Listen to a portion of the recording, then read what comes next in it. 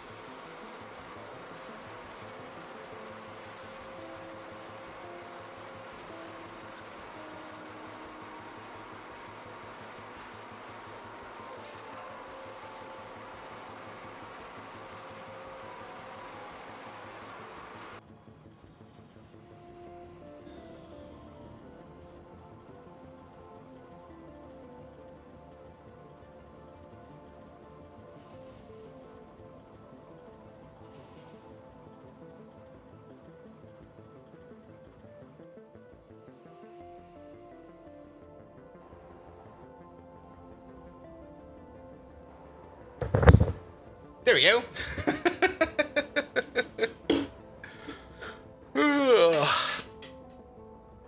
I basically just woke up a half an hour ago.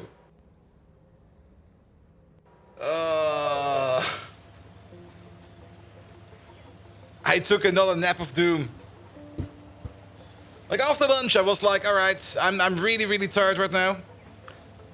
Let's just take a nap for like half an hour. 5 hours later. kind of refreshed at least. That's great. Go back to sleep. I should. If you think about it, I should. But I will probably not be able to sleep. Alright. Alright. That's all running. That's all running. That's fine over there. That's fine over there. Let me have a quick sneak peek at you. You're good as well. That needs to go. Alright.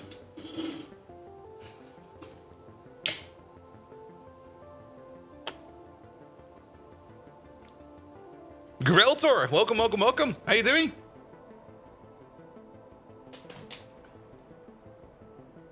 Alright. Ads are done. Am I late? I think I'm late. Off we go then.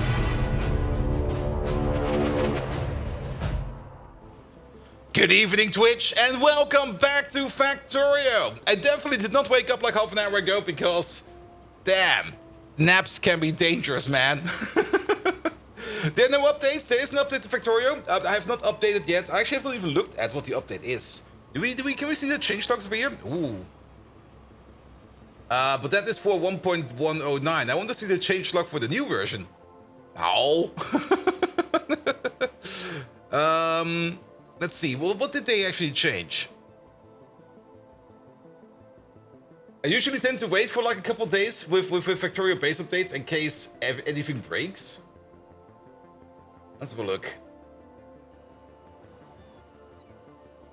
Here we go. Fixed electric furnace shadow missing on some configurations. Fixed a crash when using weak tables in the Lua global table.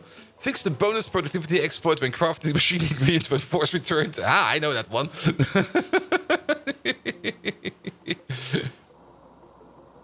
If you've been watching my YouTube channel while working for the last year, shouldn't you be working? Then again, I took a nap during work time. All right, fair enough.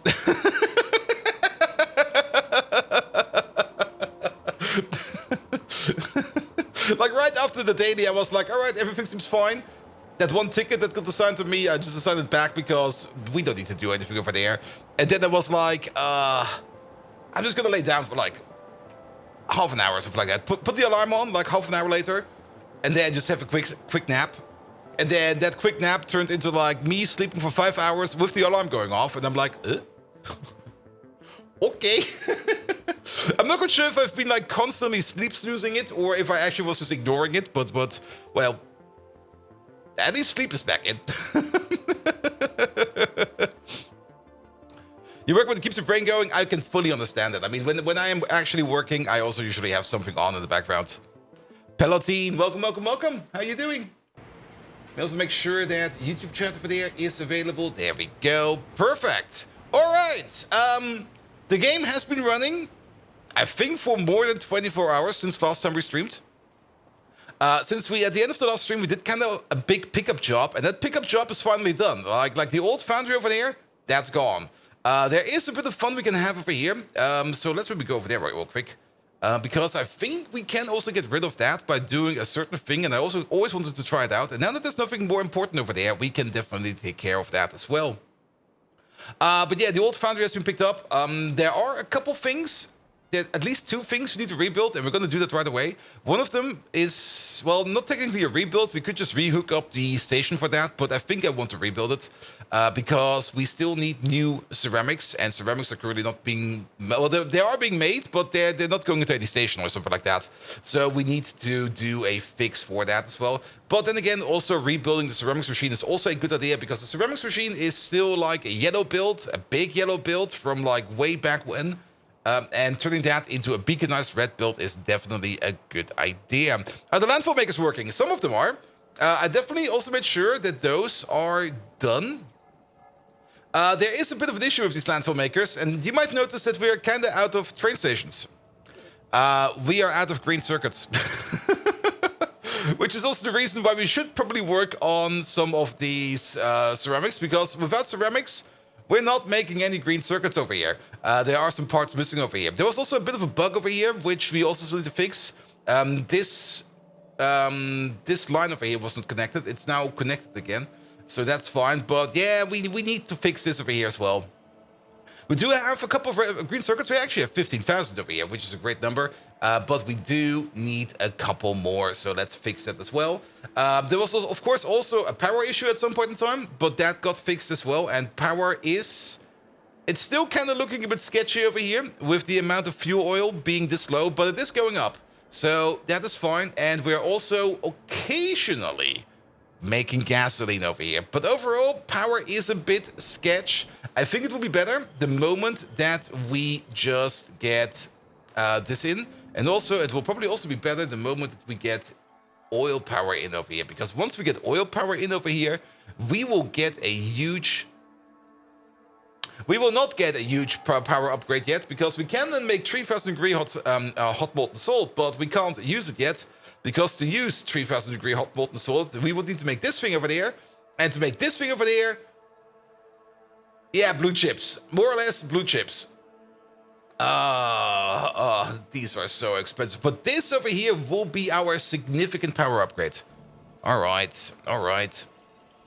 But as for the landfill bankers, are they actually working? They are definitely working, because we got some landfill over here. We got 26,000 landfill over here. Wow.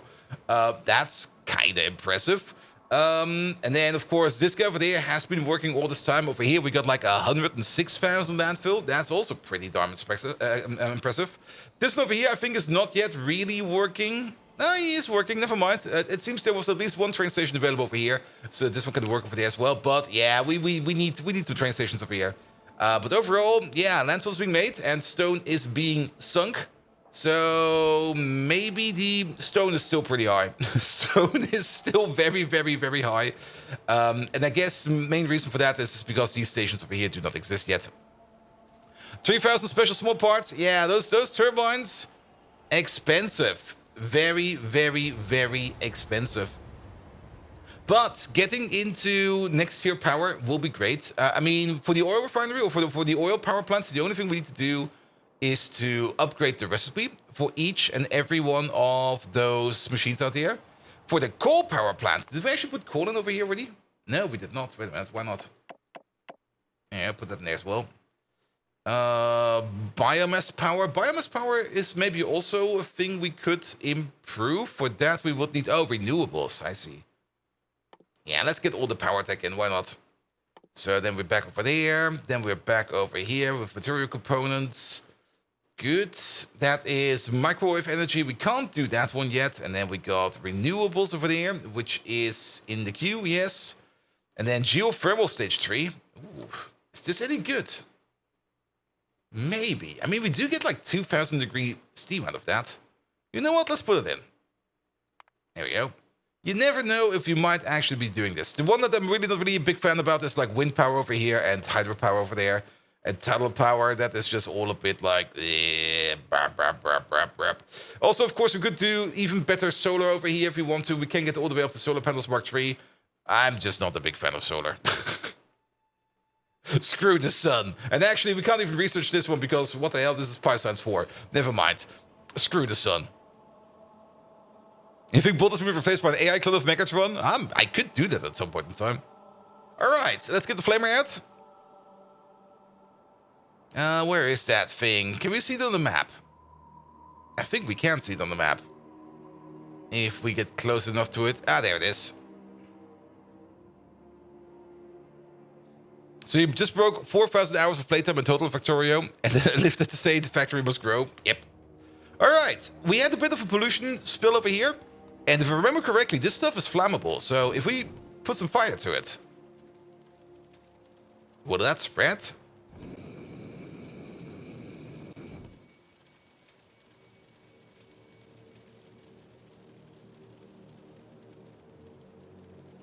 Shouldn't this stuff be flammable? I thought for sure I heard that this stuff is flammable. Oh, wait a minute. Oh, there we go. There we go. Let's maybe get rid of the stuff in here because it will only get burned.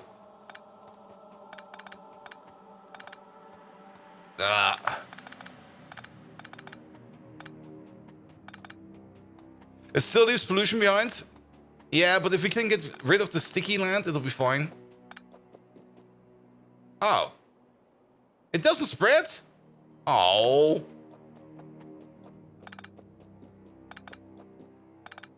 So what do we have now? Can we walk over this? No, we can't. Can we build on this? Can we actually build on this? Oh. Really? Oh, okay, I see.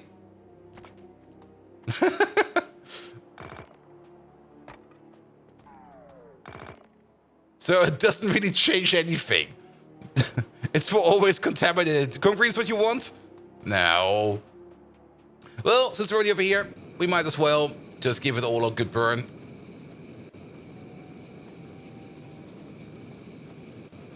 Here we go. Here we go.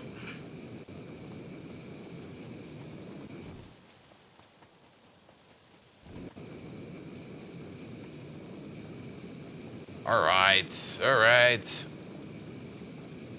I mean, this is a nice way of cleaning up stuff. I do like cleaning up stuff with a flamethrower.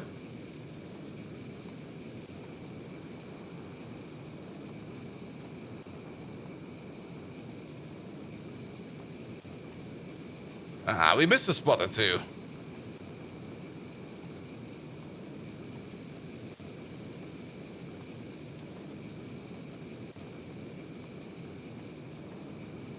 I mean, could you just imagine, like, doing, like, the kitchen cleaning with a flamethrower? Was that a spill? That was a spill. That was actually a spill that was on me. This one is not Melon's fault. But we can still blame not Stabo for that, because we all know that not Stabo is to blame for everything. Here we go. Burn it all.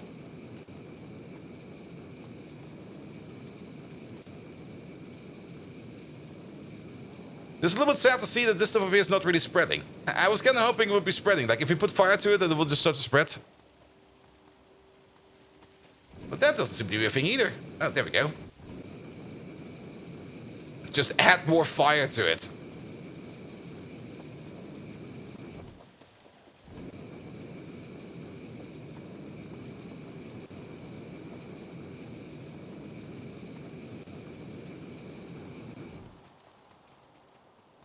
No, that didn't really work.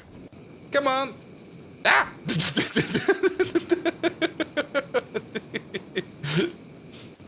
Burn already! For something that sounds like such a hazard in the patch notes, it's not really a hazard. It's kind of disappointing, actually.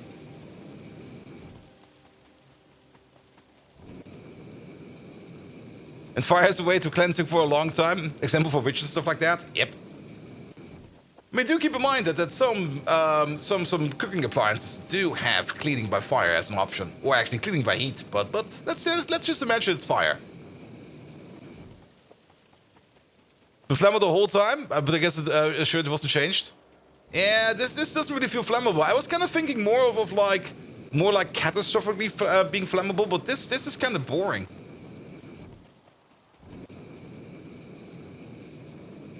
This is not really being as efficient. I mean, I was thinking of it being like as dramatic as a proper forest fire, but no. This is kind of easy. Plant trees there and call it Central Park? Nah, then we have to put drugs everywhere.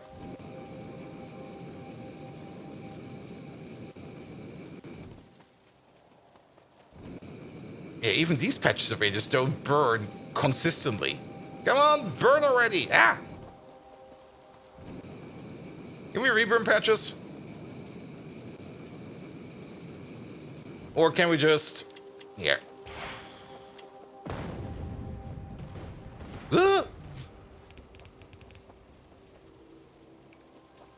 Is that no more earth again? Yep, that's no more earth. Alright, we found a solution.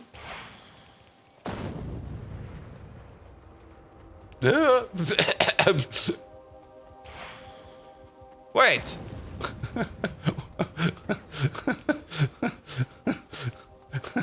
What the hell is this?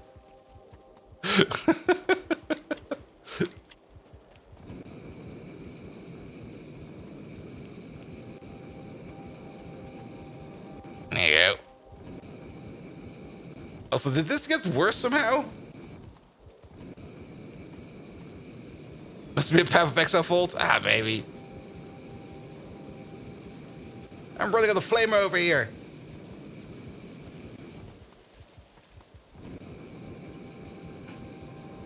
I mean, speaking about Path of Exile, I definitely don't have a second char. I've leveled up to 64. Definitely not has happened. And, good God, being a necromancer, what the fuck? I just got this army of murder hobos at the moment with my necromancer. Alright, well, we'll probably have to put in some more effort over here afterwards. So be it. I think it's fine for now.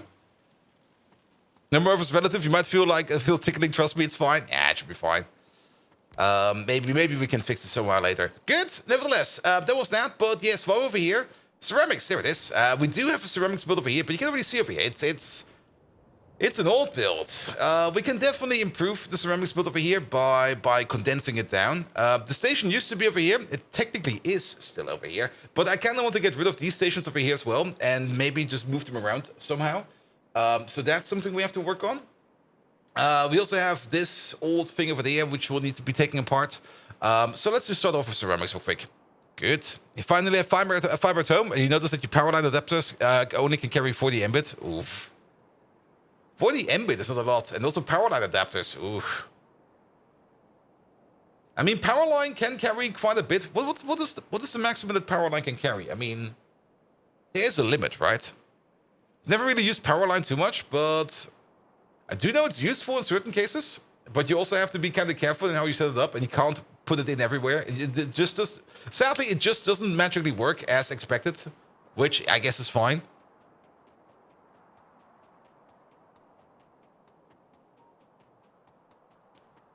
It does make a lot of sense now that you saw 4.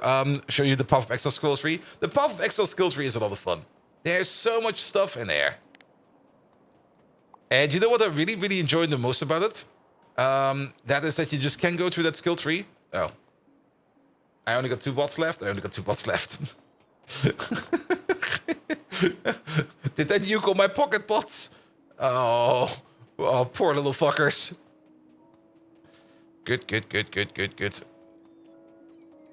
Yeah, that's where we grab some from the air. Give me some bots, please. I need some new pocket bots. I'm taking you hostage. How many do we have now? I don't even see the video. 1? 1? 12. Oh, did I lose my pocket bots over here somewhere? No. We got a couple. Unfortunately, that program's like Path of Building. Yeah, but I still kind of just like enjoy going into it and then trying to figure out stuff on my own. For example, it worked pretty good for that barbarian I made, where it was just like, all right, what current issues do I have? Current issue is I'm not having enough health, so maybe let's go this way over here, where there's more health in the Path of Exile tree, and then stuff like that. Also, the game is very generous with reskill points. I mean, I've got like I think 100 points in storage or something like that, which would technically mean that I could completely rebuild my barbarian if I wanted to. I'm still stealing bots over here. Here, you come over here.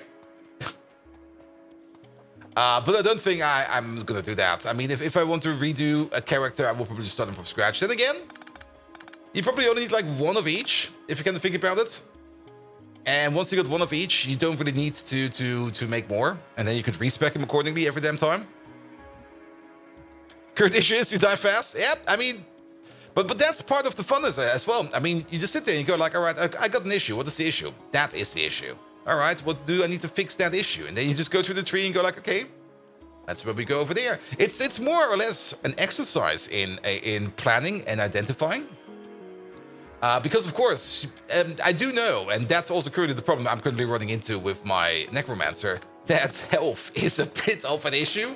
Because the necromancer, of course, is a very weak character, and hiding behind that army of murder hobos definitely does mean that I will need to either A, make it so that nobody sees me, or B, make it so that I can at least take a punch and then run away as manly as I can. Kill faster or get more health. True, but usually when you go the kill faster route, you usually end up with a glass cannon. Now, glass cannons can be a lot of fun, because if you are always like the first one to shoot, then you're not gonna have an issue. But usually, when you're not paying attention, and that happens quite often, because you're doing something on the side or something like that, that's then usually when you can get caught. And I would rather make something that's a little bit more robust in terms of just don't die-ness. And hands out for full 3 resets whenever they make larger changes to it, so you can just wait for that. That's also true. But then again, that's also, I think, part of the fun. Like oh, new trees and stuff like that. How about we just start a new character? But like I said, I'm kind of amazed. I already thought that my character was not struggling by my barbarian when I was making him, because he was already like running through things quite fast. But maybe it's just me now knowing what I actually need to do in terms of story. But the necromancer I currently have is really running through everything, like at super duper high speed. All right. We got a couple of pocket pots back, so there we go. What levels my necro? I think 62 or 64, one of the two. I think it's 62.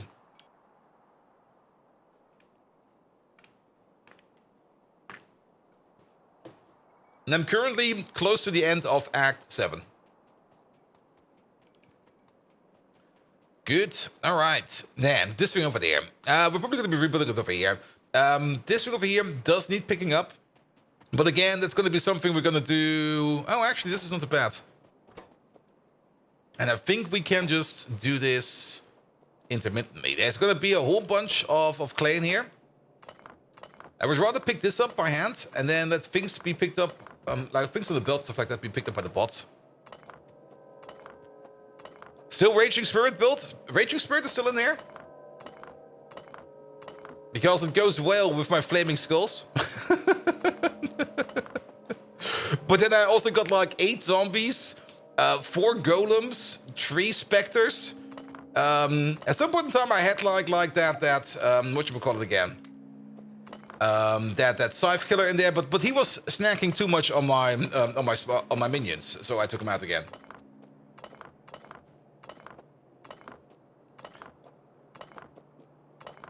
There we go.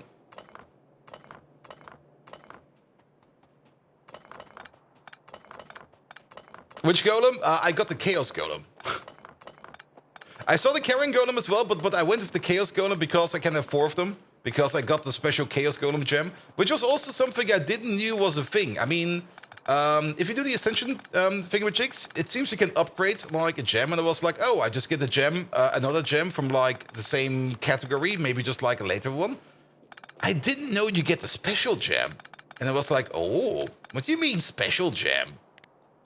So I've been missing out on that with my Barbarian. I could have probably done better with that, but doesn't matter. Now we know for next time. Here we go. But yeah, having like 4 Chaos Golems just running after you all the time is pretty fun, actually, because they just blow up everything.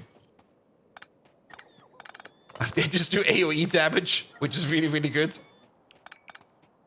All right, a bit of a cleanup over here. We might as well just go to the wall real quick and just empty out our pockets over there, because our pockets are kind of full. Yeah, let's see what we can pick up over here. Here we go.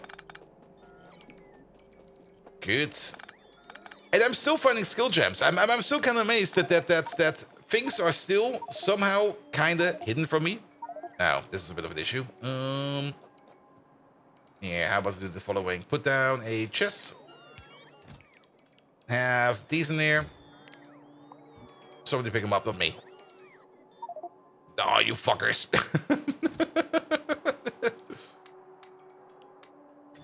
There we go. Finnan, welcome. All right, let's do a bit of a maintenance flip-flop over there. Good, ceramics, we definitely need to make that. The other issue we had was we didn't really have any kind of zoot consumer anymore, because the old foundry over there had a system in place where we could consume a lot of zoot, and that needed to be rebuilt. I've already done that because not really being able to process zoot caused the power plant to stall, because the ash processing couldn't do anything anymore, because when we process ash, we get zoot out of it. So, yes. All right.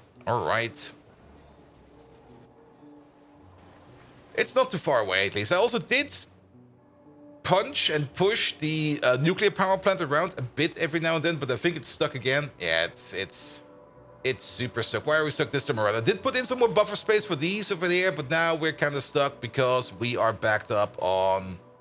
What are we backed up on? Oh, America. The nuclear process is if you don't want to waste anything, it's a bit annoying, to say the least. Just a bit. I mean, we could just burn stuff. Of course, we could do that. I just don't like burning stuff. I usually find that such a waste. Good old America? Yes. Or as we all know, it's gonna come. Good old gun element. Or Freemorium. That could also be a thing. Let's call it Freemorium. Here we go. Zoot. Not Zoot. Zoot.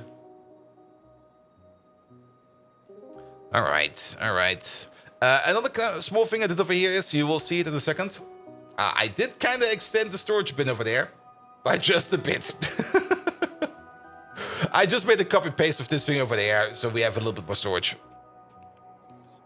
Alright, that will be taken care of. Then, yes, Zoot. So, we are now importing Zoot over here. Well, currently we're not importing any Zoot because it seems we're completely backed up on it. Or not really backed up on it, we've eaten it all. At least I hope we have. Yes, we have eaten it all. There's like 4,000 Zoot available over there. And probably every bit of Zoot out there has been taken care of.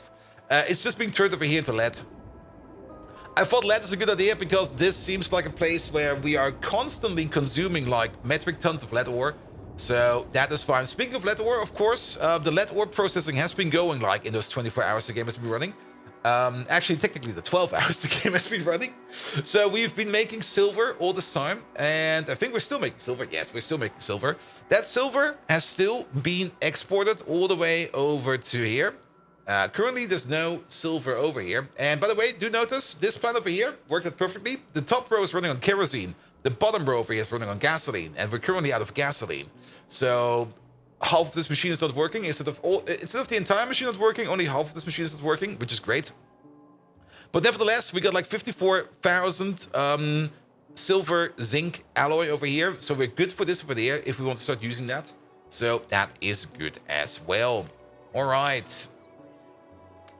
Come on, bots. Take care of all of this shite, please. Good. Perfect. That's a lot of stuff. It is. Oh, this can also go. We don't need this. Then, if we want to rebuild, well, we could copy-paste parts over from over here. And then... I mean, what do we need for this? It's actually pretty straightforward. We need high-pressure furnaces and clay extractors. That's the only thing we need. And I think the combination... Is there a better recipe for ceramics? And I think we checked already a while ago. And I think we're already doing the best recipe. Yeah, there is... Oh, there's one with salt over there. Wait, is this the better one? That is the better one. I think we're actually doing this one over there, but we should probably be doing this one over there. Add a bit of salt to it, and then we double down our ceramic production. So you have a dedicated dump all the shit area over here? Yep. This is where we dump all the shit, and some people probably be looking at this area and be going like, Bolt, please take care of something like your ash in there. I mean, come on, there's only 5 million ash in here. That's not a lot. There's so much ash in here. 5 million units. That's like 5,000 stacks. That's like 100 chests. That's pretty much about this amount over here. All of these full of ash. Actually, a little bit more than that, because the chests only stack up to 48. Good. Is this also... Yeah, this one is full of tree seedlings. Well, it'll be fine. Just dump the stuff over there. We'll figure it out at some point in time. Good. All right, my inventory is empty. Let's pick up 2 machines. One of them will be... Is it still done in a coke oven? Yes, not a coke oven. In a high-pressure furnace, it is. So let's pick up a high-pressure furnace for sketching. And let's pick up a clay extractor. We do have the Mark II clay extractor, right?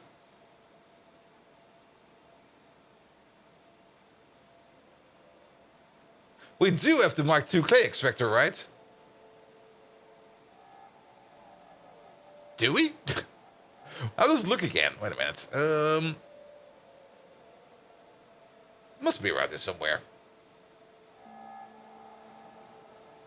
Let's have a look. There it is. Good. And let's start making ourselves some ceramics. Is this prot moddable? Sadly, this recipe over here is not prot moddable. Is the other one prot moddable? Oh. This one is prot moddable. That's a bit weird. This one over here, not prot moddable. This one over there is prot moddable. I think I would rather do this one then. Because if we add prot mods to this, and keep in mind, at some point in time, we're definitely going to be reaching like 100% productivity bonus, then this one over here will be just as effective as this one. A bit slower, true, but then we don't need the salt over here. And also, not having to handle salt, I think, is a big bonus. Because salt only stacks up to 50 in a train, and those trains are not really that efficient. So I guess we do keep this recipe over here going, make it like a nice build, and see where we get with that. Also making clay. Clay doesn't really have any kind of better recipe. We do need a lot of steam for it. Like, a lot of steam for it. It's 25 steam per second per crafting speed. At the crafting speed of 6, it's going to be something like 150. That's actually not too bad if you think about it. But we're also making 0.75 clay per second per crafting speed. And at the crafting speed of 6, or in this case 5, that's going to be something like 3.75. So basically 4. We're just going to assume it's 4. All right. Megatron, I'm on a boat! Maybe he gets the reference. I don't know. And does your bot transport any of the junk to your factory? No. Bold Viking, you seasick land excavator. Are you sailing away from your problems again? How typical of you. I remember when we built our first raft. You insisted on being the captain then as well. Yep. We sailed for exactly 3 minutes before we sank. It's a special memory I cherish. Battle cry for old times. Decepticons, rise up. It's just like, yeah, let's go on the trip, and we have sunken. All right. Add coke, add prot mods. Excellent. So, also, at the crafting speed of 5, that does mean we do need exactly 10 clay per second, as well as 1 coke. No, Megatron, I'm on a boat. You know this song. Remember the song, I'm on a boat? Can you maybe give us some more information about that song, I'm on a boat? Well, who was it from again? Was it like... Was it Lonely Island? I think it was Lonely Island. There we go. Alright, let's pick a view real quick.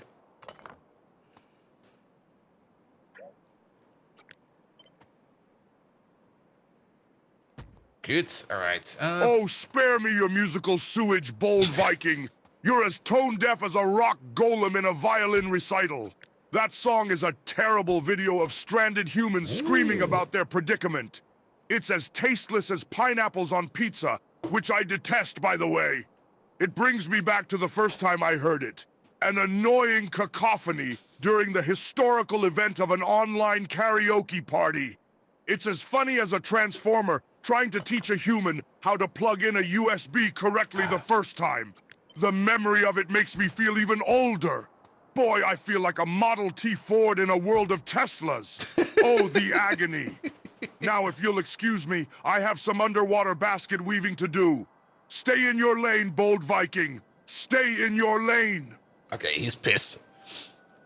Alright. So, again, we can maybe expect this to be going up to 100%. Which would mean we would be making 6 clay every 4, and not 3 every 4. Of course, those numbers are less right now, but it will the overall machine will then be working less efficiently, but the productivity will be good. Also, getting more out of our clay by using less steam is also a very, very good idea. So you're making 1.5 per second per crafting speed, and you over there, you're gonna need 2.5 per second per crafting speed. So... it's still 2 to 1, in my opinion. And I think we can 2 to 1 these. I think this will be fine. So if we put you on top over there as well. 1, 2, 3, 4, 5. There we go. And maybe make sure that you over there are good. 1, 2, 3, 4, 5. There we go. then we could make something like this. Then the amount of steam that we need, we are going to be needing 25 steam per second per crafting speed. A normal steam engine or a steam boiler makes 50.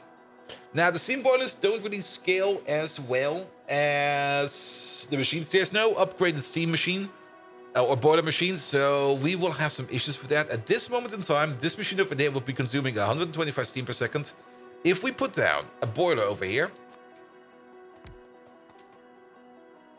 yeah, I think it will still be fine.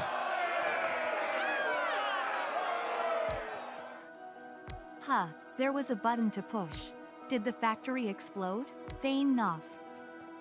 I don't think the factory exploded, but please, whatever you do, please keep pushing that button. I mean, we do like to live in danger over here, and the more often we press that button, the more likely it will be that I get distracted and accidentally nuke myself. So do keep pushing that button over there. Alright, now we could do something like this. This always seems like a nice thing to do, but this is horrible. This over here will get you like a circular pipe system, and circular pipe systems never rest. And a circular pipe system like this will be just bad for UPS. The one thing we can do over there is, well, give it a bit of a German optimization. Oh, good God. Wait a minute, I broke it. It needs to be going this way. Wait, which way was the bad way? I know the symbol, but I don't know which way it's spinning. There we go. Okay, well, we're going the correct way. We're going the good way.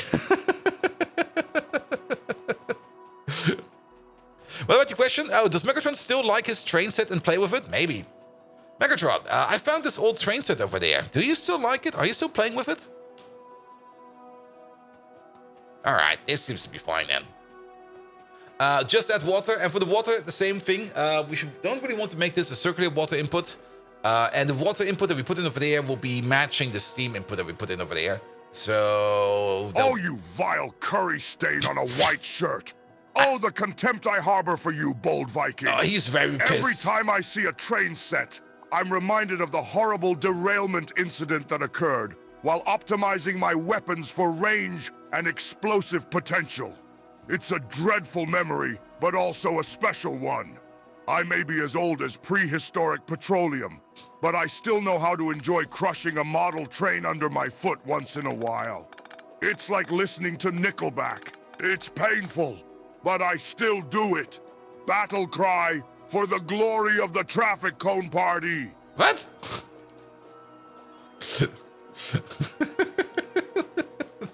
Where did the traffic cone party come from? All right. I guess we can also maybe build this over here a little bit more in the water. This is a very water-hungry process, so we could maybe landfill this area over here and build it over there. Or maybe... maybe somewhere close by. Oh, no, don't do that. Oh. Pick it up again. Thank you.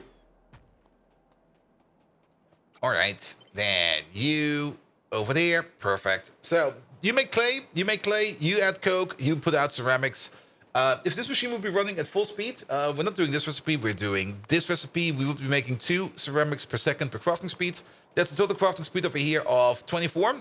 5 input, 6 output crafting speed per machine, so 24. And then 2 per second coming out of that. That is going to be, or up to 2 per second, that's going to be like 48 coming out of this. Good, so if we double it down, one more time. 1, 2, 3, 4, 5. There we go. This over here we'll be making up to 96 ceramics per second. I think that's going to be more than enough for all the ceramics we need. All right, before we copy it over like this, let's maybe put in some power poles over here so that we know how things will be going. One over there, and then... nope. Yes. How about we put you over there, and then we can use you. Excellent. All right, get the power poles done first. Then we wire this thing up. Then we're going to place it somewhere, and then ceramics will be fine. The ceramics that are currently sitting in that output deposit over there, like these over there, we're just going to belt them out into the station where it's going to be. All these materials over there, we're either going to be bringing it into the mall, or we're maybe going to be moving it over by hand or something like that. We're definitely not going to nuke it, because I would feel like that would be like a waste. I did kind of accidentally pick up the tanks over here containing like certain stuff. That was a bit of a mistake. I noticed that way too late, so it was already gone. But all this stuff over here, we do need to put it back into something, somewhere. Good, good, good. Well, why are those bots stuck over there? Oh no, it's not bots, that's belt. The deconstruction did time out at some point in time, so I had to redo the deconstruction one more time, but I think I got everything we need over there. So that's fine as well. Alright, we got power over there. The only thing that's missing, of course, now is belt. It's going to be a 2-to-1 over there. What we could do is we could put you over there, we could put you over there, and you over there. And that seems like a good way to put it in. There we go. And then one of these. And then can we do the same thing over there? I think we can. How about we put you over there? You over there. We can't really. We can do it over here, but the other way around. There we go. I put too much in there. There you go. Alright. Sure. Pick up these two. We don't need them. The clenched cheek run saved them. Yep. I mean, if I didn't clench my cheeks, that nuclear explosion would have gone right up my butt. And you don't really want nuclear explosions going up in your butt. That's not really healthy. That's a pretty big no-go, in my opinion. Alright, let's see. I think we can, if we just take out the machines over here. There we go. This one, that one, this one. And we just take the belt. If we rotate it and put it in, I think it will not fit. Oh, I did. Oh, actually, never mind. It does fit. I was kind of surprised by that. Oh. Good, good, good. Alright, that will be all of the clay going in, and then just add coke. Speaking of the coke will be coming from the left. How much coke do we need? Okay, well, we barely need any coke. It's like one coke every now and then, and it's going to be putting out more. We're going to be putting out more ceramics than we're going to be putting in coke. So for coke, we could just do something like this. Here we go.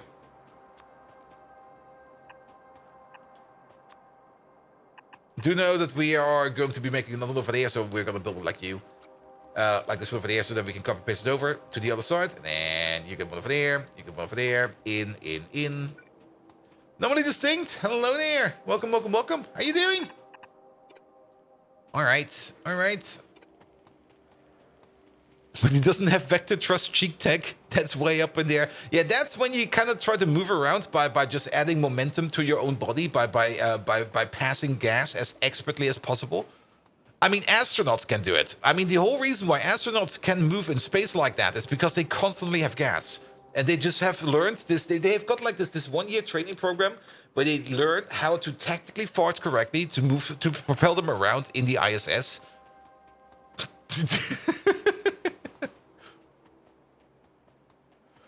There we go. And what are we working on today? Well, we're kind of working on the thing that we kind of fixed or deconstructed yesterday or last stream. Because we had the old foundry over there. That's finally been picked up. As well as this part over there. There's been a whole bunch of stuff being picked up over there.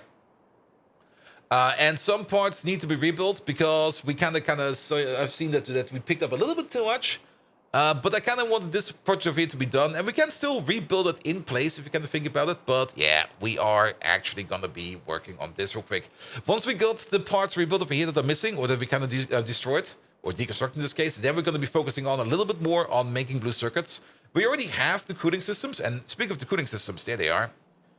We got 42,000 cooling systems in here. Wow. This thing has been busy. Amazing.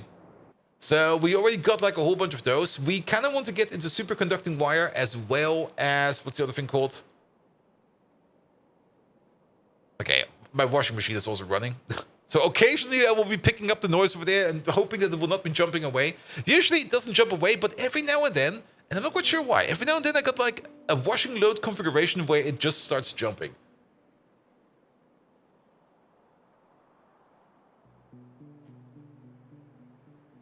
That sounds good. There you go. Yeah, I'm not quite sure what it is. And Team McIntyre, welcome, welcome, welcome. How are you doing?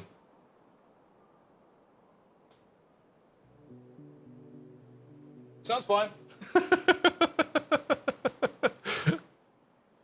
It usually means the drum is too full. Yes, but I mean, when I wash my clothes, well, I don't know. Maybe that washing machine is too small. I mean, I did have to buy like a smaller one that I wanted to, because the space behind the door where the bathroom is just not that wide. So if I would put like a full-size washing machine over there, I couldn't open and close the door anymore. Which technically is not really an issue because I live alone. And I mean, come on. Open door pooping? Sure, why not? This is for Paul's washing machine. Yeah, it sounds fine. It doesn't sound like it's jumping around. A stupid question. Is the transport safety out of the washing machine? Yes, because if you have that still in, you can't even turn the barrel. All right. And T. McIntyre, welcome. You're working today. Great. We're also working on stuff today. We are more or less working on getting the things fixed that we picked up over here, because we did a big cleanup job over here last time around, and we need to fix a couple of things over there. So let's focus on this thing again, and let's hope that my washing machine does not decide to fly off and go away. So what do we say over here? It is going to be about 2 per second per... Okay, it's a spin down cycle. It's going to be 2 per second per crafting speed, so it's going to be 12, 24.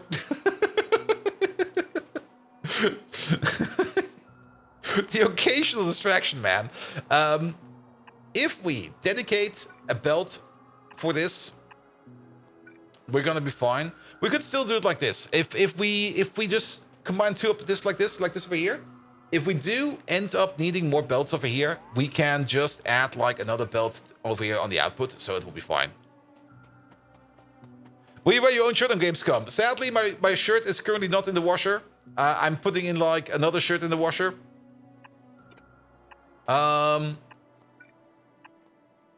So I'm not wearing my own shirt. I will just be wearing like the basic black shirt. I also had to rescue my Google my earbuds Pro from Google from the washing machine, because I kind of forgot them in my pants. And I was like, shit, they're still in there. And heard you answer the question before. Will you finish this before 2.0? Maybe. I mean, there's still a lot to do, but the entire month of October, I have vacation time because I'm switching jobs, and I kind of just decided to like spend my entire vacation in October, all my extra vacation days, so that I can more or less have like a month off between jobs.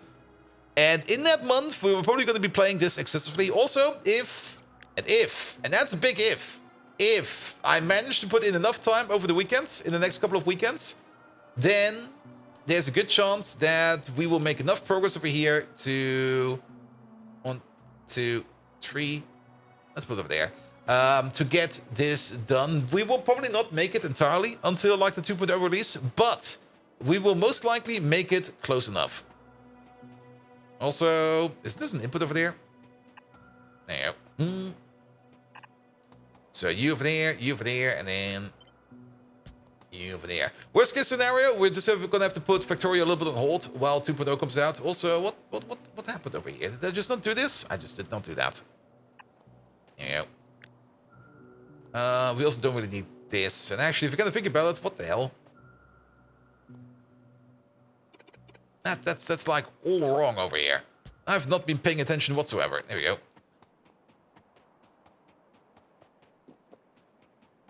Good. All right. But yes, we're definitely gonna give it a good effort to finish this off until like 2.0 comes out. But when 2.0 comes out, like I said, then we're just gonna be like playing both of them at the same time. We're probably gonna be like focusing a lot on 2.0 first, and then we're just gonna be keeping this one going. Worst case scenario, I mean, really worst case scenario. Worst case scenario, we're playing like 2.0 vanilla, and we're having like a lot of fun with it. And once we're done with that, then the next Pi expansion comes out. Worst case scenario, we either abandon this one and start playing Pi SE, or we finish it in time. We will see. Who knows? There's definitely a couple of questions open. Very true. But we'll cross those bridges when we see them. And up to that point, we're just going to have a lot of fun over here with this as much as we can.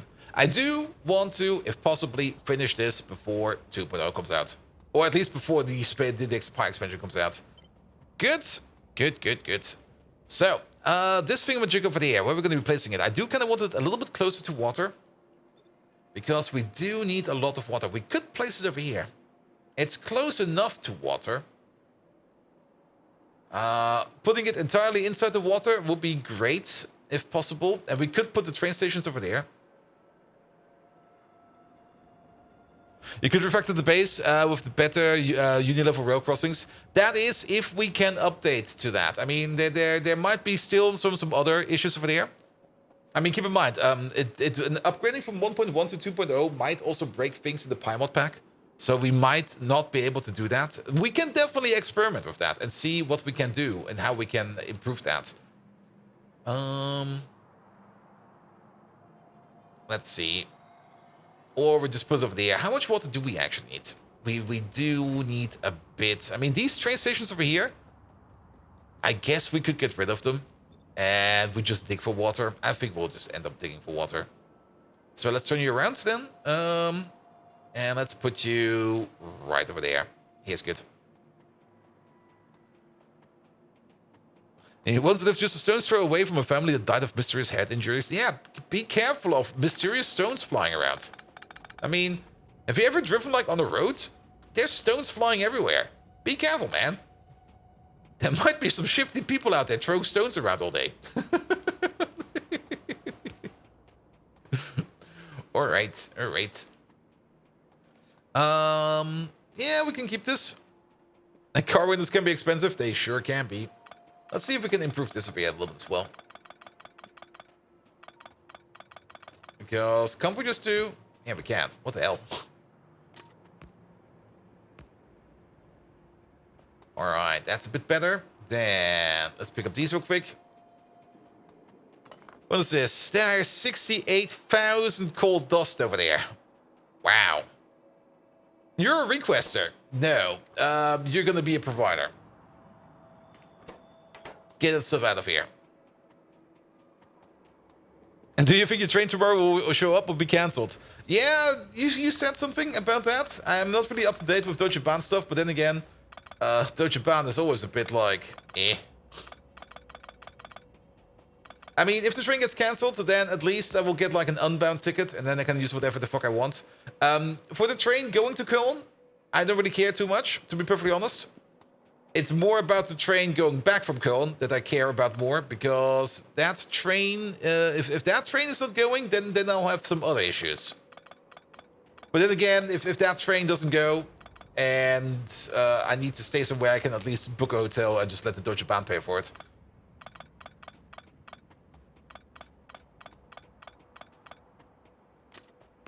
There you go.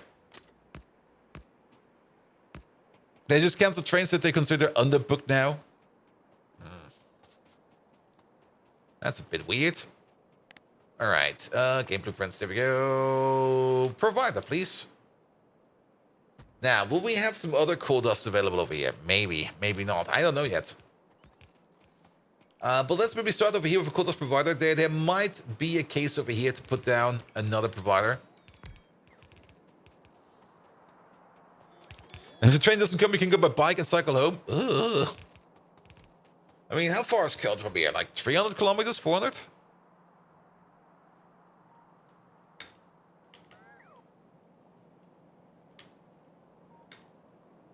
You know, what does Nav say? It's 300. Pretty much exactly 300. 299.7. At least across the Autobahn, of course. If you go via airline or like how the birds fly, it's going to be a little bit shorter than that. It's probably something like 250 or something like that. Maybe even less.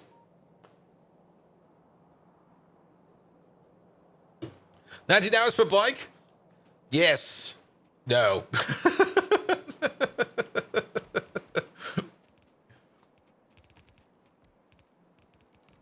All right. All right. There they are. Yeah, let's place you... What's the middle? The middle is this over there.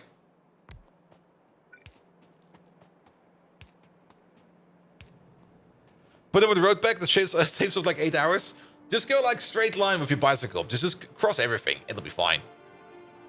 Good. We can technically request a coke over here. We can just turn this input belt around and just request a coke over there. Why not? Yeah, put this to a requester. Rebuild you. You over there. You're gonna be a coke requester. There we go. That'll be fine as well. Then the dust over there will only be provided if we are sitting at 16,000.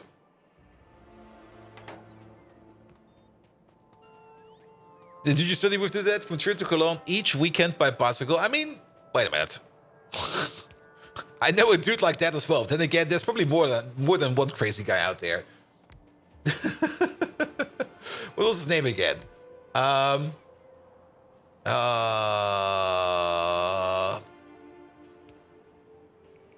Patrick. Bruggy. That was his name. Bruggy. He drove backwards with the train though. Nah, he never took the train.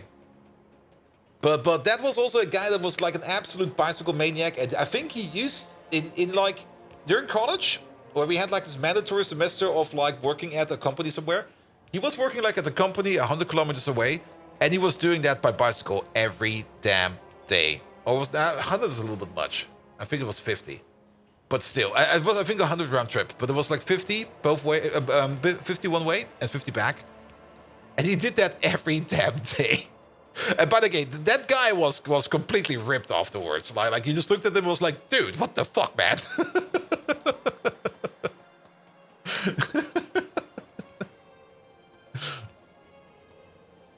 And he was also going fast. I mean, it took him like what was it, like 1.5 hours per trip, so 3 hours of cycling every damn day. That will definitely get you ripped. All right. Yeah, let's redo this.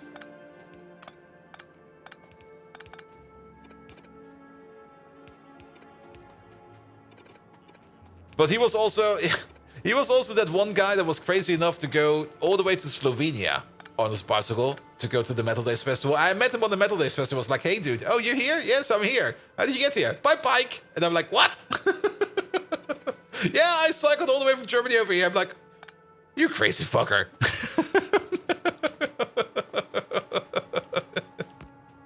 Amazing lad. Absolutely amazing. Also, a bit crazy and a bit special, but then again, those are usually the most fun people. He was also one of those people that constantly stole toilet paper from the college. Like, whenever he would go home, he always had like a roll of toilet paper in his backpack. He stole from the college pop-up restrooms.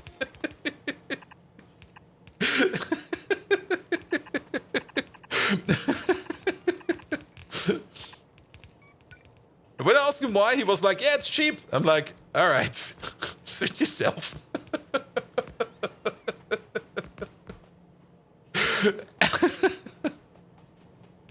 Sure, you can get 18 quid cheaper in the hardware store. Yeah, that's the thing. I mean, that college toilet paper, it's not like the fancy toilet paper. I would fully understand it if it was like fancy toilet paper, like extra smooth, buttery toilet paper. No, it was like sandpaper.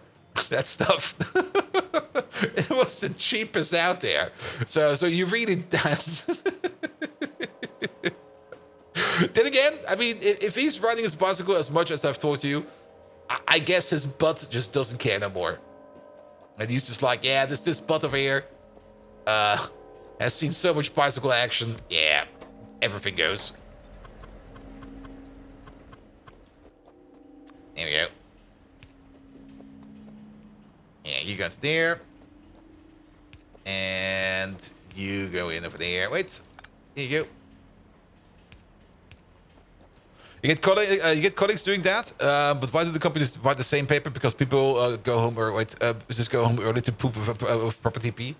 Well, you could also just bring like your own TP with you. You do know that. Then again, it kind of also depends on the company. I mean, the company I'm now working for definitely has some good TP on the toilets, and also not only that. And that's actually something I kind of found also kind of interesting. The previous company I was working for, they had like this entire This more or less this entire bathroom set available for you, like with deodorant and perfume and stuff like that, because of course every now and then you just need to freshen yourself up, and it was always a pretty nice thing to do. Alright. But then again, since I was always like at home office with my current company, I never got to use that. Here we go. Alright, you go this way, you go that way. We missed the power pole over there. Good. And then you over there. And food up. Hello there. Welcome.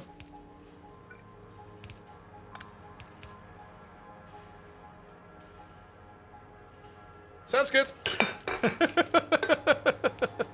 Still listening in on my washing machine.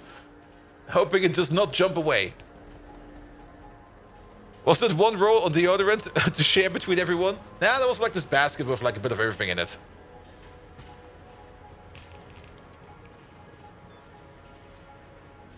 Alright.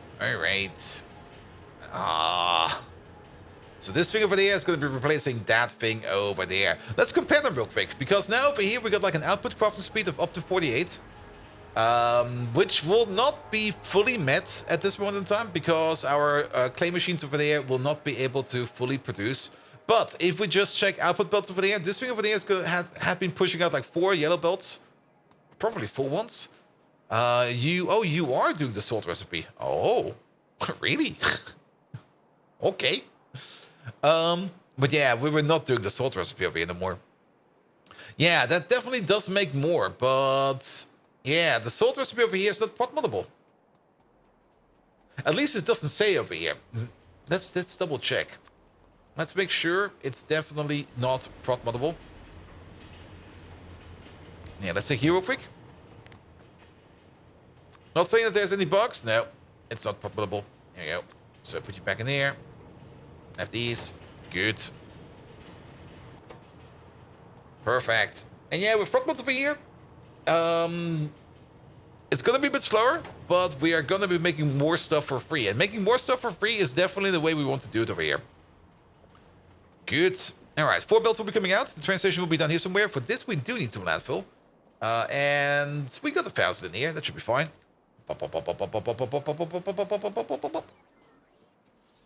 There we go. I want the station to be over here somewhere.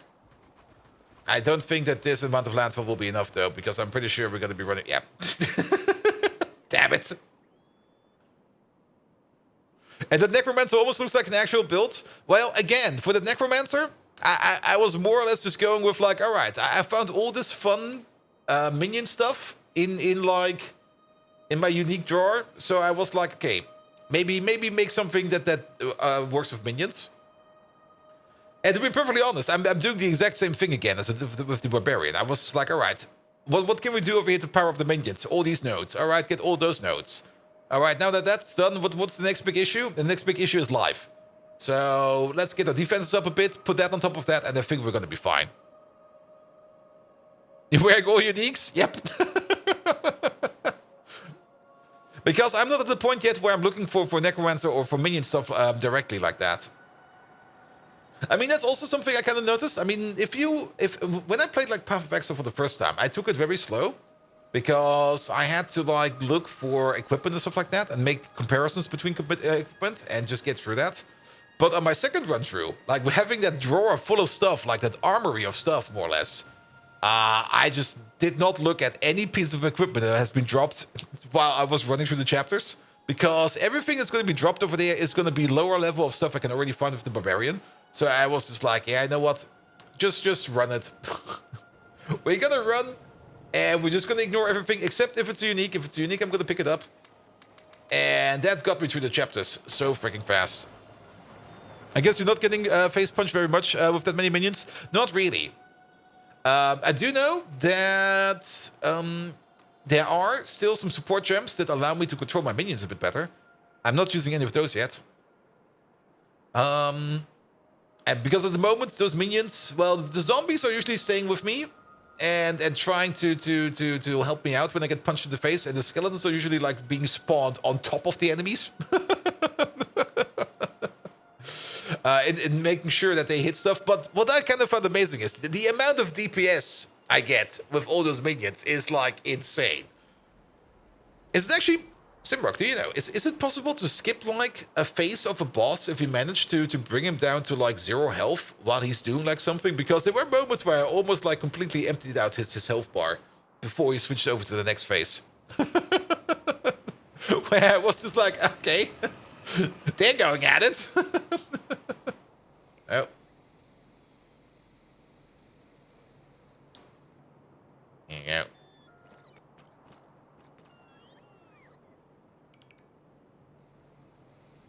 So it is possible. Depends on the boss though. Some actually heal back up if you damage them too much. Yeah, I also noticed that.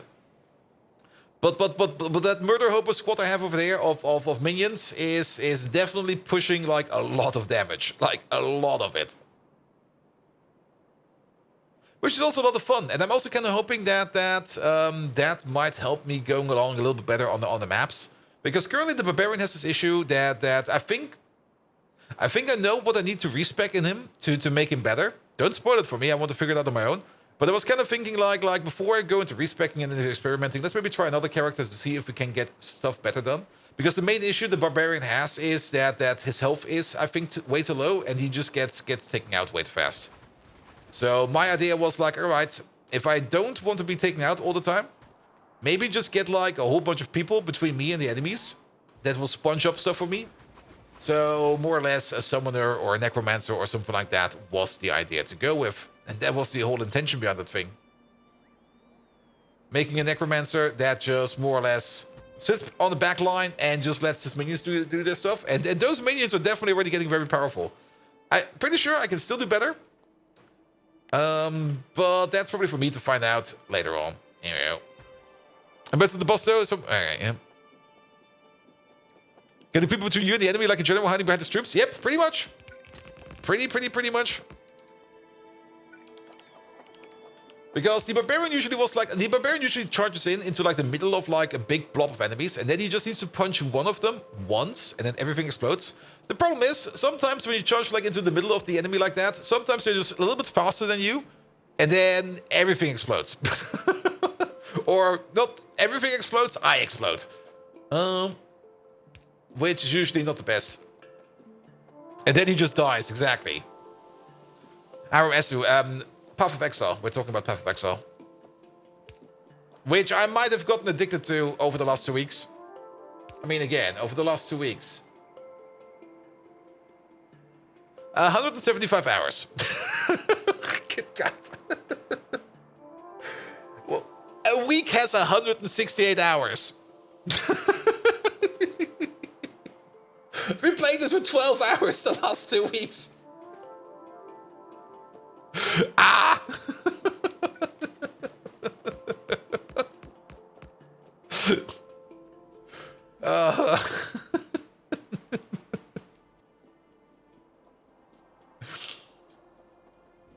Yes, definitely not addicted. It is fun though. It is a lot of fun. It really is a lot of fun. And it being a free game makes it just so much better. Does have the occasional sketchy microtransaction in there. Sketchy in terms of like, why the fuck do people pay so much money for like for getting like skins and stuff like that? But then again, I don't really question that. If you want to splurge your money on that, sure, go for it. Here we go.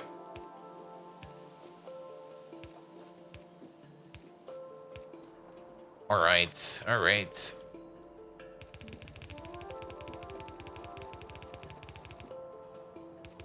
Yeah, that's one output. That's the other output.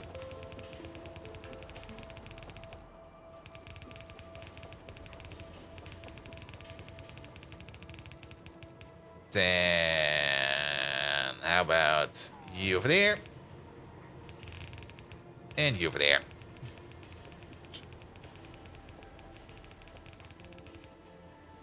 Good. Yeah, will these builds be full? That's a good question. Not really. Because this is still kind of slow. And what are those boxes you've placed that the belt's connected to the building? You mean these over here? These are loaders.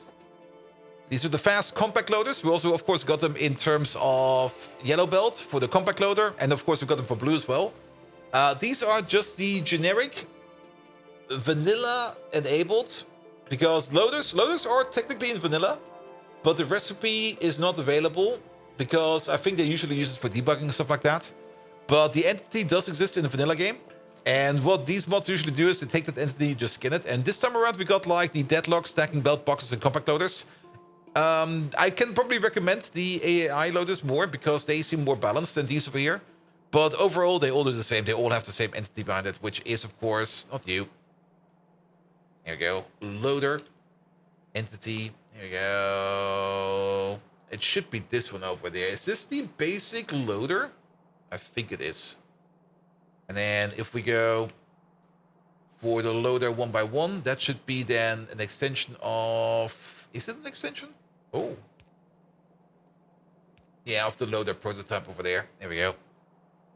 Because the loader itself does exist in Vanilla Factorio. But yeah, you'll find multiple mods for this one. There are certain other mods out there that also say they're loaders, but they're not. Mini loaders, for example, are not really loaders. They are more or less just very fast inserters in like a 1x1 entity. Those do not work. And the only reason why mini loaders was a thing back in the day was mostly because mini loaders used to work with trains. But now that loaders work with trains, just use any mod that uses actual good loaders. And you'll be fine. Alright, also... Is this moving? That is moving.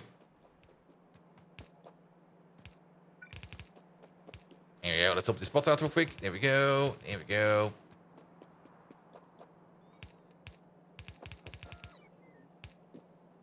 Then you over there. Bish, bosh, bosh, bish. Yeah, you're going the correct way. You're going the correct way. And then, yeah, it should open up like that. I think this will be fine. I think we could probably make more ceramics like that. But I think for now, this will be fine. So you over there. Twilight Sparkle. No. Ceramics 2.8 provider, please. There you go. No path, that's fine. You're going to open up at 16,000, but you will probably already be coming over because there is already a train coming over. Maybe not. Oh, you can't even find the station yet. Yeah, that's true. Also, no path. Is that because... Ah, yes. All right. Yeah, I think this is a good amount of ceramics production. We might need more than that, but I think for now it will be fine. All right, you over there. And then it'll be fine like that. Let's put the signal over there so that this is a different track. Excellent. Let's check for bottlenecks. You're doing fine. You're doing fine. You're running at crafting speed 3. You're fine. You're fine. And the only thing that you're missing out, you just have a generic speed issue on your own. That's a 5.5 beacon. You're crafting speed 5. Crafting speed 5. That is all good. It's actually kind of surprising. This should be going down. Is this going down?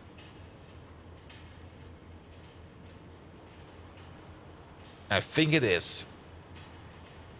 Yeah, it's very, very, very slowly going down. That's good. That's good. That is what we expect. And overall, these two together should actually be making a little bit more than this guy over here needs. Even with prod bonuses over here at some point in time. So, for now, this is fine. This is good. This is good enough. Good. And we could also just compare crafting speeds over there. We now got an output crafting speed over here of 48. Running at 1 per second. Actually 48 and then 20% on top of that.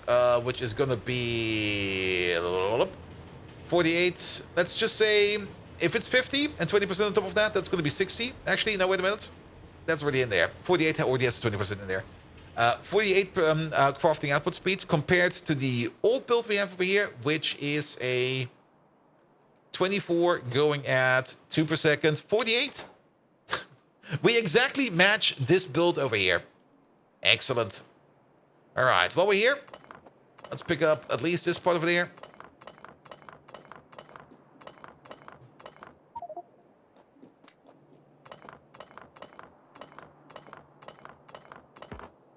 mean, it's always great when you have something that's like exactly the same thing as the thing you already have, just with less entities. Here we go. And I'll pick up the clay farms by hand, because then the bots don't need to pick up the clay in here. And then we're gonna order up some bots over here to pick up the rest of this.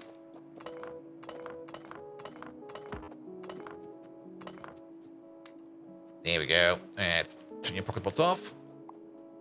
Take it away, please. Speaking of taking stuff away, we still got this old ceramic belt over there, which we do kind of want to empty out as well. And we do kind of want to have some reach over here, because currently we can't really reach this area over here at all. So that's a bit of an issue. Can we maybe just undo this for a second? Sorry. Can we just remove you like this? There you go. That will keep the power poles in here. And then we just need to connect this power pole over there somewhere, like something like this. This really don't matter. And then we'll just put you, say... Actually, let's put you over there. Let's put you over there. And then this entire thing over here is in reach and can be picked up.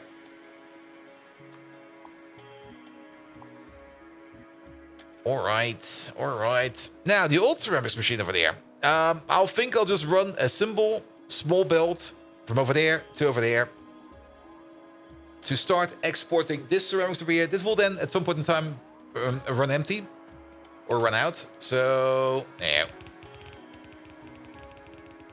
We can also do the same over there with the coke. The coke, we could just belt over to that new coke station we just made.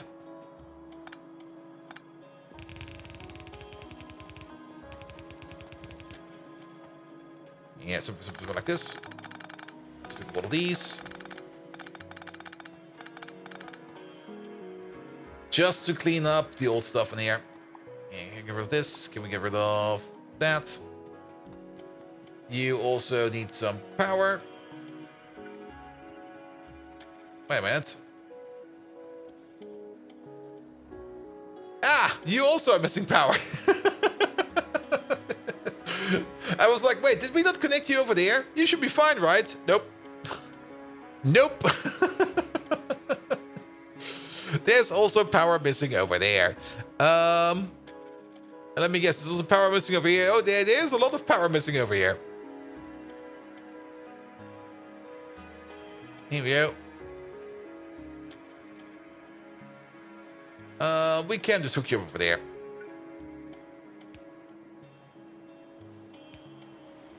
Yeah, it should be better now.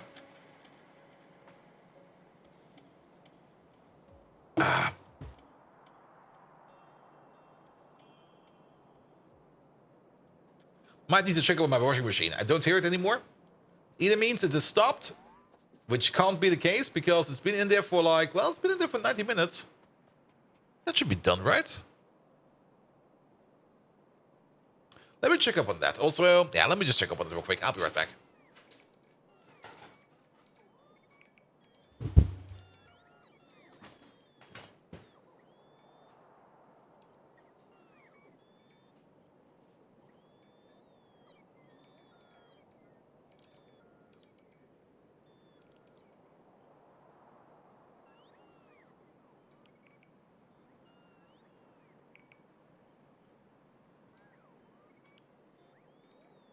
Nope, still going. Yep.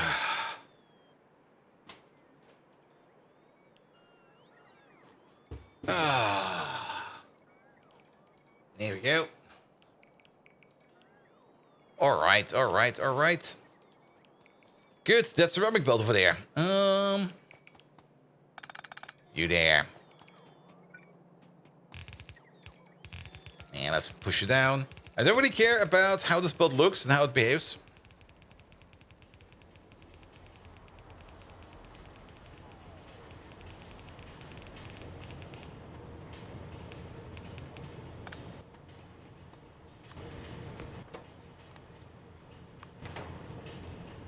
There you go. Just to get rid of it. Then, coke. While we're at it, same thing. This one over there. There's a coke container over there somewhere, which we probably also want to empty out. There was also a coke belt over there. That's the same container. All right.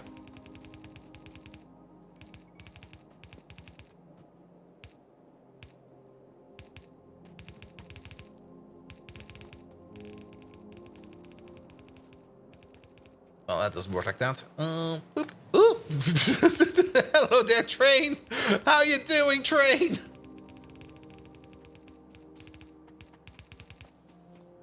All right, just empty this thing out. There's only 5,000 in there. We could have probably picked it up by hand. Well, so be it.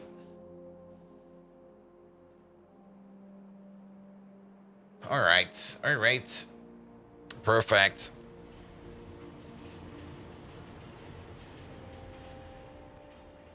The ceramics train is here. He's being loaded up.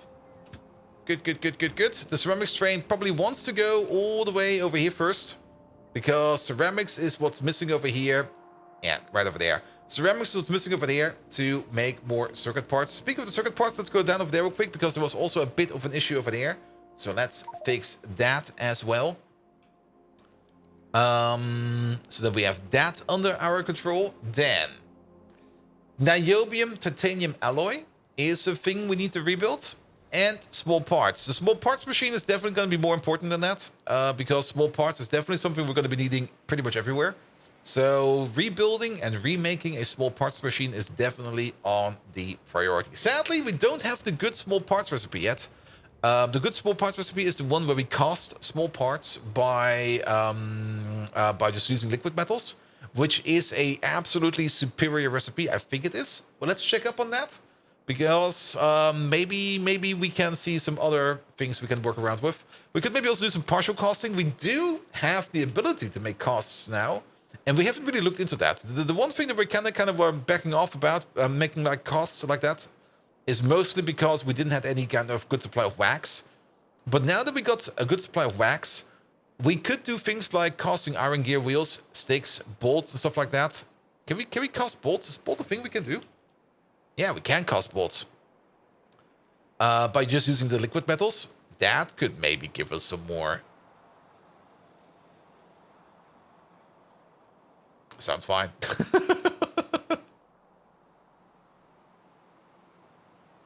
As long as I don't hear it like bang against the wall, it should be fine. Yeah, sounds good. All right, all right, all right. Good, so we're only waiting on these two things for the year, and the reason we're waiting on this for the year is because we are waiting over here on ceramics for you, and we're waiting over here on ceramics as well. Perfect. And then we're going to be making green circuits again. Time to custom bolts? Yeah, we should probably do that. Then we also got this thing over here, which needs a bit of a fix. There you go. That's fixed now. So let's make sure that you are fine. You're going up like that. And then you're going like that. It used to be that there was like an underground connection, I think, from over there to over here. I think we broke it with this underground. Something broke over here at some point in time. Now it looks a little bit more weird, but that is fine, I think. Also, you into there. And you, I guess, into there. Yep, that's fine. Have I ever played Nullius? Yes, I did play some Nullius. We played some Nullius before we switched, after we finished Pi. And after we've done the LTN, not the LTN, the SPM base.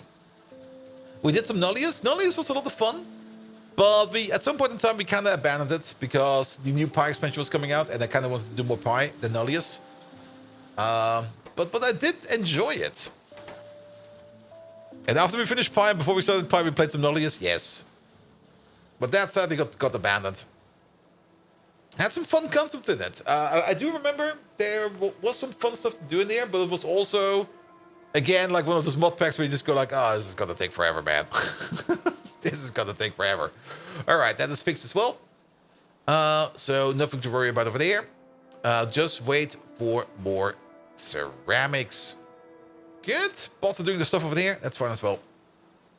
Then, sure, let's make some costs. Actually, while we are... the ceramics machine's already at the top. Let's just bring this back to the base. Casting units. Where are they even? Are they in here somewhere? Are they in here?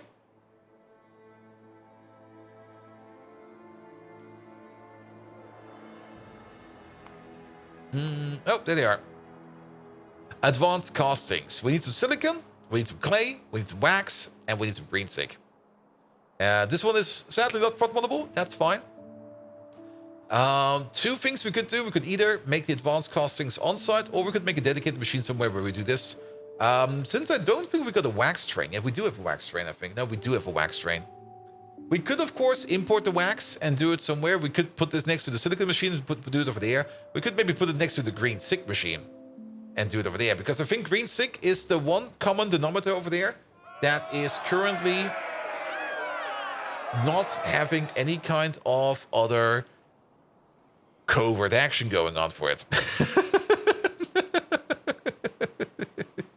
Covert, hello there. Thank you for the lovely raid. How are you doing? Welcome, welcome, welcome. Green stick over there goes to the advanced castings, it goes to the silicon carbide, and it goes to the ash. Yeah, let's build this right next to where we make the green stick. So that'll be fine. You good? Great. How are I doing? Well, we're playing some Pyanodons in our lovely little starter base over there. And we're currently fixing some things we broke over here because we picked up this entire old foundry over there because it was not doing anything anymore. And it was just wasting resources. So that's now all gone.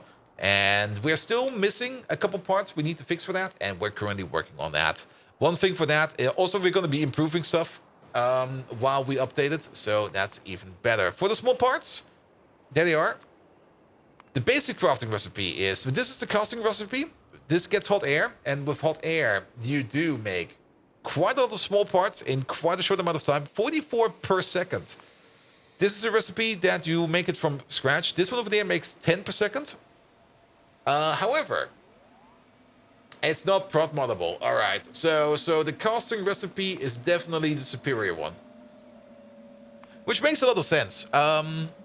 But these are two entirely different machines. Now, we could, of course, do some intermittent casting.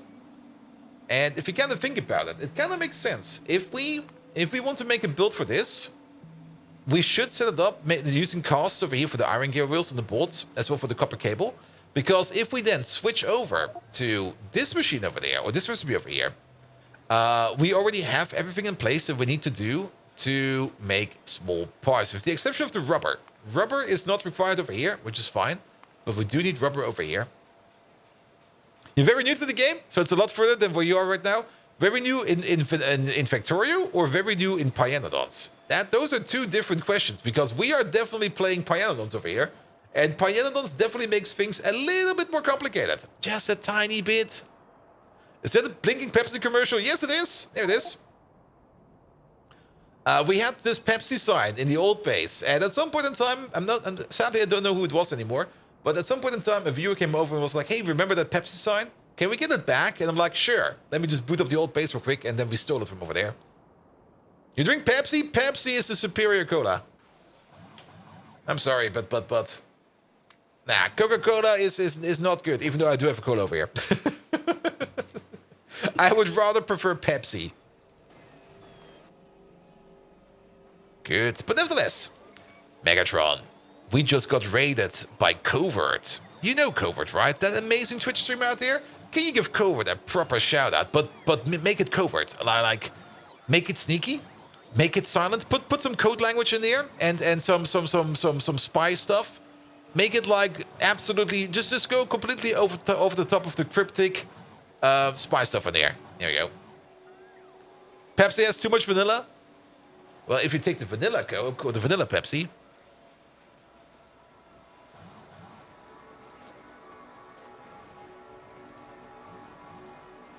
I guess you're running Pop OS. That Fractal's System 76 system key. Not really. I mean, I'm running Arch over here. And also that description. The infamous Covert, as ominous as a snake in your circuits. Welcome, you audacious code breakers of the digital realm. Here we go. Attention. Secret message incoming. Beverage to betrayal. Repeat. Beverage. Betrayal. Proceed to Operation Explosive Pineapple Pizza. The answer lies in the train wreckage. Beware the rabid Roomba at sunup when knoppers taste the sweetest. Covert, I salute your stealth amid our battleground of chaos and war. Just like when I cleverly slipped a fried Saxon into Bold Vikings team during historical reenactment of Viking Siege. Battle cry for your cunning, Dale a tu cuerpo alegría Macarena. Remember, What? you are as discreet as a flaming porcupine in a library. Invade, infiltrate, deceive. Yeah, making ChatGPT come up with some code language, I think that's probably the worst thing ever, because he will be completely going crazy with that. But yes, Macarena. Also, how did he know that we were talking about Pepsi and Cola? Excuse me, beverage betrayal? What the hell? Alright. But yeah, we probably then want to make the small parts machine over here somewhere, because we're making green stick right over there. There it is. We do need to get it out from over here. Somehow.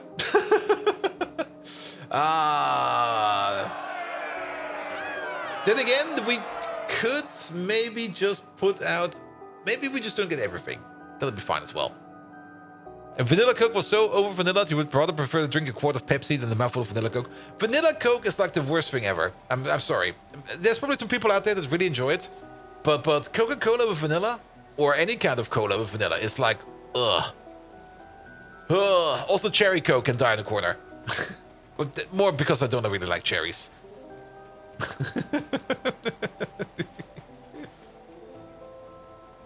Alright, alright. Sure. So, if we want to make it over there, what do we need? We need a little bit of space over there. We need an import for the casings. We need the metals. Though, then again, the metals...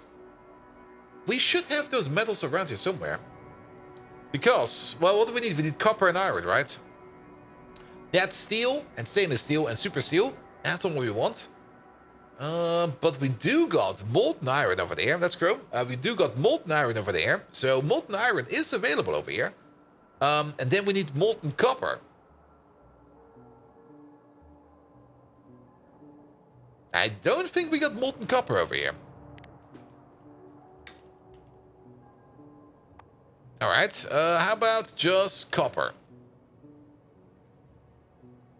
We got 2 molten copper providers. We don't even... Oh, we do have a requester. There we go. And that one is sitting all the way over here. Down there. I see where. And primary flavoring of all colas is the cola nut. Secondary is cinnamon.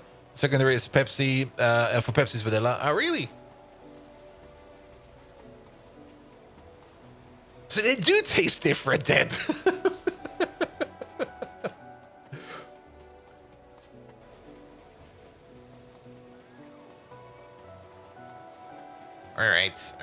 Alright. Yeah, let's build it over there. We do also need... Oh, wait. This one over there? Nah. But we can do both over here. We can make the casting units over here. Yeah, let's start with that. We're going to make the casting units over there first.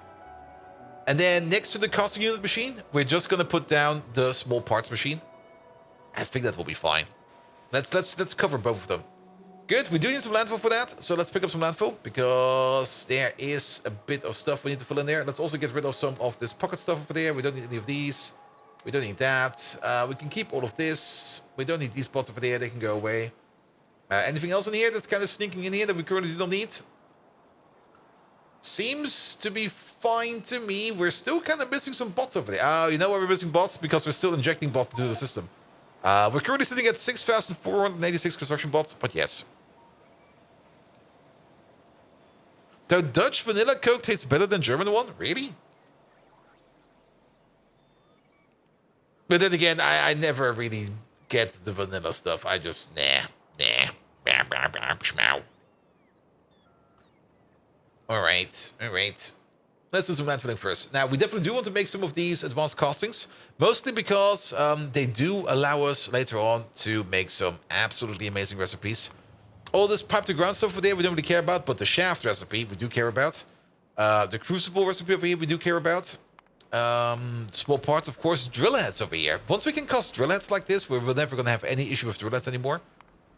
Engine units. I'm not quite sure if we still need engine units that much. We might need them. We will have to see. Equipment cases over there. That would be great as well. Lead containers. Being able to make lead containers like this is going to be so good. Niobium pipes, don't really care too much about that. Multi-purpose pipes, don't really care too much about that. The shafts Mark III, of course, and then all the other good stuff in here. Yes. All right, landfilling time. Here we go. And that's... I guess we're gonna start over there.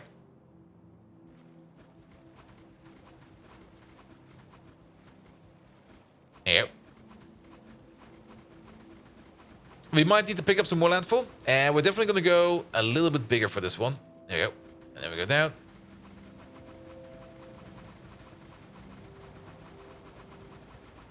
Also, this water looks lovely. Absolutely lovely. Are we landfill in the grass? It looks green? Yeah. Pollution, man. Speaking of pollution, I never checked. Do we get some extra pollution from doing this thing over there? Nah, that seems to have dissipated. It's Mountain Dew. I mean, Mountain Dew has to come from some kind of lake, right? I mean, it's Mountain Dew. So it must be a natural product. There must be like a Mountain Dew plant out there somewhere. Just growing Mountain Dew.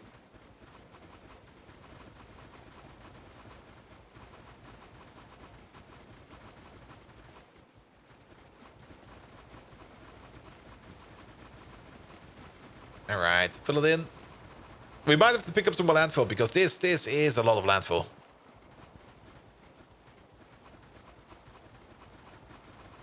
By the way, actually, is UPS better? I'm actually not quite sure. Kind of feels like my UPS is higher than yesterday or last stream. Then again, maybe I'm already imagining stuff. Who knows?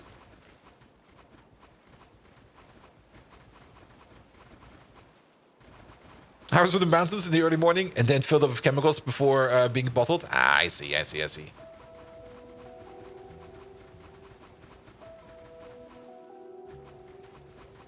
There we go. We still got some landfill. Will we run out? Yes or no? I'm pretty sure we're gonna run out.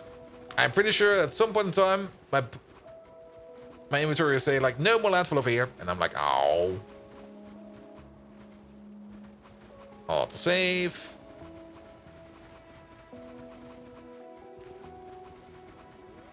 Oh, maybe I was wrong.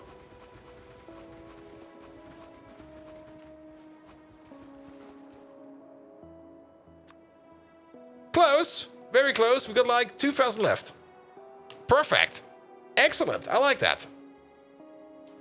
All right, let's have a quick stand over here. We can use this area over here to blueprint. So, we got the silicon carbide over there. We got the green silicon carbide over there. We got quite a bit of it over there. How much are we making over here of green silicon carbide?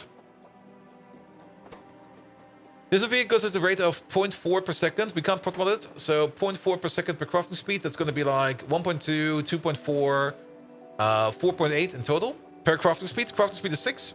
So that is more or less something 30. 30 per second. It's currently being backed up because we don't really need that much silicon carbide, which is great. So if we don't need it over there, we could then push it over here into the advanced castings. If we make 30 silicon carbide per second, we can turn that into 40. Not 40, 60 advanced castings per second. That's a lot. Is this prod moddable? No, we already checked, I remember. All right. Yeah, let's just make this thing over there. So this over there is made in a casting unit. I was not expecting that. Sure, you there. Let's go again. Let's just look for wax.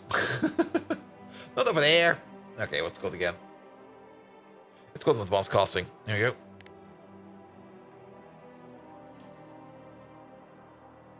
Advanced casting, there we go. Made over there in this machine.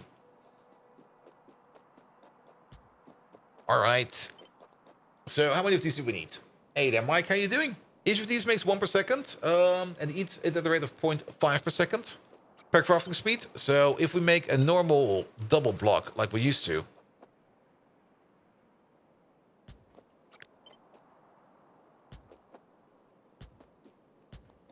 this over here has a crafting speed of 24 in total, which means we're going to be doing this recipe over here 6 times per second, which will eat 12 green sick per second, which also will be making ourselves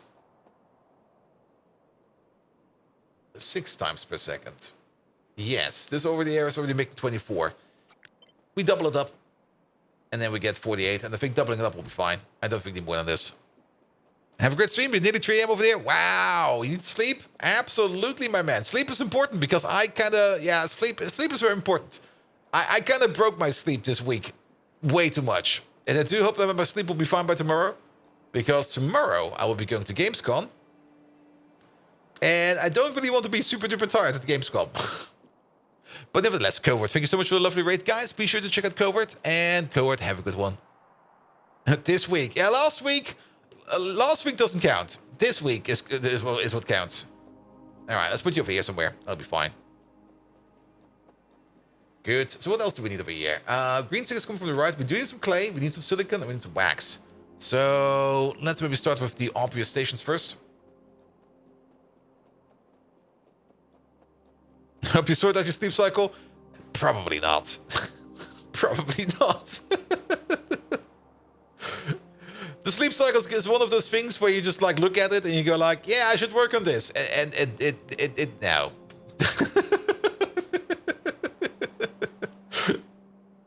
The answer is no. Turn it off, please. Yeah.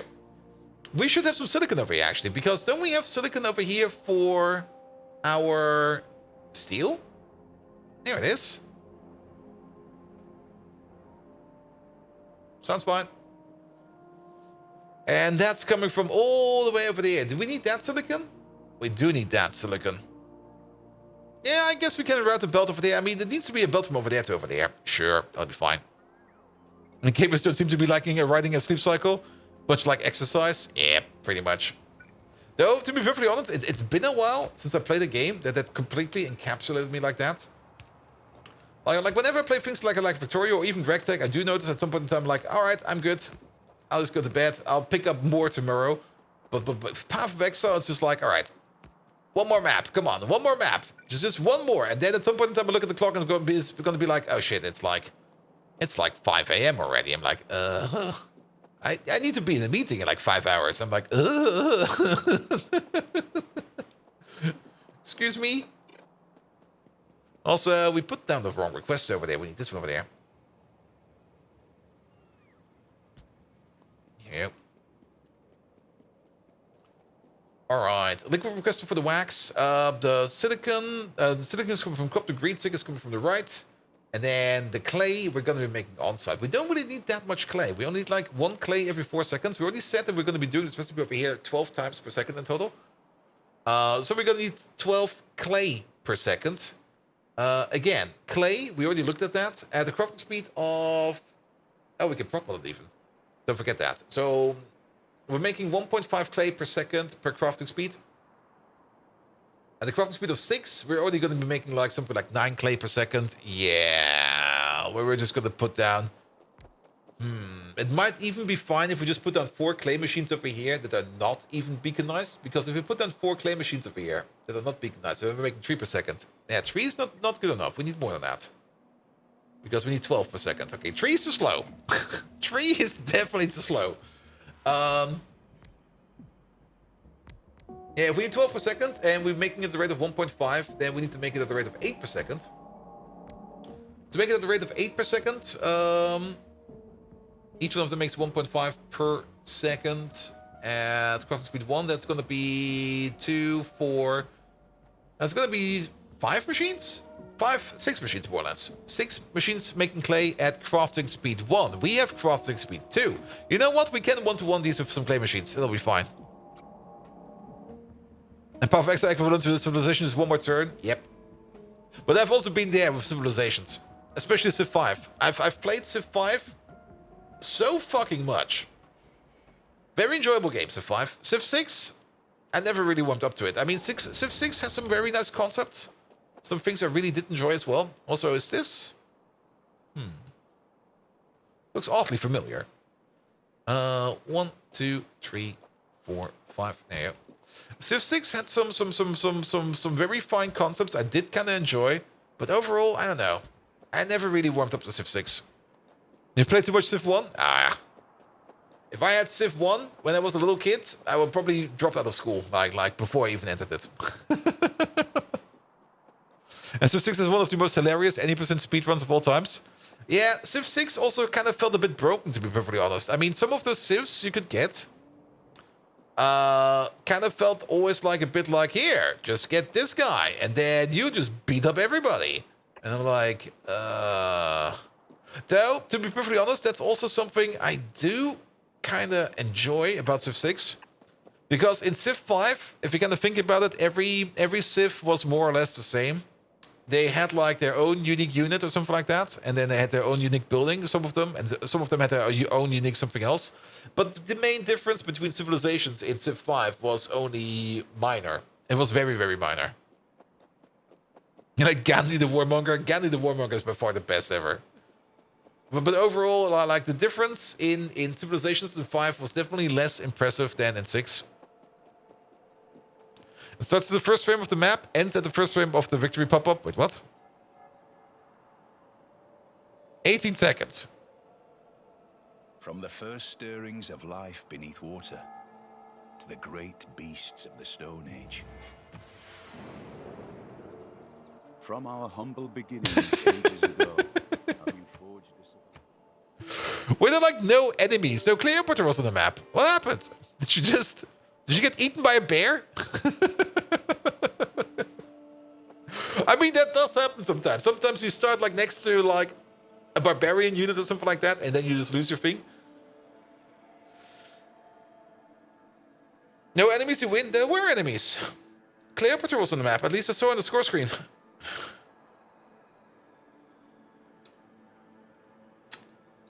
Or was she allied? Was she an ally? Maybe they were allied.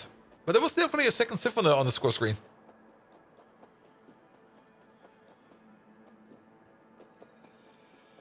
Alright, now we need to get the green sig out of here.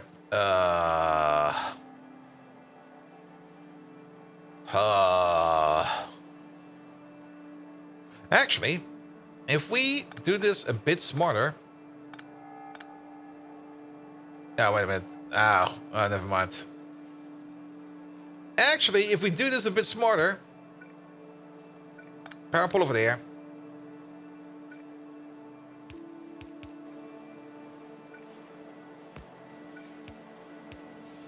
Here we go.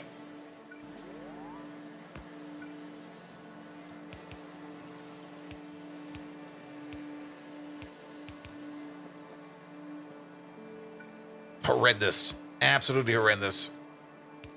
Alright, we got our parts out. Also, does this really need to be on this many belts? Probably not. Yeah. No, definitely not, seeing how fast it goes.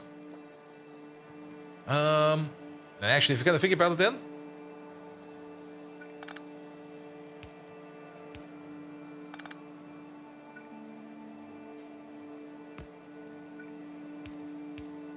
That works.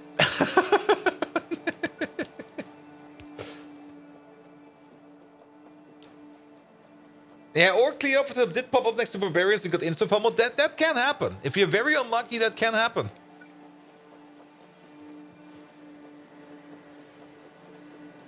Alright, and then over here the same. Let's move you over like that.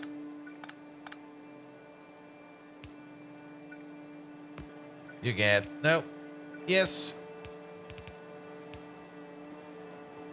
And then you go over there.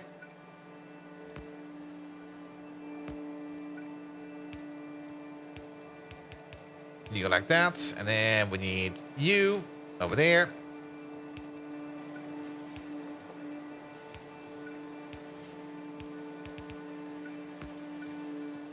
There we go. You all the way over there. Perfect. I like it. Oh, there's another one.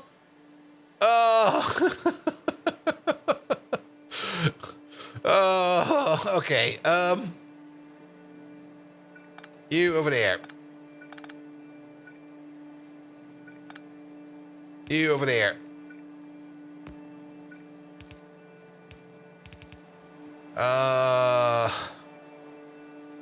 This one is somehow worse. How is this one worse? I mean, we can definitely do this.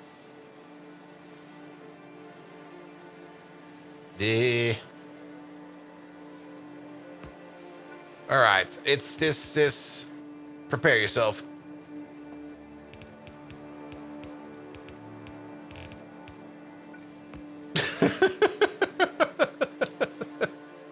I hope you're prepared.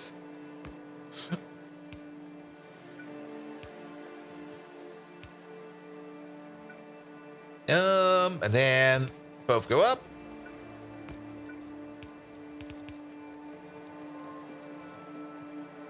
Good. And then over here, one more time. Also, why is that power pole? Never mind.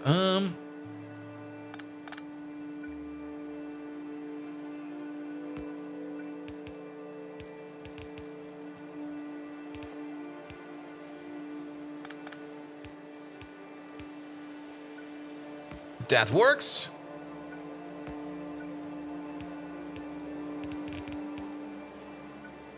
That works.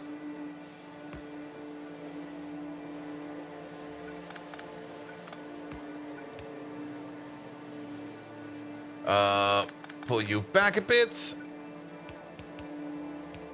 You go into there.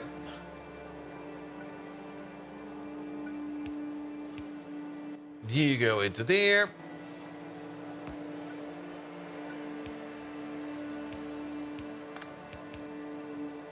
Perfect. Horrendous. Horrible. Absolutely horrible. We're never gonna look at it again. Alright, alright, alright. Let's get the power poles in. Do we still got the power pole in our... No, we don't. Well then, let's just start from scratch. So, you... 1, 2, over there. And then... Actually, you're off. You need to be over there.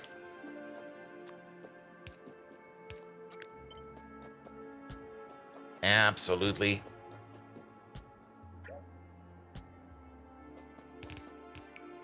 Use some pocket bots for that. And then over here. I guess we can put you over here like this. Sure. Do this one over there.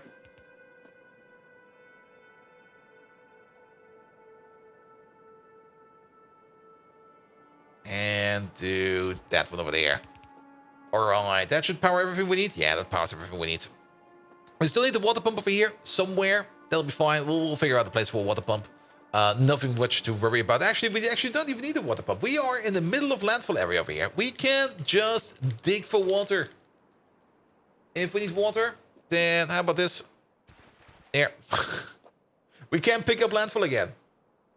So, nothing to worry about that. Here, have an offshore pump. You're good for water. Just don't ask about the watercolor. Like seriously, don't ask about that. Alright, alright, alright. So, green stick will be coming in from over there. Again, what do we need? We're gonna need like 2 green... 0.5 per second. So, you're sitting at a crafting speed of 6 each. So, 3, 6, 9, 12, 24. Let's bring both these builds up together first.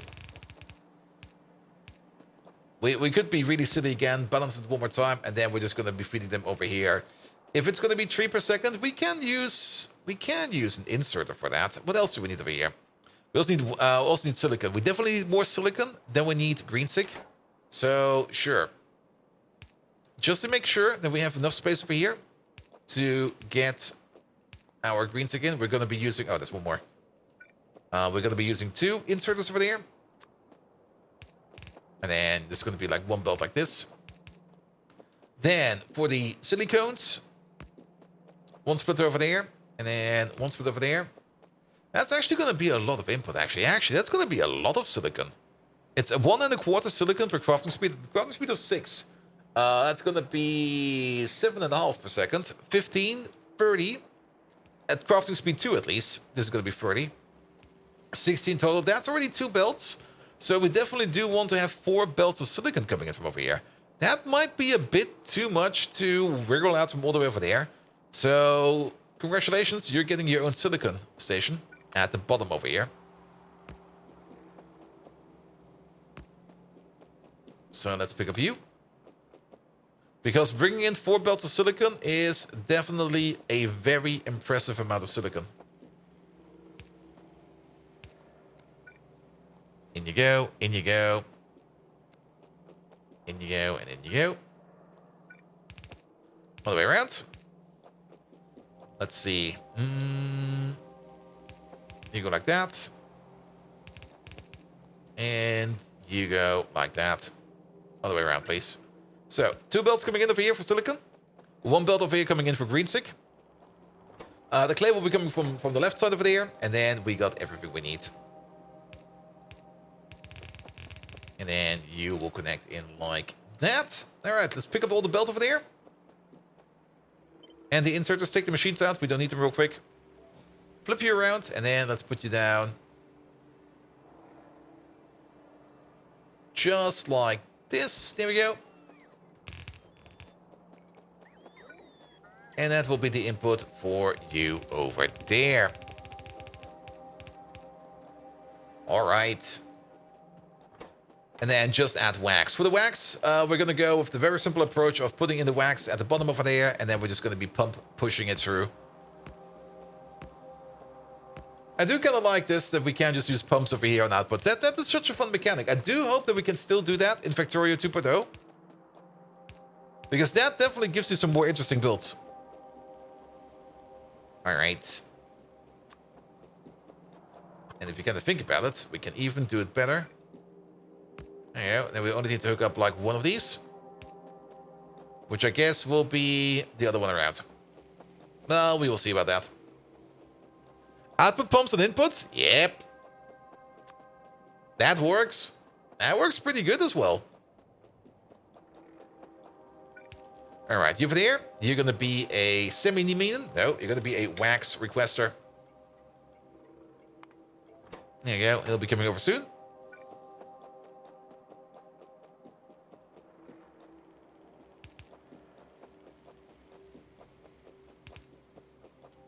All over there.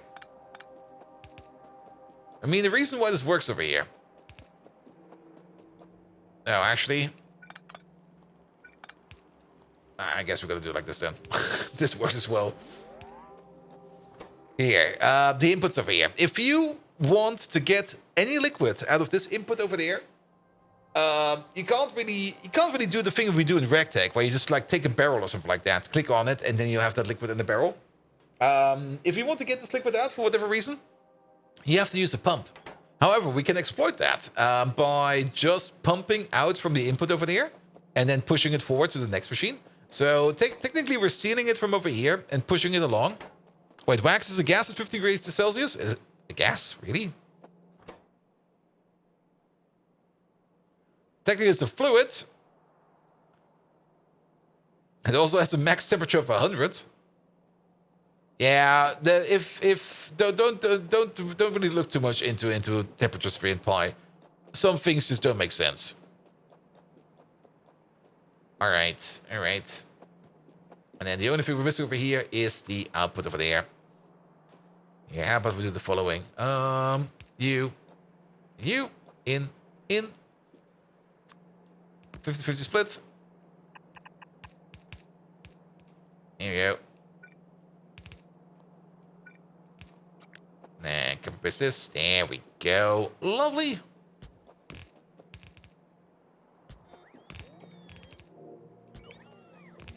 Good. Casting units. Been waiting on these for quite some time already. Very happy to see them finally done. Oh, there you go. Alright. We do need to make yourself your own little requester down here. So, one requester, please. 2-8.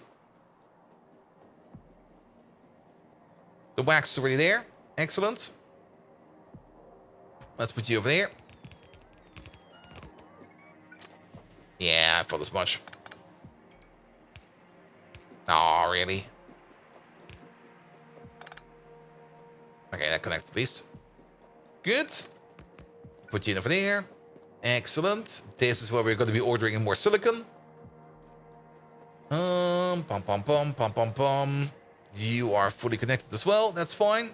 And then off we go over there. You get one of these over there. Let's put you down already. You over there. You're going to be silicon. 2-8 requesters. Speaking of train stations and stuff like that. Did we? Oh, they've been built. Perfect. which means the stone recycler over there is now fully operational. All stone recyclers are probably fully operational, which also means that we're finally making green circuits again. Well, at least we made some green circuits over here. We're currently not making any, probably because we are out of something, yet again, as always. Yeah, we're missing whatever is on this belt and that belt. We are missing, oh, ceramics again. Is it ceramics again? It is ceramics again.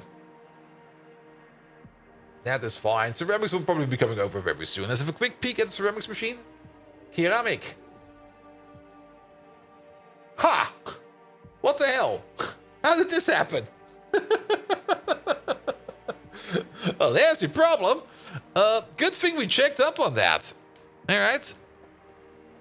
Oh, we have to go all the way over there now. Oh, that's so far away. Can we at least let's finish up this thing over here so that this thing over here can start working, and then we're gonna fly over there and fix the ceramic machine. At least we got this. At least we got the shipment of green circuits inside of the mall, so we don't need to worry about that. So whatever we were waiting on is now currently being built.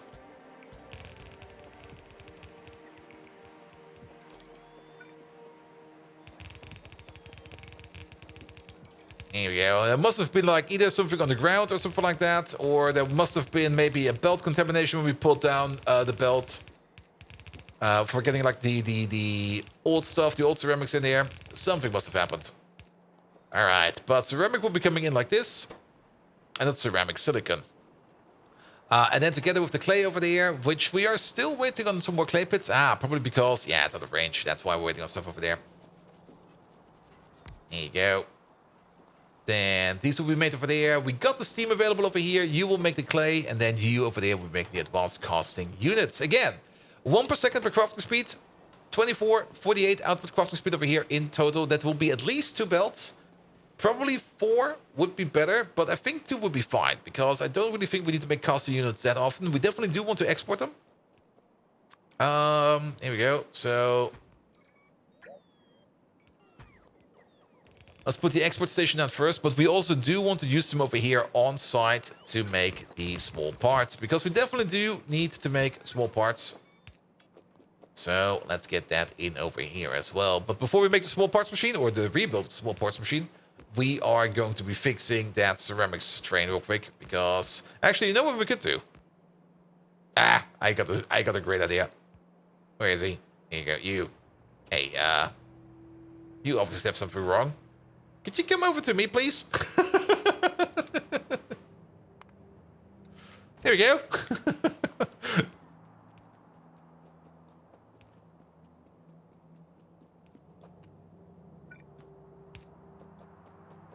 And then we just take that one piece of iron oxide out. We should maybe also quickly check over here. If there's anything sitting on the belt over there, we're in more trouble. But I'm pretty sure it was only that one item over there. And if there was anything else on the belt, we should have probably already seen it by now. Yeah, it should be fine. That should be fine. Now, that's not even covered. You're still picking up stuff over here? Wow. I thought for sure you guys would already be done with that. All right, you over there. You're not Tim Oliver Wagner. You are going to be you're going to be a provider. And you, my caps look is on again. You're going to be a provider for, nope, put it over there. You're going to be a provider for casting units, not sand casts, advanced casts. Here we go. All right, you're good to go. That also seems to be out of range. So here you go. You get one of these. That thing over there. We don't need you. You can leave. And I guess you over there, you need to be at the end of this thing over here as well. Perfect. Still missing some power, so let's put power in by hand real quick, so that at least these robot port extensions over here seem to be working now. Good, good, good, good. Lovely. Alright, just add clay and just add wax. Wax is in, silicon is still missing. Yeah, the silicon over there will be coming in hopefully soon. So just add the clay. Yeah, you're now operating at the crafting speed of 1. If we put some prot mods in you, you're gonna be too slow. But I think we can fix that over here by just maybe putting down like a AM3 FM5. Put this thing over there. Sadly, it's out of range. This might cause some other issues for us. Ah, you know what? Yeah. Congratulations, you get your own beacon. And you get your own beacon. Feels a bit like a waste. Well, there you go. And let's maybe also make sure that these over here share the steam pipes. Only these two? Actually, all of them could share. Here we go.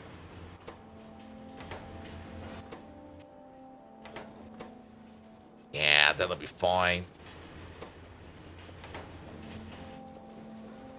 Alright, because now you're making a decent amount of... Okay, we're not making enough steam over here. Oh, wait a minute. I thought for sure that these over here are being attached by these boys over there, but they're not. Can we maybe go down a bit? FM4. Yeah, let's go to 4. Here we go. That should make it better. Yeah, much better. Look at that.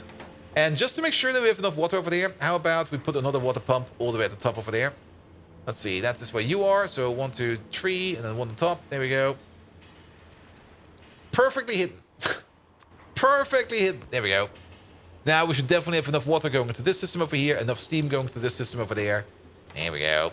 And enough clay going out over there. Excellent. Oh, wait a minute. The castings. They're not being exported yet. They're just sitting there. So we need to pick those up as well.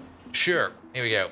How about an output over there, an output over here, an output over there, one over there, and we do the same thing over there. You, and you.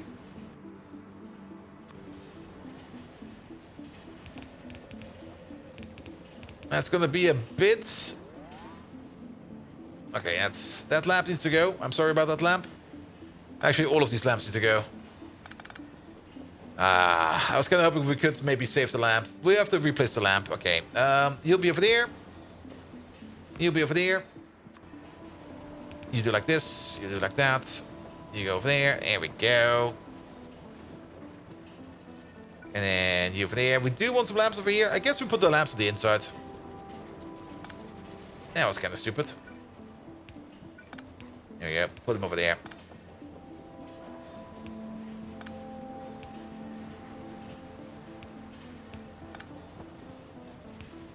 Great. And then pull you along. And then put over there. And then put over here. And then put over there. Good. No. Yes. Alright, then 2 belts over here for the output. Oh, the train is here. Hello there, Mr. Train. I see you got like a miss shipment over there. Give me that. Go back to your provider.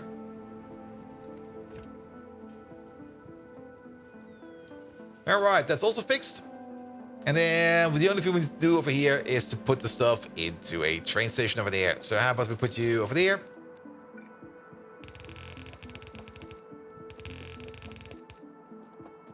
There we go.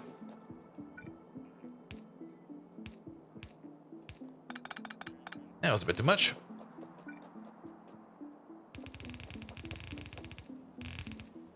You. And you. These advanced castings over there are gonna do us absolutely good in the future. Good. Now, we do already know that we do need some molten copper over here. So, liquid requester copper. Let's put you in right away. What else do we need? We want to make the small parts. Now, we can't do this one yet over there. We do still want to import molten copper over here. Molten iron. We could get our own molten iron over here. We do have molten iron coming in over here somewhere. All the way over there. But I think we're pretty good for molten iron in general. If we have a look at this, we got our new iron making machine. There it is. And our new iron making machine over there, the only thing our new iron making machine is making over there is just making molten iron and molten steel. And it's doing that pretty darn good, I think. At least it looks like it's doing good. This over there, that steel. Iron is over there. We're waiting on iron cubes. We got so many iron cubes. That is so many iron cubes. Fucking amazing. I do like that we did set up this process over here. And I do kind of like that this over here looks at least somewhat sane this time around. I do remember the last time we did that one over there, and it was just completely batshit insane. But yeah, we were doing pretty good for molten iron. I think we're just going to be ordering in more molten iron over here. There we go. Liquid requester. One for copper. One for iron. Sure, why not? Then, we definitely do want to put in one over here for rubber. Even though we don't need it, we're not going to be using it right away. We do want one for rubber over here. So, put in the rubber. And then... if we want to make small parts with this recipe, we also do need some borax over here. So let's put in another request over here for some borax. There we go. So that we have this available. However, before we do this recipe, we're going to be doing this recipe first. And to make things like copper cable by means of advanced castings, we do need borax. We got that now. The copper and the casings, we got those two as well. We do need to make iron gear wheels. If we want to cast those, we're also going to need borax, stuff like that. Hot air. Let's not forget about the hot air. And if we want to cast this over there, we are also going to need some hot air for that. Good. Hot air. Is hot air available over here? Most likely, but I wouldn't mind. There is some hot air all the way over there. I wouldn't mind having like another hot air station around over here. Like reusing the same hot air station over and over and over and over again. That's definitely something we can do. Then again, it's just over there. And we need it over here. Nah, we're not going to be ordering any hot air. It'll be fine. It'll be fine.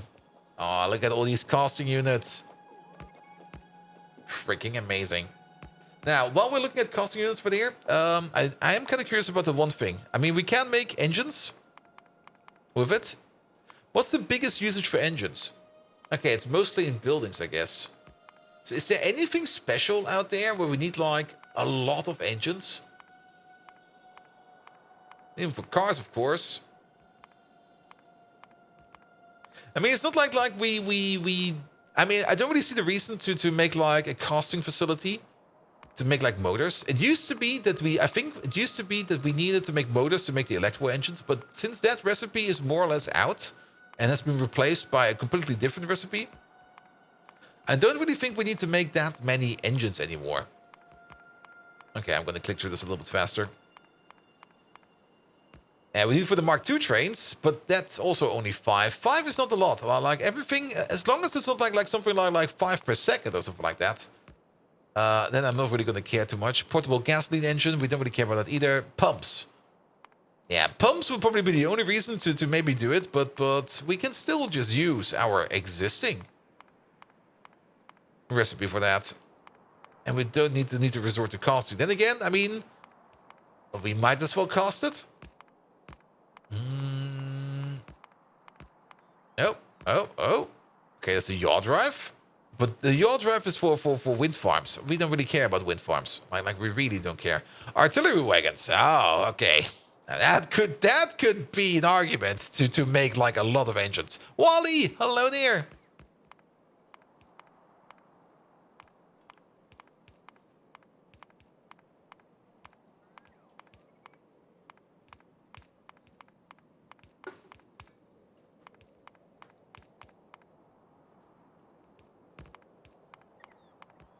Yeah, to be perfectly honest, no, we don't need engines that much. So we're not going to make an advanced engine making machine.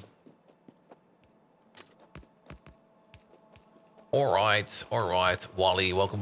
How you doing, mate?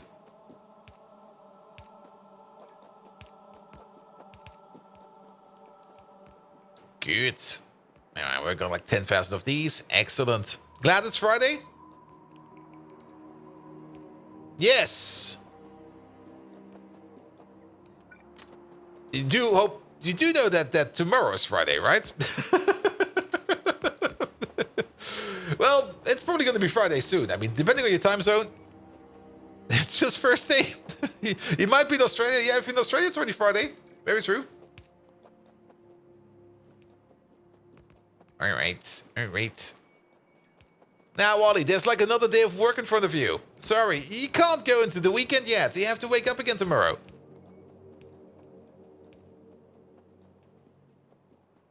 In Ugly American, that's fine.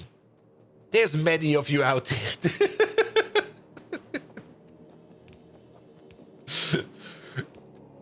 Here you go. Here you go. Alright, alright. I mean, we also got a good source of ugly Germans.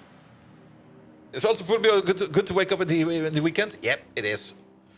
Tomorrow. I do hope. Today, I will definitely not be touching my PC after the stream. I will be going straight to bed, this time for reals. Mostly because I do need to catch a train tomorrow. And I do need to be at Gamescom tomorrow. And I can play Path of Exile over the entire weekend again. I will probably end up doing that. I will probably not end up working on the factory. I can already tell that I'm not going to do that.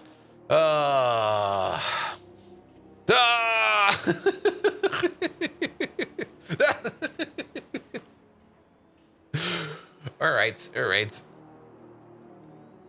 What else do we need over here? We want to make ourselves the small parts machine. So, let's start off with this thing over there. This machine, if we fully speed it, it's going to be running at the crafting speed of 6. At the crafting speed of 6, we're going to be doing this recipe 30 times per second.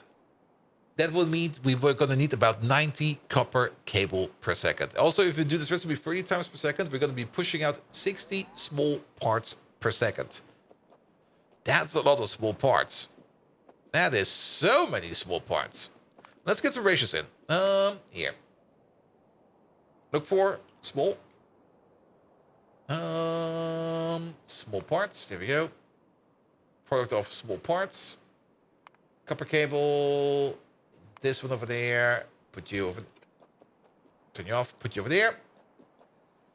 Then go back. Iron gear wheels. This one. Put you over there. Go back, and then bolts. This one. Put you over there, and it's you. Go back.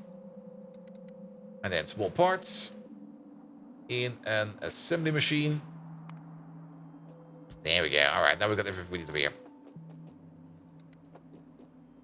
Good. Copper cable. If we cast copper cable, we're gonna... why is it 50? Okay, wait a minute. It's even worse. 69, baby. 69 every 4 seconds. That's basically something like 15, a yellow belt plus a bit extra. We're just going to say it's going to be making 50 per second. That is fine. At crafting speed 1. At crafting speed 1 over there, you're going to need 15 per second. So these over here actually do go 1 to 1. That's great. That's probably good also. I already got that one. Then, gear wheels over there. If we want to make gear wheels over here, you're also going to be making over there 15 per second. You over there need way less than that per second. But you know what? Well, if we make 2 of these, it's going to be doing some sketching real quick. We could do something like this and something like that. And then for the bolts, is the bolts going to be going at the same speed? No, of course not. Of course not. The bolts are going to be going at a different speed. We're making 32 bolts per second. Actually, that's way... Wait, 32 per second? Okay, that's going to be way faster than anything else. So the bolt machine over there is making 32 bolts per second, and we're going to be needing 15 bolts per second. So this one over there is also going 1 to 1. So we are going to have something more like this.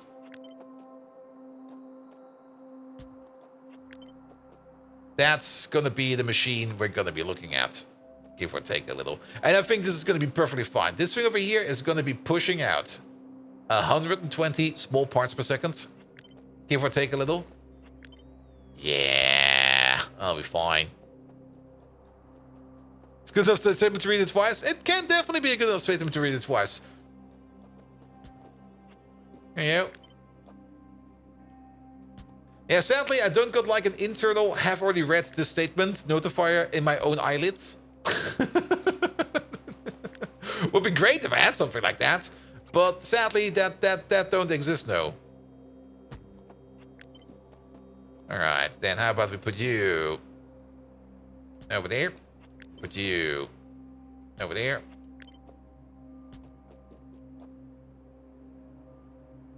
And you over there. There we go. All right, we're looking at something like this. Some more hydration? Sure. There you go. Cheers.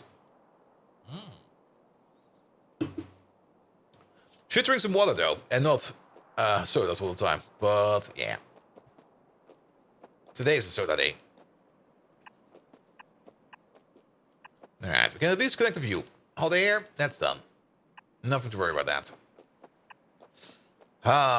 Metals on the other hand. I would love to be able... Actually... Take these out. You over there, you over there, you over there, you over there. We can do the thing I want to do over there. By just doing it like this. Here we go. And then we just need to figure out where the metal will be going in and where the copper will be going in, and that'll be fine. These over here go 1 to 1. Told to hydrate, drinks the sugar and caffeine. Isn't that the same? There's water in there. That's hydration, right? That's how that works. There we go. And then... Yep, that is 2 apart. Actually, we are going to need our own outputs over there. So you get one over there, you get one over there. And then you get 2 inputs over there, and 2 inputs over there. Because you're going to get an output over there and an output over there. You don't think so? Really? Damn. Have I been doing it wrong this entire time? Come on, it's just hydration. How hard can the hydration be? I mean, the last time I gave cola to my houseplant, that one... Okay, that might have been a war crime.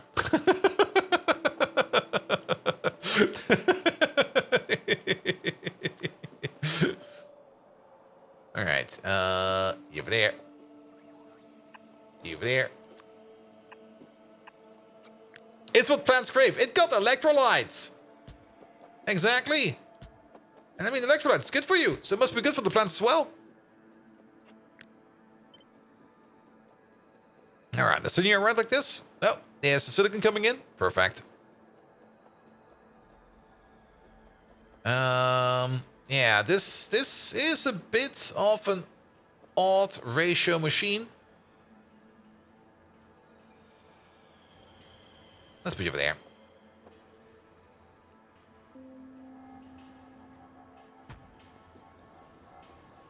Straight to prison for war crimes? Ah. Well, there's the trick. I just never go to Den Haag, and then I will never have to worry about that. Pretty easy. All right. I do kind of like that we have to split over there, because then we can do this.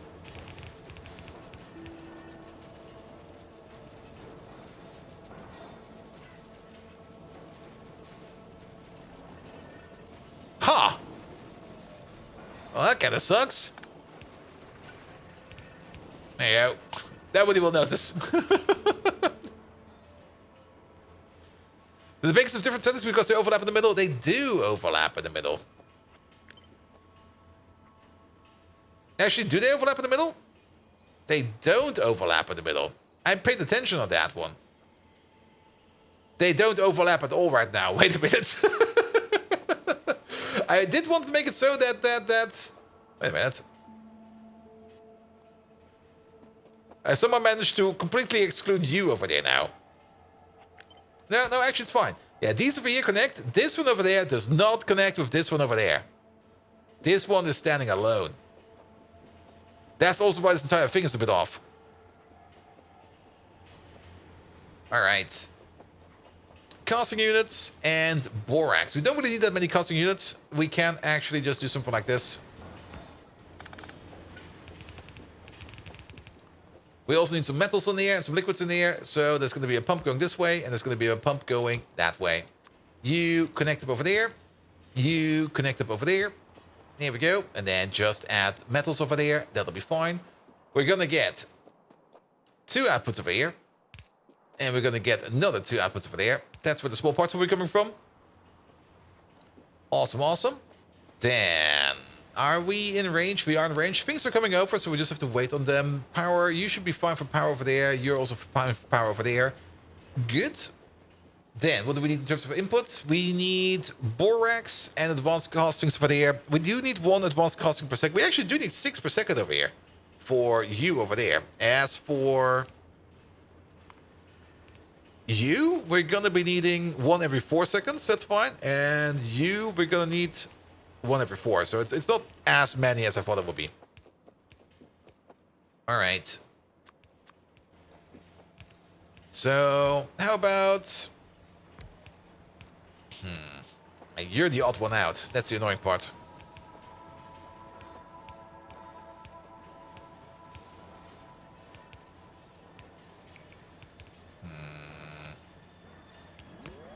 No.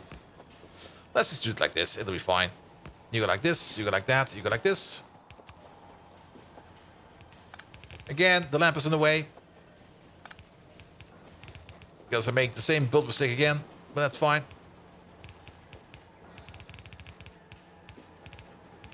Okay, maybe not over there. Just go over there. Alright, this is where the... Not the borax, this is where the advanced castings will be going into. You over there, you over there. You over there, and you over there. In you go, in you go. In you go, in you go. And then we need the same thing over here for things like borax. So one over there, one over there. This time around, however, we can do the thing I was kind of thinking about, but putting one more split over there and then no split over there. So borax will be coming in like this. You go over like that, you go in over there, and then you keep on going on like this. There we go. That'll be fine as well. In you go, in you go, in you go, in you go. Rotate you around. Awesome. So just add the borax over there and then just connect up things like the molten metals. Good. And let's make you the borax requester. So you over there. Michael Dirksen? No, you're going to be borax. 2-8 requester, please. Thank you very much. Wait, is that the correct one? No, it's this one. Almost put the wrong one in there. And then a singular belt over here for borax will be fine. This one over there will be rubber at some point in time. And win it. Hello there. Welcome, welcome, welcome. How was my day? I took a nap today and I slept for 5 hours. And I was like, all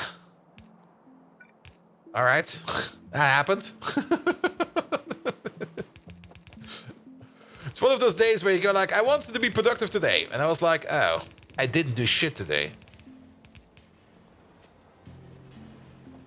All right, borax is coming in, and then molten copper and molten metal.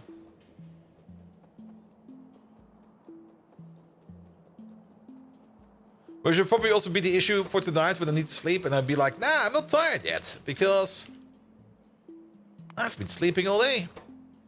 Yeah, the 5-hour nap student, yep.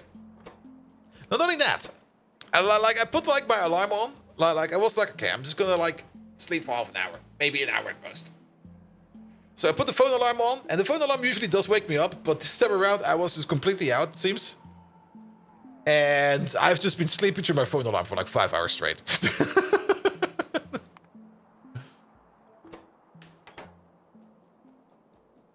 There we go. Is power fine? Power is fine. It's always a bit scary if you see like lamps going out like that, and you go like, wait a minute.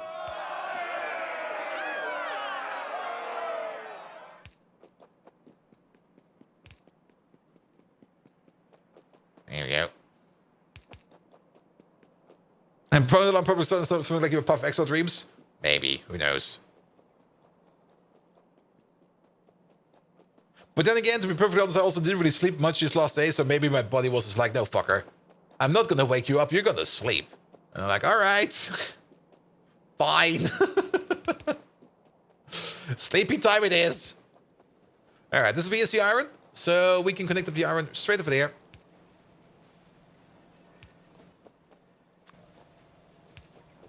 That'll go into there, and then the copper needs to go in over there.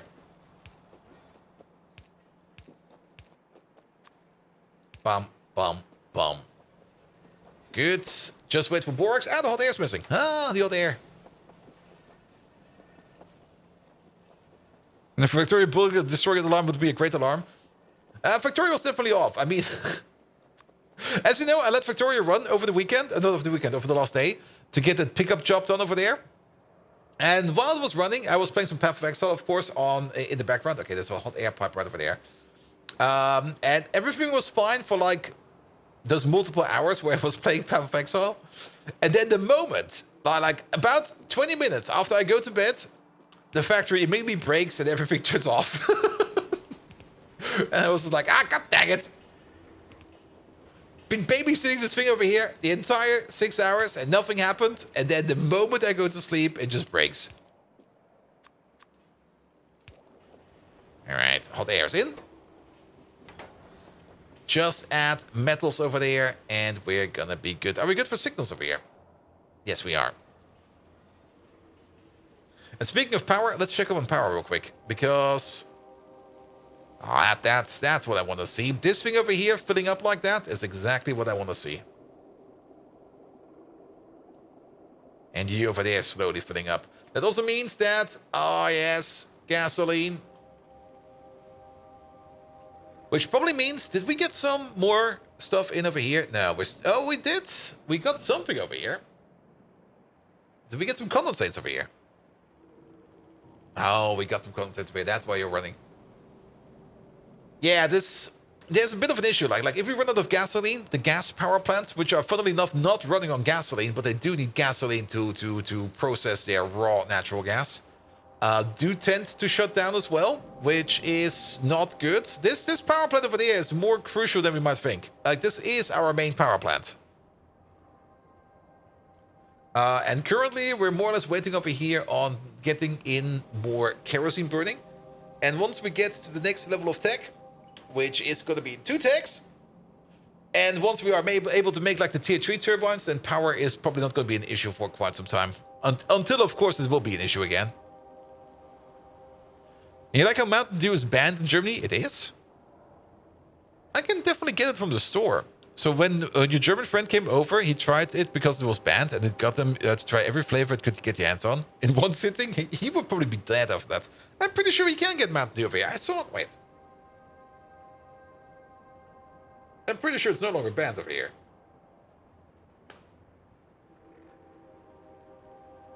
There you go. Still open. Perfect.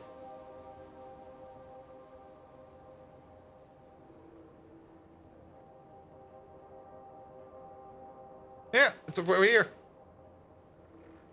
€1 for a bottle of Mountain Dew. The original flavor one. Oh, yeah, that could be the case. That is probably correct. Like, the original flavoring of Mountain Dew is probably banned in Europe. I can see that.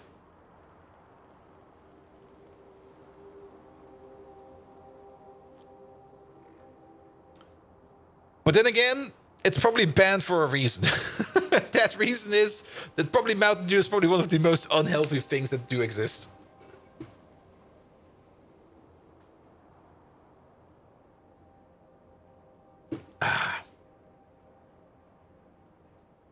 There we go.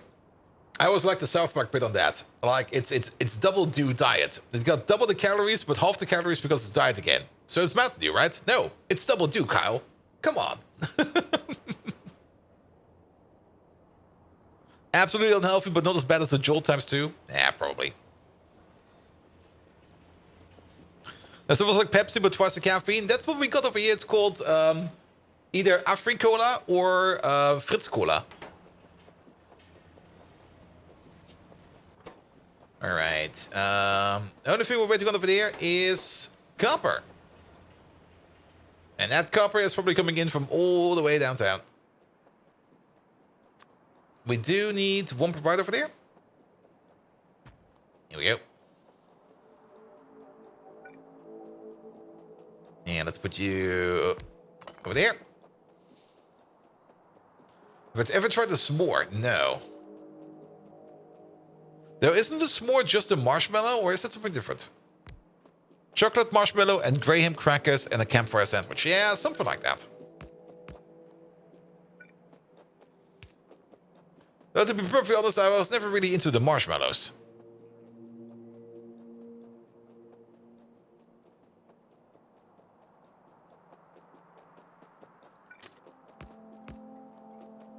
Here we go. Here we go.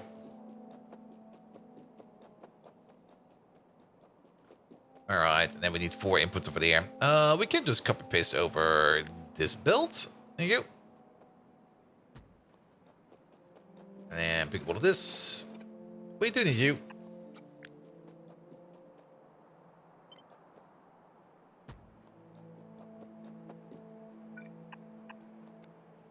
It was unbanned in 2020 when BVO, brominated vegetable oil, was removed from the formula.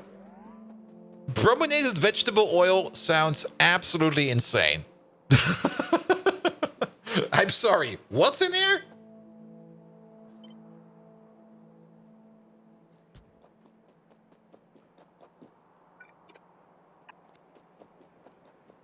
There we go.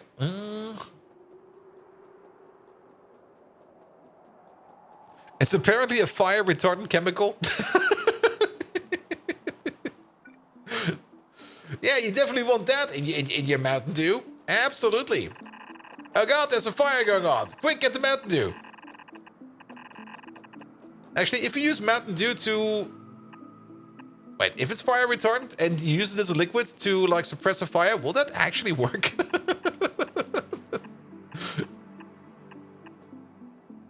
You've never seen a Mountain Dew catch fire before?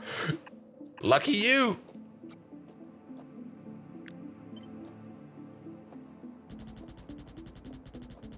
Yep.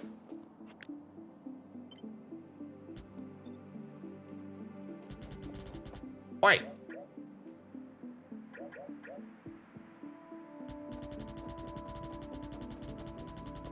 Yeah, something like this. No, that's a little bit far.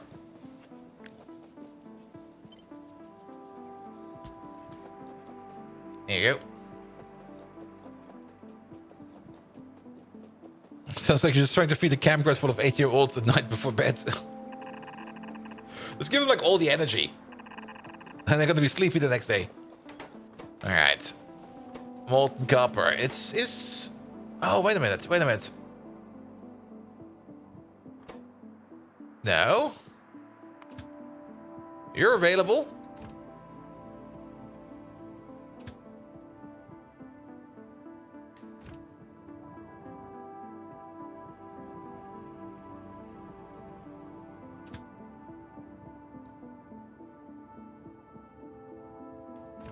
Are you not full?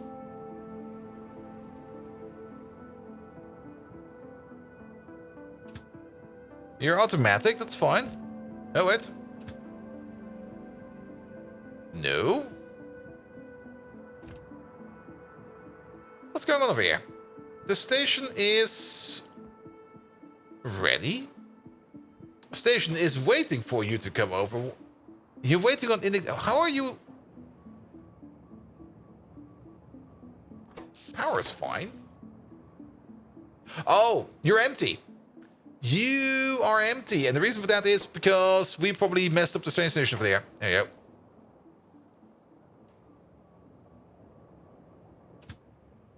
Yeah, just get over there. Short trip, but it'll be fine. Alright, let's extend you over there as well. Here we go. And let's just build this real quick. Because I do want to see all these small parts coming down this belt ASAP. I want to see like this massive full belt over here of small parts just like trickling down this thing over here.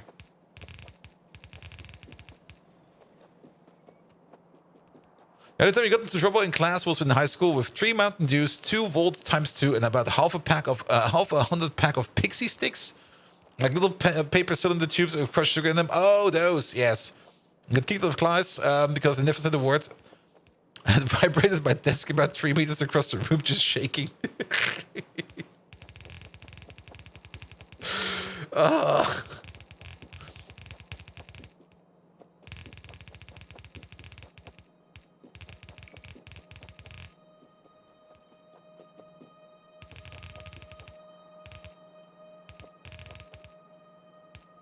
Here we go. Over there.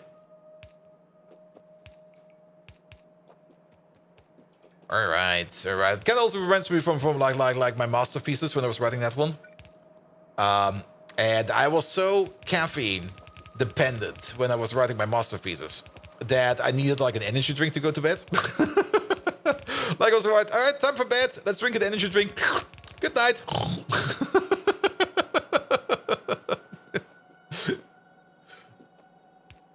I took like a complete decaf session for like a month or two after that. All right. Oh, it's Hoss. Wait a minute, Hoss? Really? You're gonna be like small parts to it, provider, please.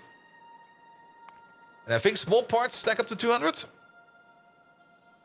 I think they do. Yeah, they do. So you're gonna open up at 32,000. There we go. All right, all right. Molten copper train, where are you? You are almost there. I do kind of want to wait on this molten copper train real quick. Here we go. And then the small parts rebuild is also in. That also was like this absolutely insane build of like a whole bunch of plates and everything like that. I'm a little bit surprised their UPS is that high. We're sitting at like 47. Like yesterday or last stream we were sitting like at 37 or something like that. Like just under 40. Usually that tells me like things are either breaking down somewhere, but I guess it's fine.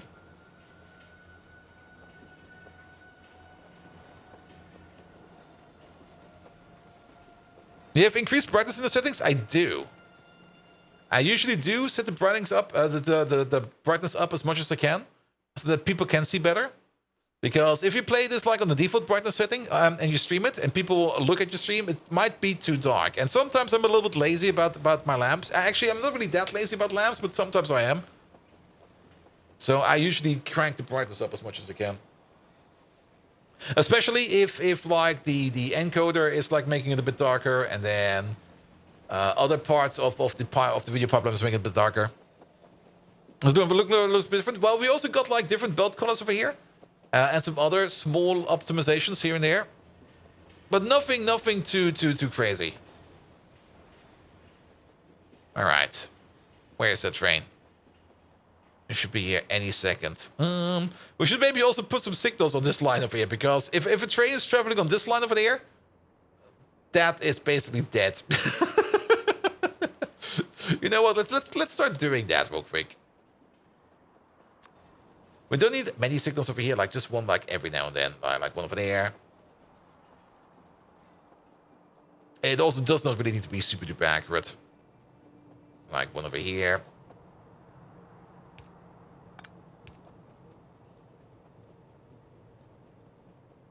And then we just segment this a little bit more. Over there.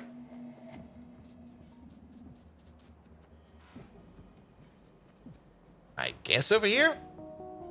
Oh, is that maybe too short? 1, 2, 3, 4, 5, 6. That's short. Scary, scary, scary, scary. I know that the train is coming. I see him. I spotted him on the radar.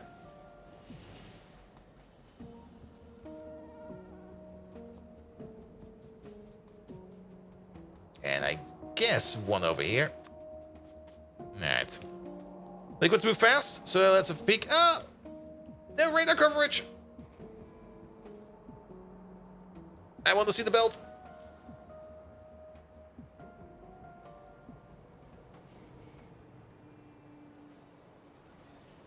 There we go. It's not as full as I would expect it. Oh. Oh, I see why.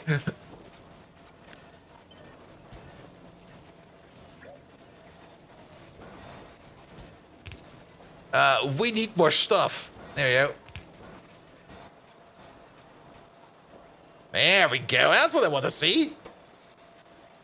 It's okay. Now we're shaky with the bolts. Wait a minute. Really with the bolts?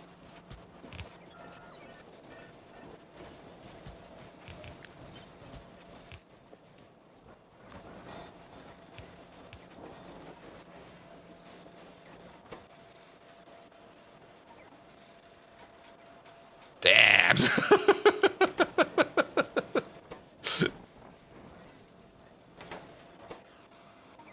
think we still need more bolts, man.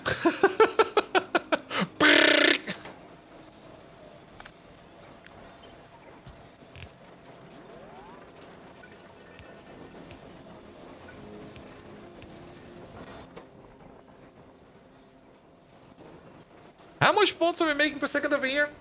Oh, actually quite a bit. At a crafting speed of 6, we're going to be making 6 red belts. We are now exporting 6 red belts. Okay, now it's copper cable again. Over here, we're making... Yeah, you're going to need like at least 1 more over there.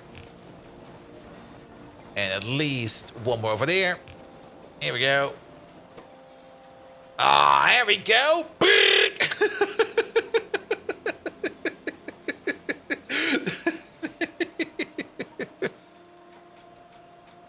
Oh, it's strobing, man. Ah, that's what I want to see. Like, there's this whole thing over here of small parts going at super speed. I think we can put down 1 more of these. There we go.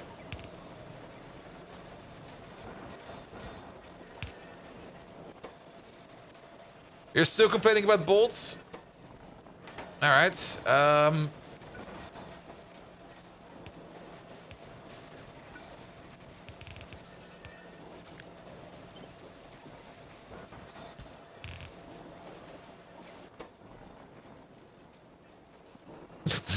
we still can't really empty out this machine. It's not going fast enough.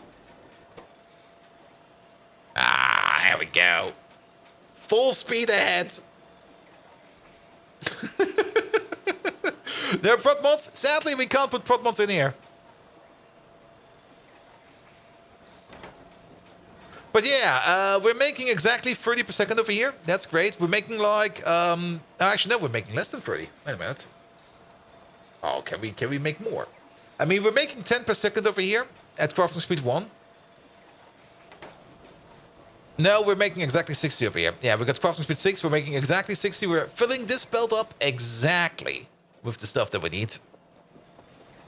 Top machine, both not working? The top machine. Oh.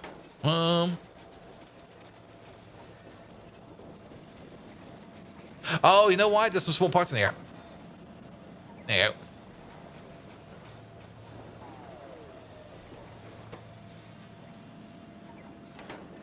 There we go. The other lane. This one is over there as well.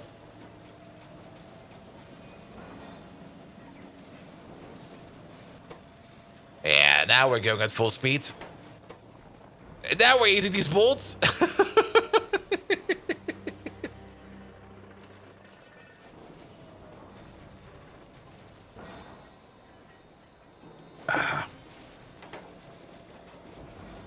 Good. This is also eating up more borax than I expected to. That belt is going faster than I expected it. But I think it's fine. I think it's fine. I mean, what do we need over here? We need like 0.75 per second over there. So 1.5 in total over there. And then 2.25 over there. And then... this one over here needs 3 borax per second. So about 6 borax per second. Per crafting speed. So that is actually 36 borax. We need more borax.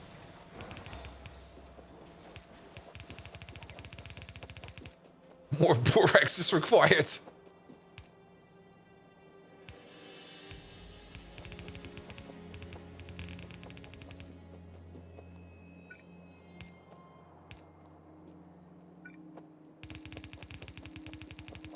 Well, a lot of borax is a bit. Now this is not really a proper fix because the splitter is over here and we need most of it over there. But I think this will be fine.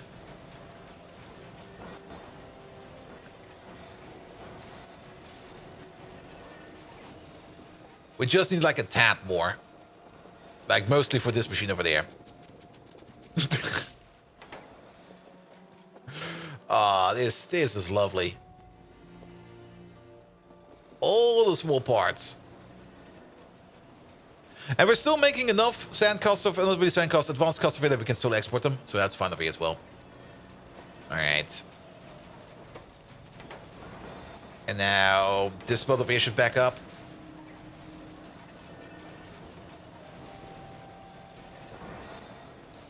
Should back up. It's not really backing up yet, but it's full enough. It's full enough. How many belts of bolts? 8. 8 belts of bolts to empty out this machine over here. Which kind of makes sense. Crafting speed of 6, we're making 32 per second. So that's 192 per second in total. We need at least 7 belts to do so.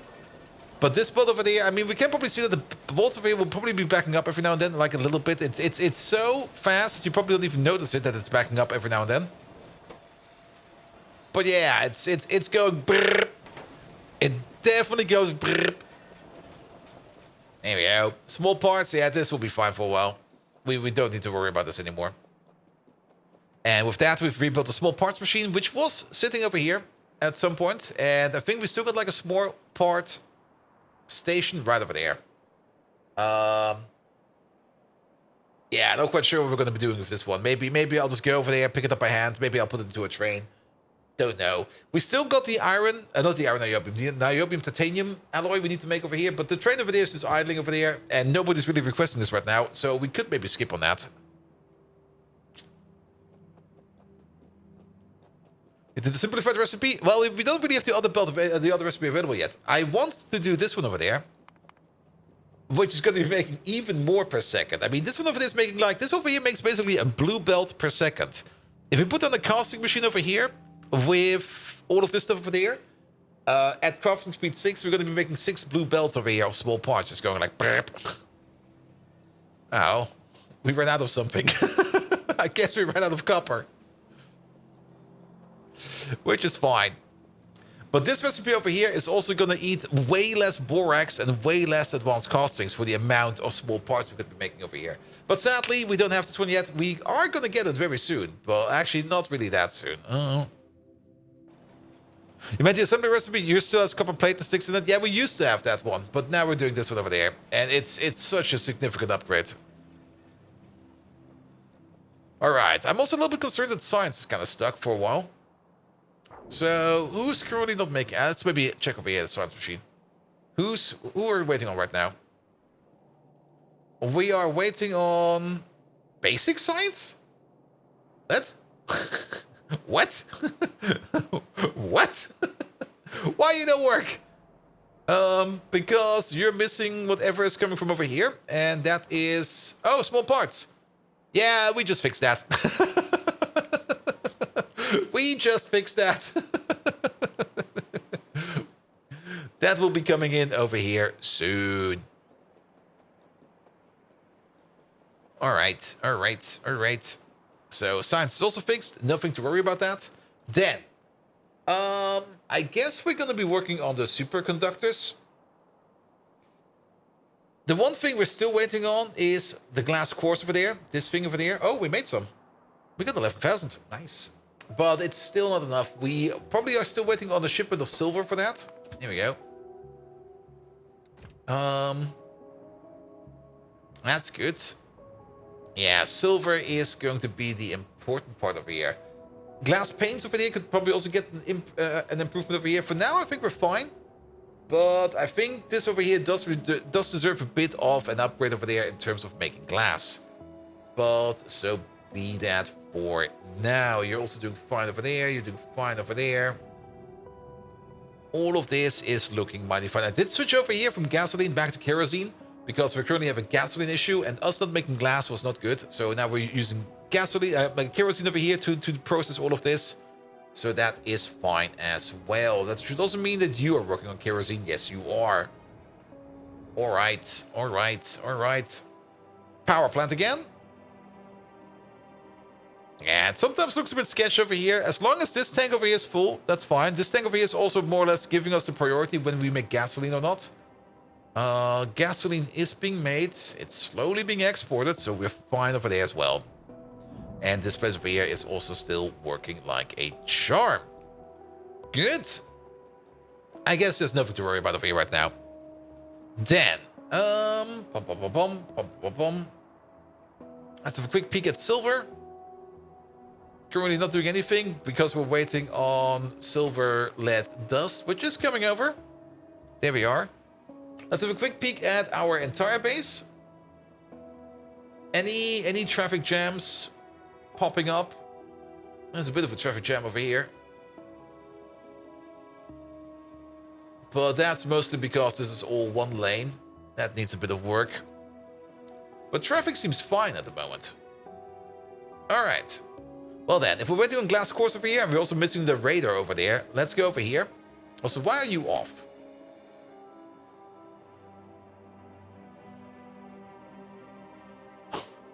Why are you off? Why did I just... I remember, because that one was misbuilt. There we go, yeah. That one is open. Alright, but let's get over there. And let's start working on the superconducting coil. Because we do need the superconducting coil to make more of these electronic parts. I'm not quite sure where the superconducting coil is. It's around here somewhere. But we do need the superconducting coil. What do we actually need it for? Wait, do we need it in here? That's for the magnetic core. Do the magnetic cores require the superconducting coils? Yes, they do. There they are.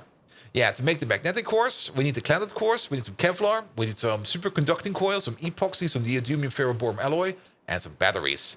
The neodymium ferroboron alloy we're already doing, epoxy we're doing, Kevlar we have already at the station down there we're working on, same for cladded cores, batteries we can just import, and then superconducting coil is what we need to make. Superconducting coil is made out of a coil core, superconducting wire, plastic, and tin rare earth alloys. Wait a minute.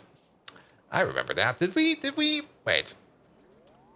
Did we make that tin rare earth alloy machine, or am I dreaming that? Here it is. We are making it. It's available. I probably did this off stream. I'm not quite sure if I did this on stream or off stream, but we have it available. It's sitting over there. Tin rare earth alloy is available. Good. Perfect. So, and then Nenbit matrix is still a thing we need to make. I'm also way too low. We've underflown this whole thing. But does it have a train? Not yet. We still need to train for it because we're not importing it yet, but we will be importing it very, very, very soon. Silver zinc, optical fiber, and then Nenbit. The Nenbit matrix is over here. That's definitely a thing we need to... That's also where the niobium titanium alloy is coming in.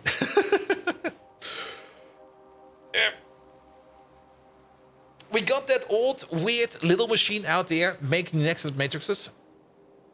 And nextlet matrices over here, that is technically just a whole bunch of nextlet plate. Which I guess is fine. Epoxy, nextlet plate. I think we're gonna make this one over here as well. We got this one over there at the slaughterhouse. This one just sitting there. I don't really like this one over there, to be perfectly honest. So we're probably going to move it. Or we're definitely going to be rebuilding it. And we are most likely going to be building those circuit parts over here. Alright. Also, we're currently at an ad break. And actually, I do need to go to the bathroom. So you know what? Let's actually go to the bathroom real quick. So, Megatron. You once told us a story about a Loo monster. Could you now reimagine that Loo monster story yet again?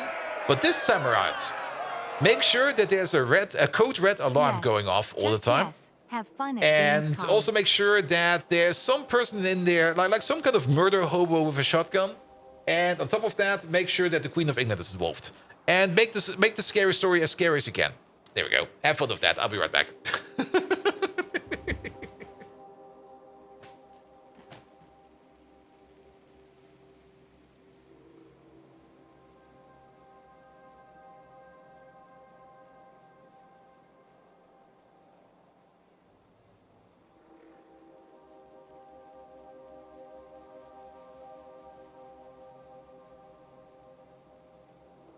Oh, you relentless gnat buzzing in my audio receptors, bold Viking! You request the impossible, yet I shall endeavor to deliver it. Imagine this horrifying scenario. A code red alarm blaring incessantly. The sound of impending doom echoing through the sealed chambers. The monster of the loo emerges, my old nemesis, the toilet yeti. Its arrival as unexpected as a Madonna rock concert in an Amish community. In the midst of this pandemonium, a shadow figure lurks. A murder hobo armed with a shotgun, as inconspicuous as a black hole in a field of stars. Wait, it gets worse. The Queen of England herself, armed with her infamous handbag, a weapon more terrifying than the loo monster itself. She sweeps down the hallway like a gust of cold wind, her gaze fiery and ominous. It's a scene straight out of your worst nightmares, leaving a lingering chill down even my metallic spine. Beware the monsters, the hobos, and the queens lurking in the shadows. Now, if you'll excuse me, I'm off to microdose some promethium to calm my nerves.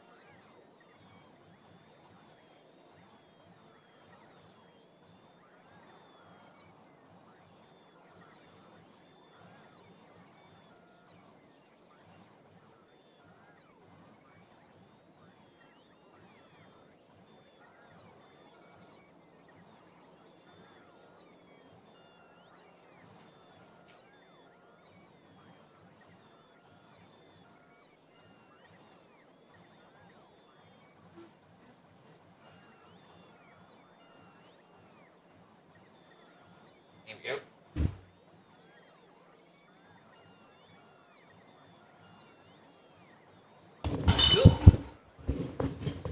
That happens.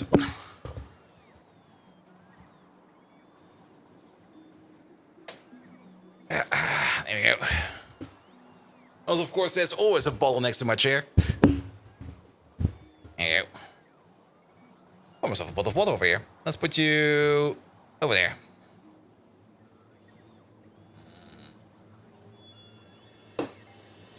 And how many empty bottles? 2. The empty bottle of ginger ale I had yesterday. To improve my beer collection? Absolutely. There's like 10 beers over there.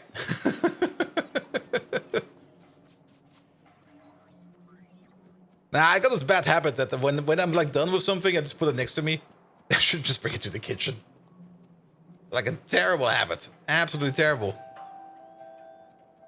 And ginger ale is amazing. I really enjoy ginger ale. Alright, so this place over here. We are mostly waiting over here on the clouded course. Yes, we also need to put a radar over here. So let's put you, say, here's fine. That's a nice space for a radar. There we go. Good, now we can see. We can probably see quite far over here now. Okay, there's already a radar over there, so we can't really see that far. Ginger good. I got a 24-pack near you. Helps settle your stomach for at least for your meds.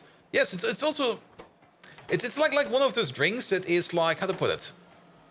So why are you missing?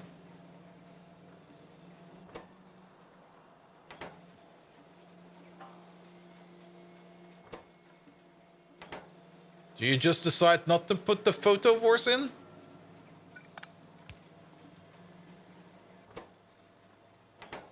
Ha!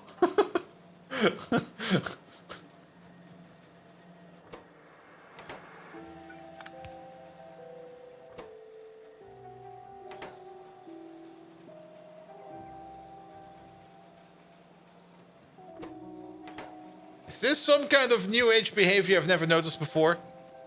Or has this always been the case? Wait, they must have a filter on them or something like that.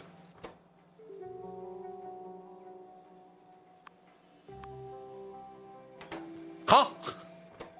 Oh, you're fine, by the way. You're fine.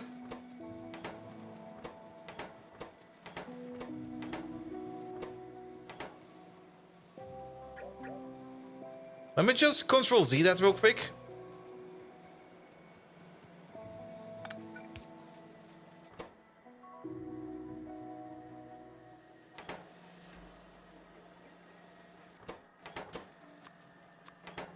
Huh? What?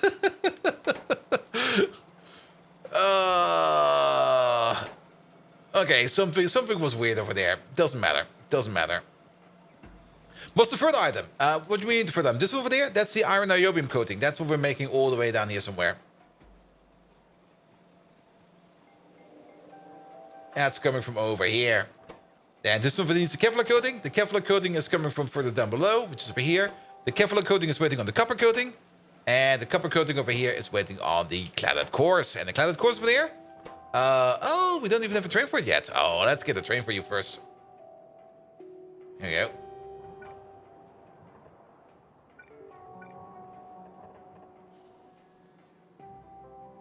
I think those inserters won't insert more until you have the coating. Maybe. It might just be normal behavior, which I've never noticed before, because usually you just set up things and things start moving and then you don't really care anymore. Could be the case. Alright, and then silver.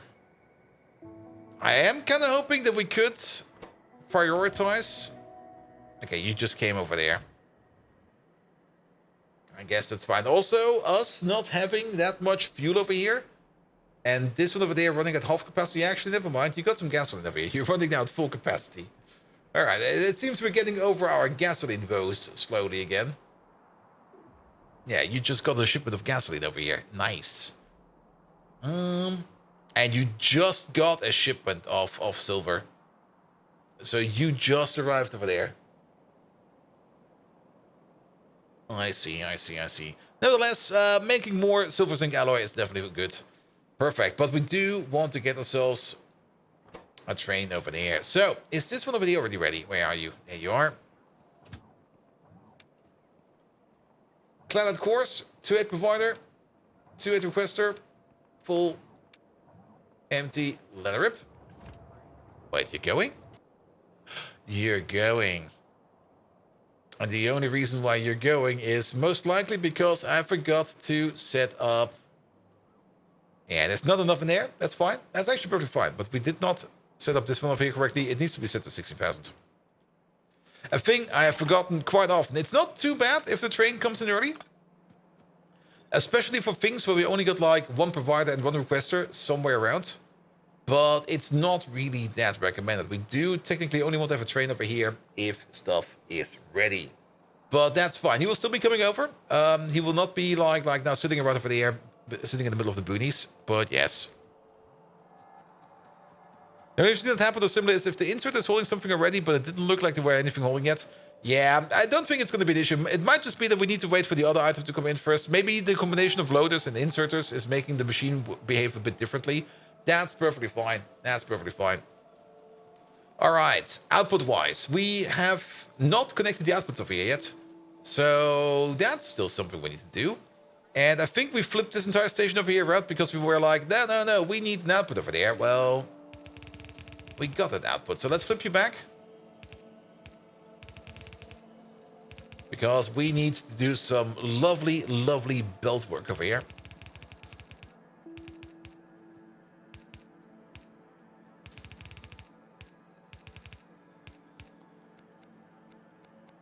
All of these rotate the other way.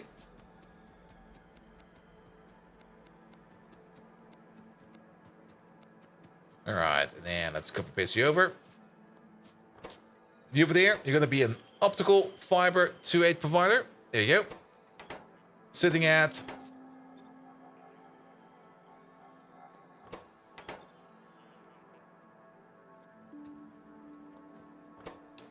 Oh, what the hell?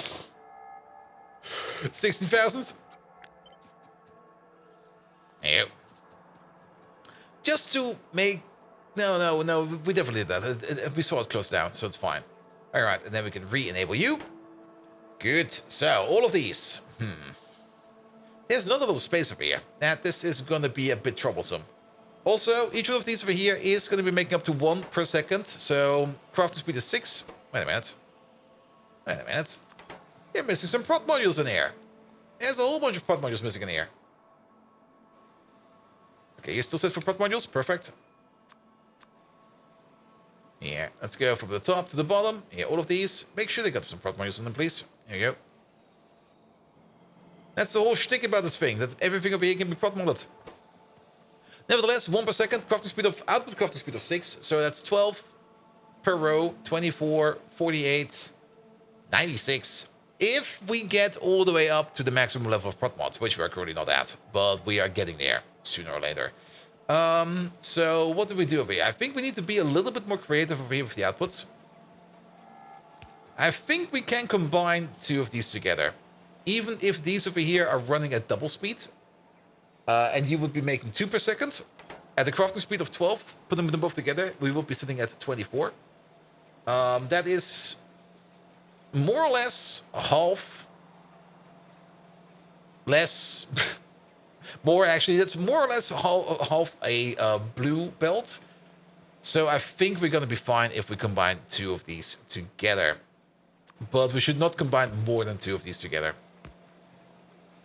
Here we go.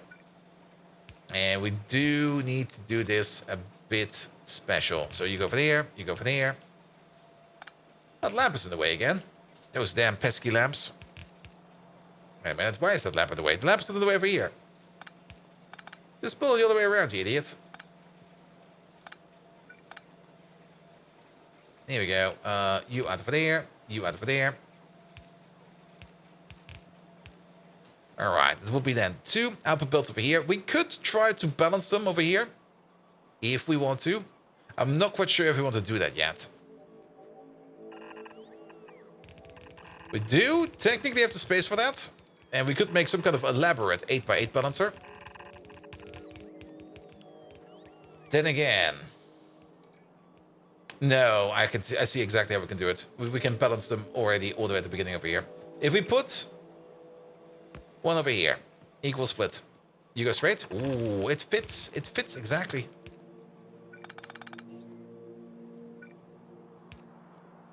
So you go straight over there. This one over there needs to go over there. But let's maybe start off with all of these real quick. And if we already do it like this, wait a minute, we're going to have you like that. This is going to be a bit annoying. That can stay, this can go, that can go, that can go, this can go. We do need you. I kind of hope that we can get this template in as a copy.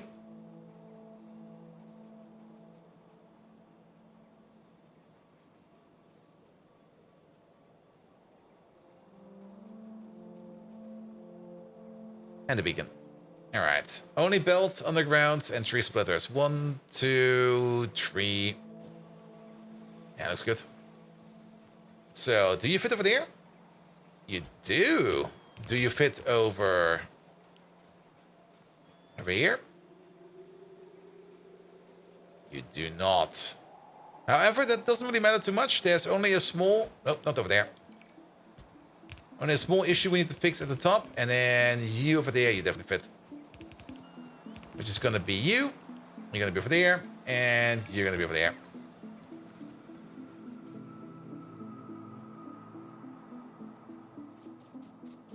All right, and then comes the fun part. You over there. We're going to straighten out this undergrounds afterwards. I kind of want to connect this one. And also we're going to straighten out the extra undergrounds afterwards. This could work.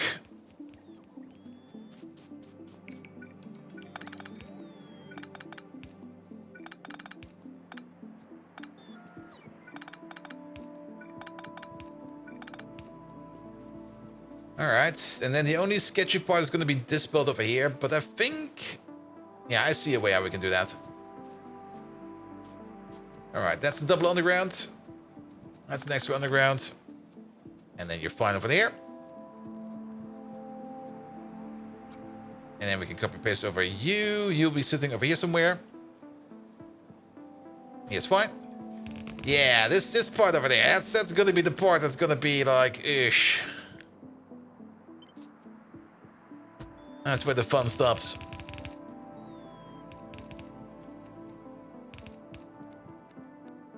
Alright, in.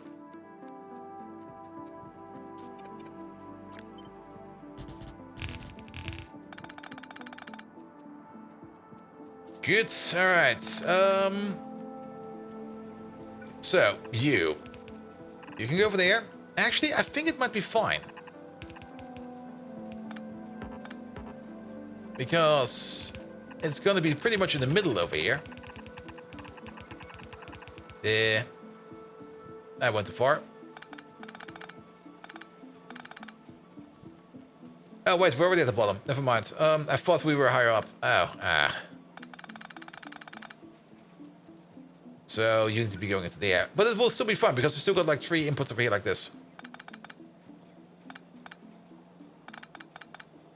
Wait a minute. Yeah, you're going like this. Perfect.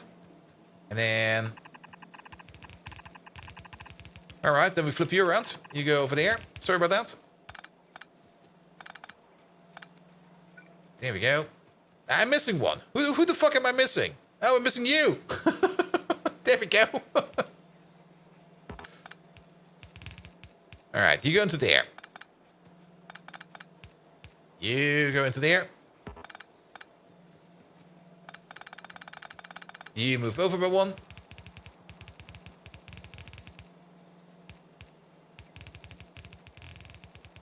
And then you go all the way to the top. Ah, I broke that.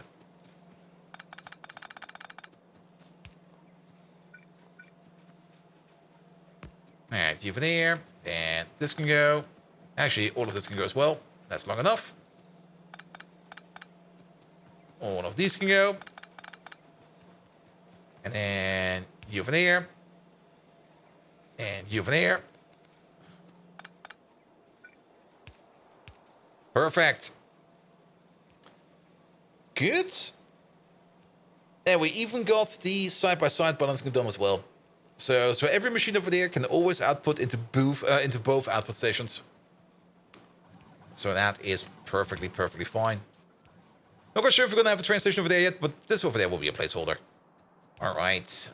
Balancing is also in, so we have enough space over there. That is fine. That is great even. We can already order in this train over there. I mean, he's already sitting at the station over there, and he's already like having some stuff in him. Let's go over here. I kind of want to see this machine over here work. I kind of want to see how this whole thing over here starts to behave. I kind of want to see all this optical fiber over here going down these belts. Now, these belts will not be full, because the amount of productivity modules we have right now is not going to be enough to get the effect we want over here. They're going to be a bit somber, these belts, but that will be fine. That will be fine. We have all the room to grow into. The same with these over here. These over here were also not really the fastest, but with all the productivity bonus we now have over here, wow, that's a lot of rare earth oxides. We're gonna be good for quite some time over here with rare earth oxides.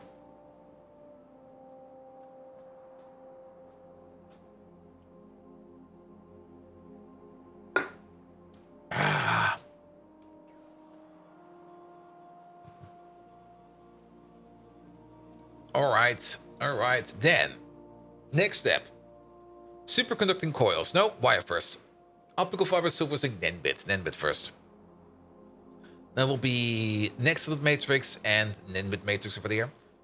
Next to the plate, epoxy, boric acid, vacuum, that is all fine. The vacuum has also changed over time, so we don't need to worry about that.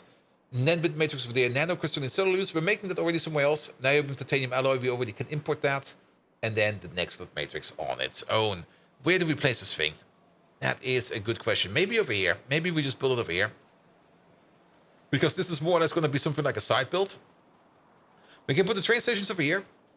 And then build it on top over here. Sure, that sounds like a plan. And we can already start off by just copy-pasting the base for the build from over here. There you go. So this is a Mark II machine at least. It is a Mark II. Good. Alright. In the meantime, we're also just going to wait for the train over there to come in. And then we can see all the optical fiber coming out again. Alright. I guess we want to have 2 of these. We definitely want to upgrade it, so we definitely want to have 2 of these. Then, if we go into NAND-bit matrix... Are they in here? Oh, they aren't here, aren't they? Maybe they are? Or are they in here? There they are. Never mind. So, 4 next to the plate, or 0.8 next to the plate per second, and then 0.6 epoxy per second, and then a bit of boric acid. The boric acid we're going to be making on site. We can, I think, import the diborane. I think we are exporting that. Are we still exporting diborane? I do see a train over there. We have a provider over here. We got a deeper rain provider over there. This place, really? Alright. Also happy to see that the borax mine over here is finally done. And this place over here actually has been optimized a bit. But don't we have... No, we do have. We do have a bit of borax maker. It's sitting over here. Sure. We could probably... Deeper rain coming in by our train is fine because boric acid is a ratio of 1 to 5. So 1 train of deeper rain will result into 5 trains of boric acid. We definitely don't really want to be moving around boric acid because whenever we need boric acid, we usually do need quite a bit of it. So yeah, deeper rain will be coming in by our train and then we will be expanding it over here. So that'll be fine. If we devote high level of train transporting those rare earth oxides, will there be the Rio Speedwagon? Ooh. The Speedwagon. There we go. There we go. Alright. Alright. Alright. Let's have a look at you then. So. And actually, we're going to be running at crossing speed 5. So it's going to be 4 plate and 3 epoxy per second. So that's going to be 8, 12, 16. 16 next to the plate, 32 per row over in total. Yeah, that's perfectly fine. That's super duper doable. And then next to this thing over there is going to be the Nenbit machine. I kind of want to build both of these at the same time. So for the Nenbit, the big beacon has double the effectiveness of the small one. If you don't want to mess up your ratios, you can swap a diet beacon with 2 speed modules for a big beacon with 1 speed module and 1 efficiency. True, true. But then again, that 1 efficiency module is not really going to do much. Reactor was a rock band. I know it was a rock band. And REO was read as individual vessels. Oh, really? I didn't know that. I do know that Speedwagon was a rock band. Because, I mean, Speedwagon is pretty big in JoJo's. In JoJo's Bizarre Adventure. And there's a lot of weird... I mean, if you've ever watched JoJo's Bizarre Adventure, you know. If you have never watched it, every character in JoJo's Bizarre Adventure is either named after any kind of band or after any kind of pop culture phenomena.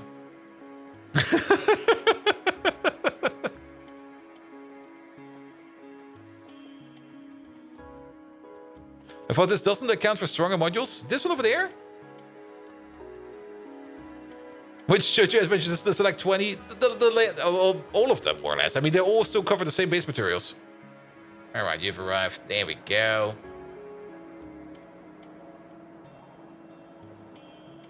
There we go. You're booting up.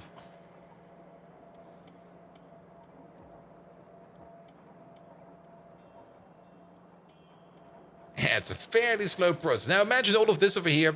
Well, there's like 20 different base mangas. True, but they all still have the same pattern in them. Like, it doesn't matter which one of them you read. They all will have weird references to weird bands in them. Each and every one of them. Alright. Yeah, it's a bit of a slow process. But here comes the optical fiber.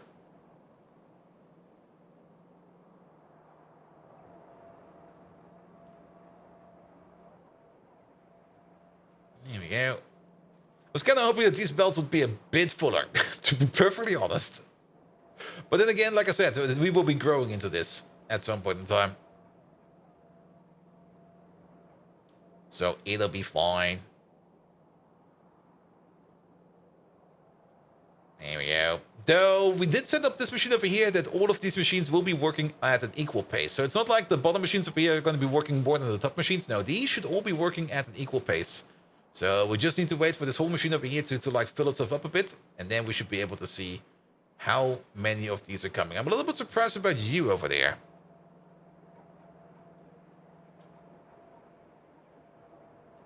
Is there something broken over here? If there's something broken, then there's something broken with you. Yes, I can see it. How many red belts made so far? We can check in a second. Let me just fix you real quick. Where is it? Where is it? There.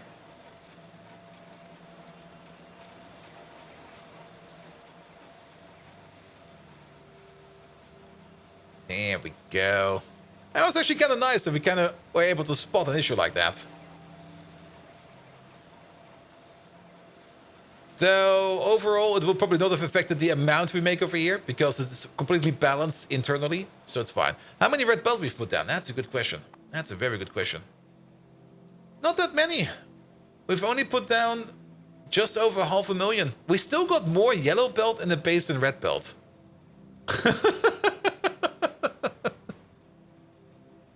Really?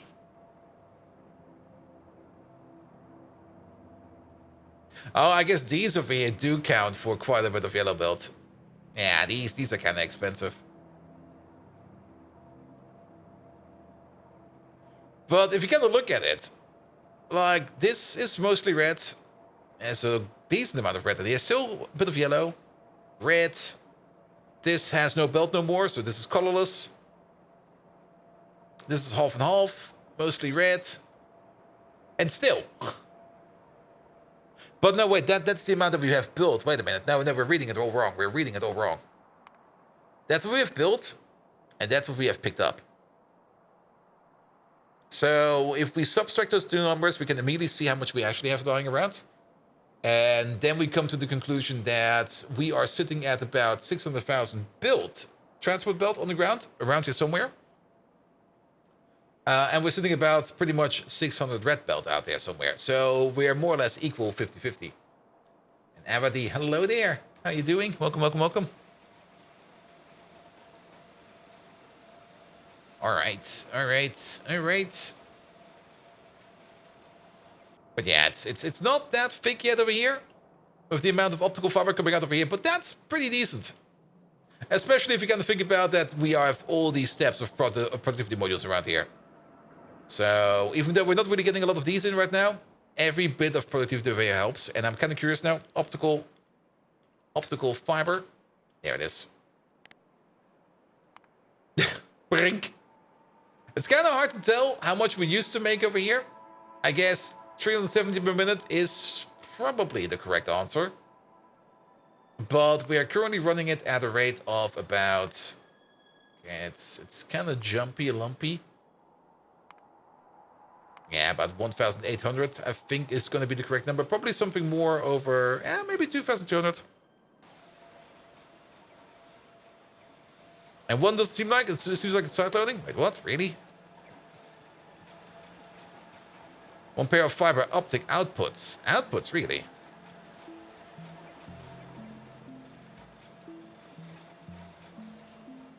You sure about that? Because, I mean, it seems to be working.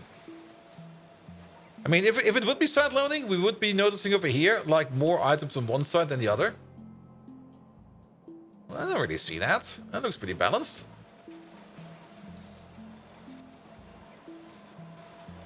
Well, it looks decent to me.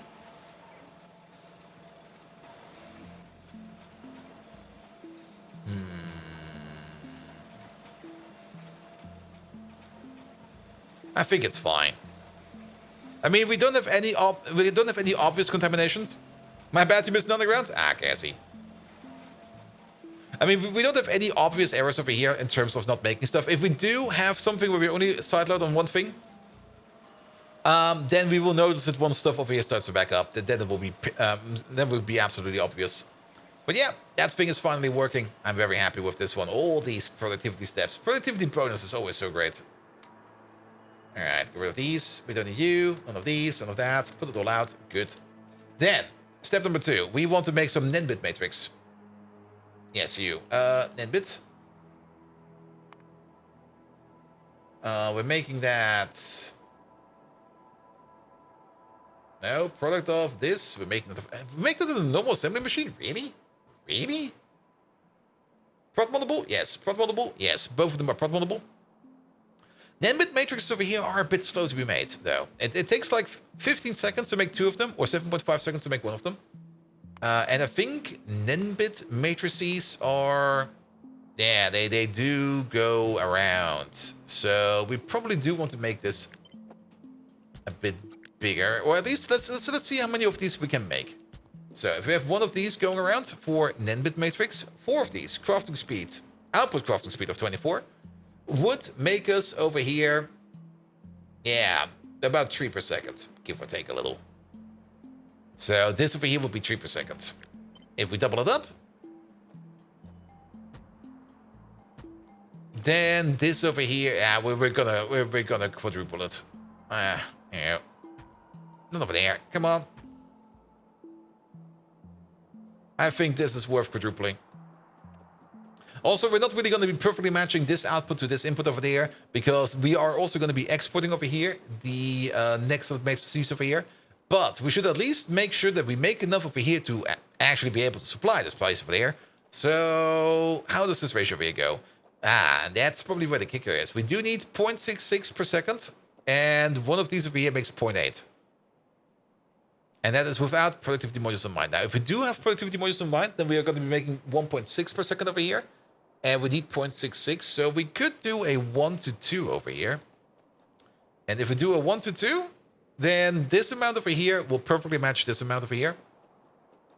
We could make it bigger. We could match these side by side. We might need to do that, because this stuff is also meant for other places as well. And that already feels a bit excessive, making it that big.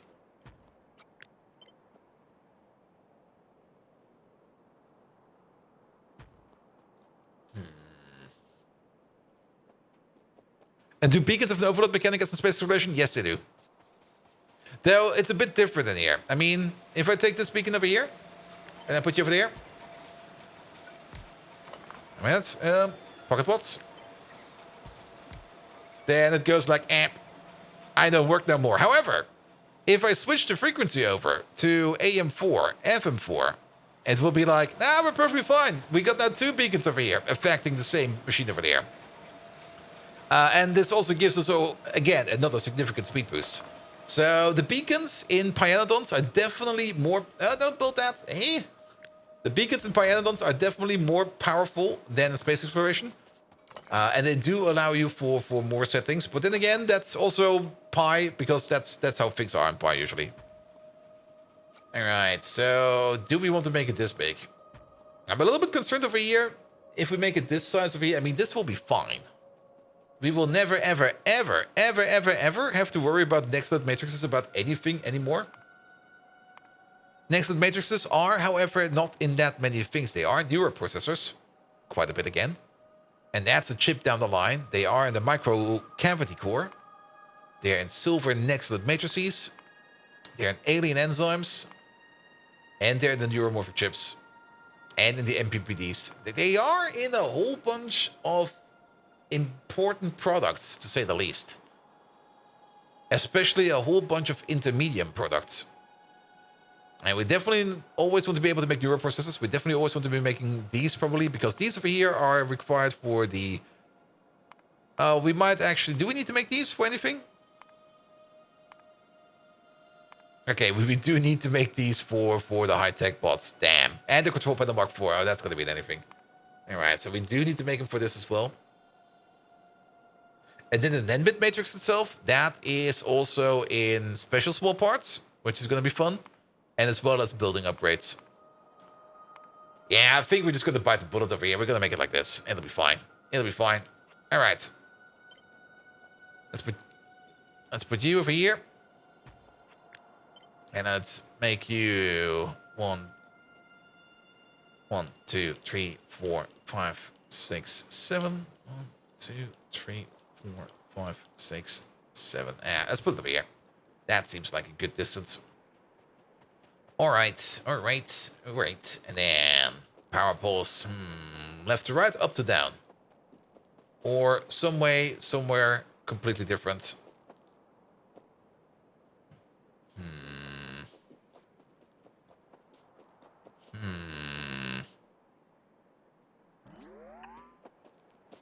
That's also a sound you can make. There we go.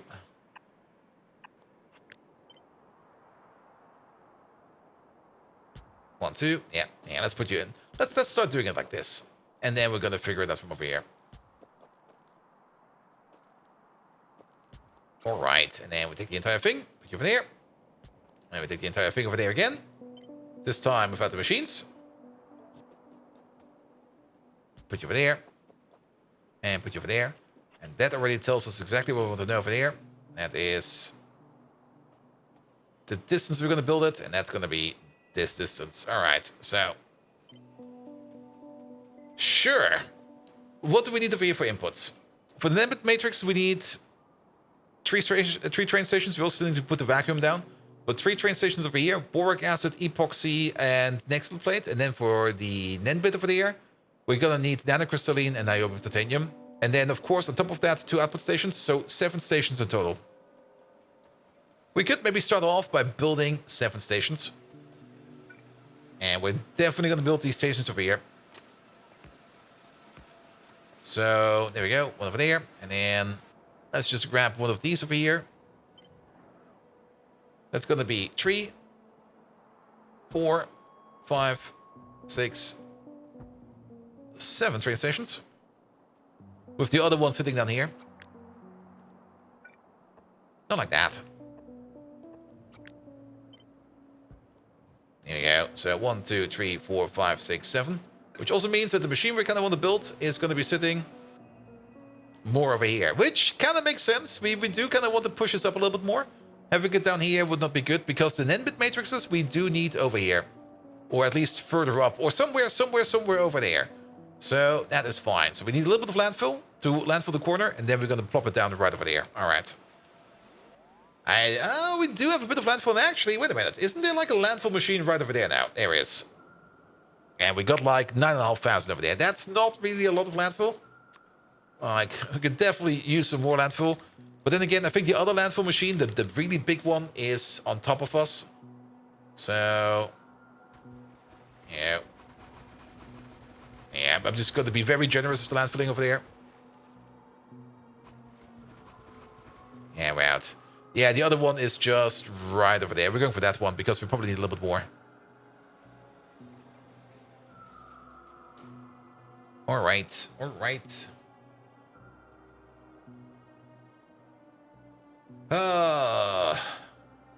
Yeah, sleeping tonight would be horrible. I can already tell that. Okay, maybe one round of Peppervex. God damn it. That game, man. If I'm going to the Path of Exile booth tomorrow at Gamescom, I'll be just going to those guys and going like, dudes, what the fuck, man? You cost me like at least 200 hours of sleep.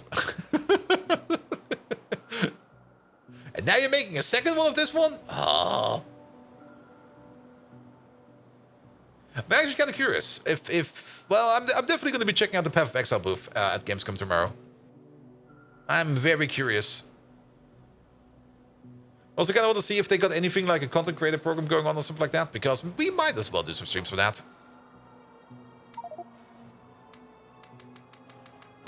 Hi, my name is Chris Wilson from Grinding Geek Games. Fuck you, Chris!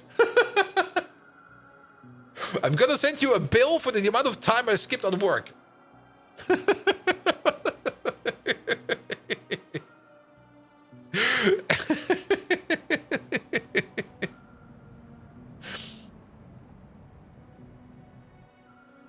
There we go. Now, I mean, it does kind of tell you, like, if you make a game that's so much fun that people really, really lose themselves in it, then it's a good game. Gonna check the thoughts first. Maybe they got a paragraph like Factorio. Is GGG the maker of PoE? Yes, Grinding Geek Games is the maker of Path of Exile.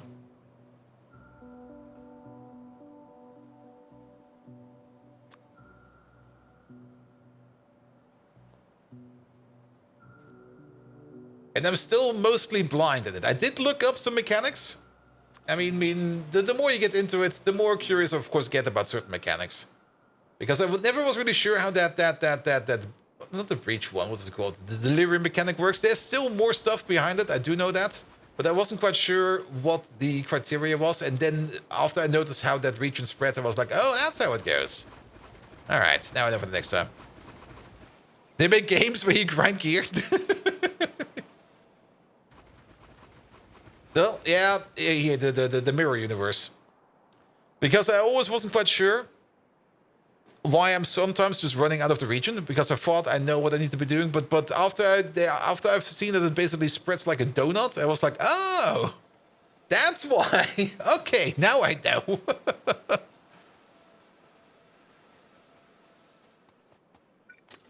And it was more or less the only thing I looked up for that. I do know there's probably more stuff hidden behind it. The breach? No, the delirium. The mirror thing. The breach? The purple region? I also know that there's something in there that I need to check out more. And I do notice that there are some extra hands going around and stuff like that. No spoilers, please. I'm still working on that. Took you 3 weeks to look up how the deli works. Yeah, I mean, there's probably more line behind it. I also noticed, and that's also something because I read it up, that the jewels only drop from delirium encounters, or at least mostly from delirium encounters. And I wasn't really aware of that. But that was also good to know. Because now I can grab some jewels. Well, not really jewels, but those big cluster jewels. The big boys. Yeah, the cluster ones, exactly.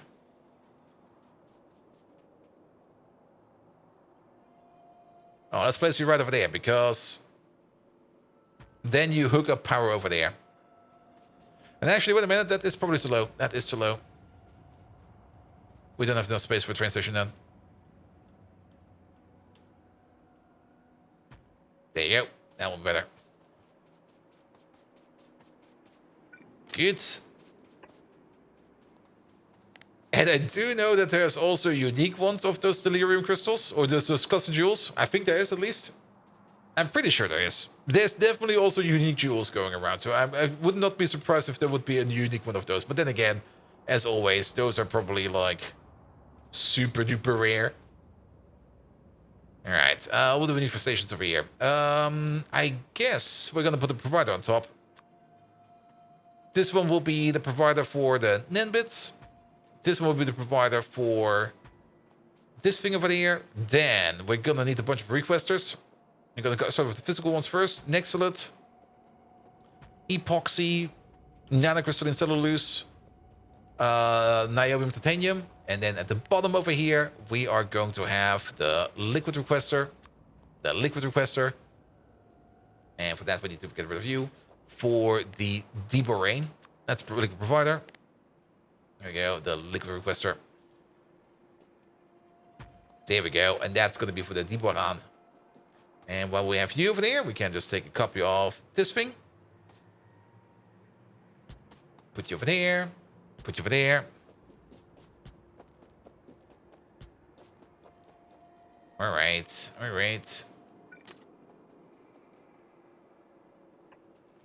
And then down we go.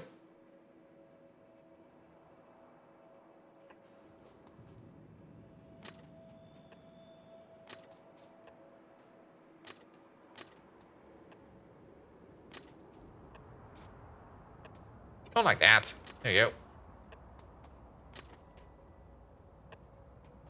All right. Yeah, that looks good. Love it. All right, let's get some power in here. And let's actually connect you like this and that. Then we need some roboport coverage over here. That was terrible.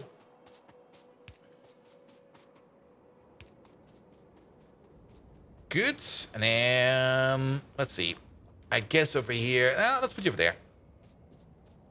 Yeah, over here is fine. That covers everything. We also connect up with the existing roboport network. Good. I kind of forgot about this power pole over there. All right. And then we do have a gap over there, but that's fine.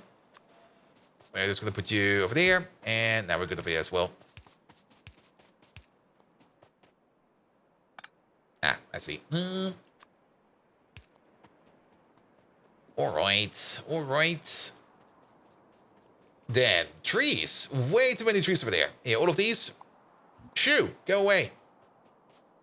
Nobody needs you.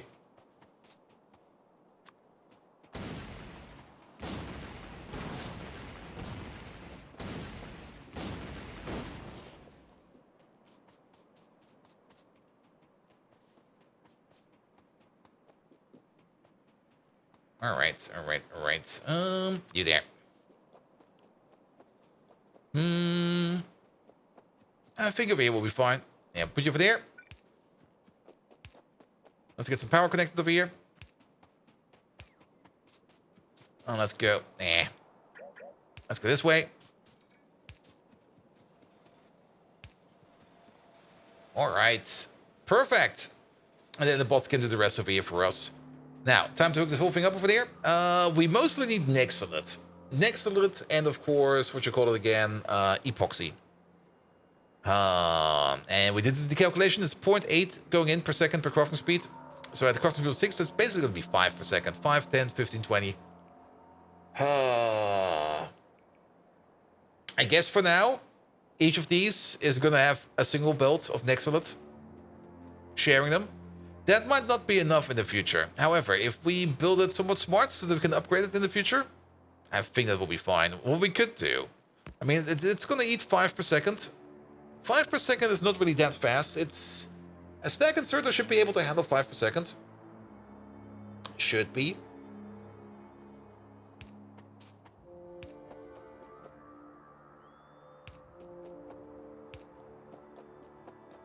So how about we do it like this? That was horrible.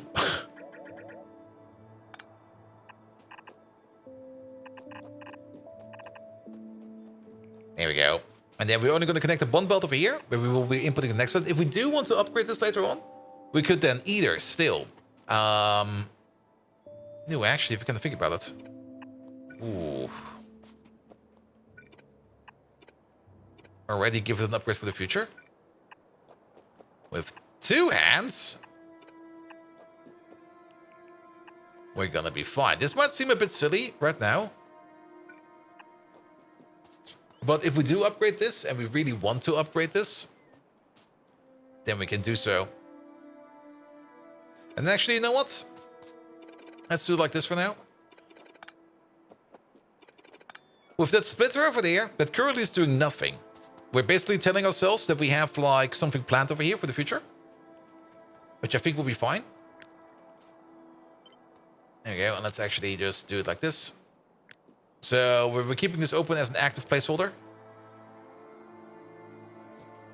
That split over there at this moment in time might seem like a little bit like a weird thing to put in there. But if we do it like this, then we're going to be good for an upgrade later on. Without spending too much resources on weird and silly builds. Alright, that's going to be the next one going in. And then for the epoxy we need a little bit less. We need like about 25% less epoxy per second. But that will more or less result into a similar style of input. Which we could just do like this over here. And like that over there. And like this over here. And like that over there. So if we do need more epoxy in the future, we can do the exact same trick over here by just maybe putting down another train station over here. Maybe another train station over there. Where we just order some more stuff in and then put it in over here. Good. Where do we put the output? Spending too much resources on a weird and silly build. Also builds are weird and silly. Wait, builds weird and silly builds. Absolutely. Weird and silly builds are the best ones. Here we go. Here we go. Okay, we also need vacuum over there. Vacuum and deburrain. We do need to move these around a little bit. There we go. Let's rotate them like this. You over there, you over there, you over there, and you over there. Right? Vacuum to the right. Deburrain to the... oh, boric acid to the top. Okay, there they are. How much do we need? We need 20 vacuum per second. Every vacuum pump is making 100 per second. So already at base crafting speed, 1 vacuum pump over here will be enough to supply a whole row. So we're gonna build one. One suck pump will be enough. All right. Where do we have suck pumps? We have suck pumps over here, somewhere. Come on, there they are. Let me just double check real quick if that is actually true. Not vacuum, vacuum, please. There we go. Yeah, 100 per second. Perfect. So we can just place you over here like this. And we can place you over there like that. And it will grow with the demands of the machine over here. And actually, wait a minute. We need another one. We do need two. Because one of these over here is only going to be supplying like 1/2 of this machine. So if we turn these around.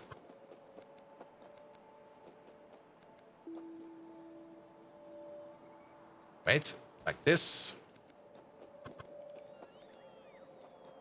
Then, 2 things we could do over here. And I think I'll go with this answer over here. I was kind of thinking of connecting them row by row, but I think I will connect them cluster by cluster. Or group by group in this case.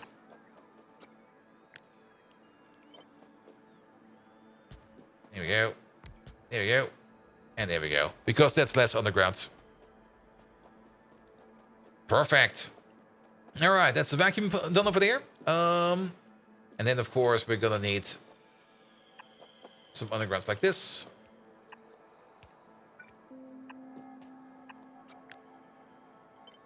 Take out these. We don't need them.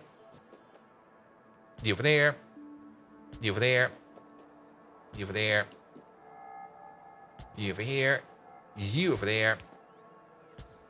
I think I missed one. Okay. 1, 2, 3, 4, 5, 6, 7. Okay, I got the ball. Never mind. 7, 8. Good.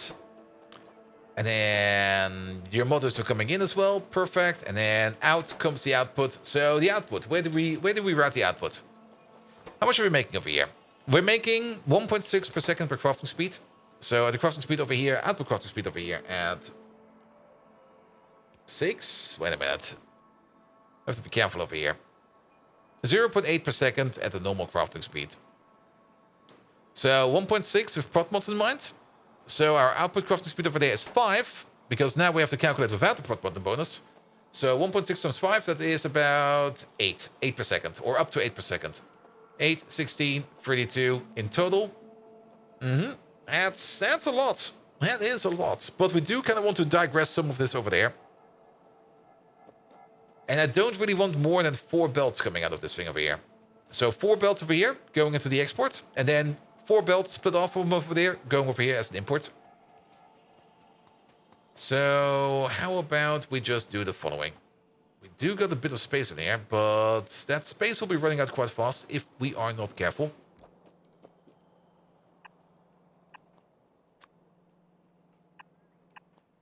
But we could do something like this.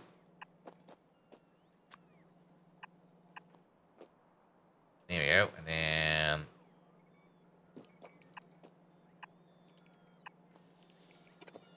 it's an underground in an underground. I hate that. We move you down by 1. It's very, very stupid. A very, very stupid thing I was stupid, but I just dislike having an underground going into an underground. It feels just off.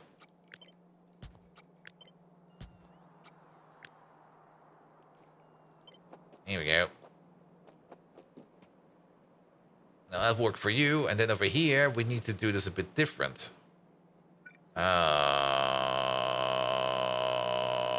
Oh wait.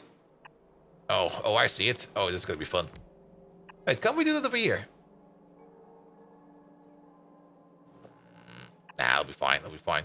So no underground required over there. Go like this. Go like that. Go like this. Go like that. And then this should also be close enough that you connect. Excellent. Sure. And that'll be your output. And then this one over there is the only place where it's going to be different. Because we don't need to worry about anything over here. No splitter magic or anything. Just go like this. And then off it all goes. And then all the way at the end over here is also where we can 50-50 split it. 2 of these will be going then into the station. And then the other 2 over there will be going over there. It is really a build, if it's not weird and silly, and confirm the highest standards of spaghetti gods. Ooh. I mean, to be perfectly honest, this is a pretty clean build if you think about it. And all builds usually do have like a clean intention in mind, but sometimes things just become a bit weird. Especially if you don't leave enough space. I mean, that's usually the case. If you don't leave enough space, that's exactly when stuff like this happens. When you don't leave enough space to move stuff around it. If you build too tiny, that's usually when the clusterfuck spaghetti comes around. Also, we're kind of missing a radar over here. So, there you go. What's your favorite build? So you kind of like the mess? I do kind of also like it. Especially if you have to put in something ludicrous and something that you put so much time into making look nice, and then you put like this one ludicrous belt in there. You go like, yeah, we need this now. You go like, what? No! Why? Fuck that! Arr. Alright. You to there. You into there.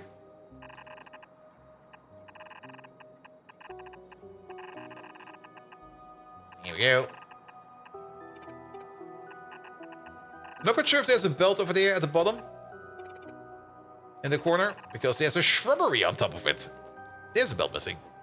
Lucifer Senpai, hello there. Welcome, welcome, welcome. Alright, that all goes into there then. Pum, pum, pum, pum, pum. Off you go. Oh, we're missing a part. I see it. Alright, and then the other half will be going over here.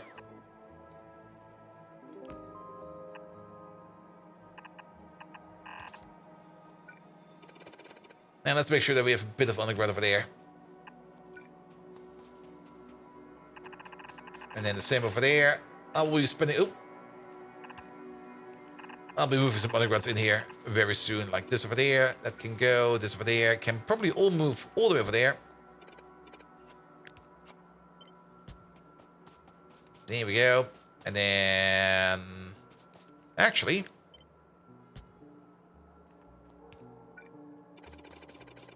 That underground over there might be fine because we need you over there. And we need you over there. Because this one over there will be going all the way over there. And... I see. Yeah, you'll be fine. The other ones will be going underground under you. Yeah, you always have that one off belt. Here you go. Alright, alright, alright. So, next to the matrix goes into the export. It also goes in over here into these machines over there. And then over here, we only need 0.66 per second, but at the crafting speed of 5, that's going to be like something like 3 per second. 3, 6, 9, 12. A red belt over there will most likely be enough to feed these boys up. Good enough. And we can actually hide this one straight behind the power pole. Nah, we can't. I'm being an idiot. But let's put it next to the power pole. Is one inserter going to be enough over here? Yeah, if it's only 3 per second, one inserter is going to be enough. Here we go. And then... Bish. Bosh. Bish. Playing Final Fantasy XIV and sitting in a party finder and people to program to proc M4S. It's fun. Not. I have no clue about anything of that. Have you heard of Path of Exile? That cost me some sleep.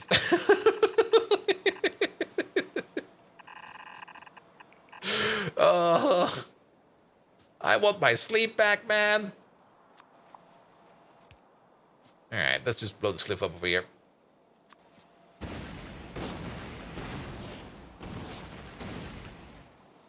Good. Hey, there's this random cliff just sitting in the middle of this thing. M4S is currently the highest tier rate, and it's hard as well. Okay, I see. Well.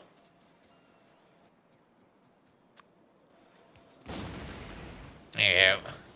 Yeah, I never really got into the multiplayer part of games. I mean, Path of Exile is perfect for me because I can play it on my own. And I can just ignore, like, everybody. Also, this thing over there is not gonna work like that.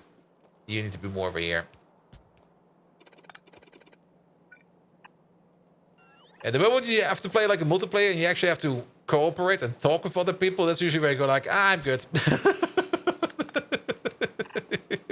What do you mean we need to talk? Nah. I'm just gonna craft something in this corner over here.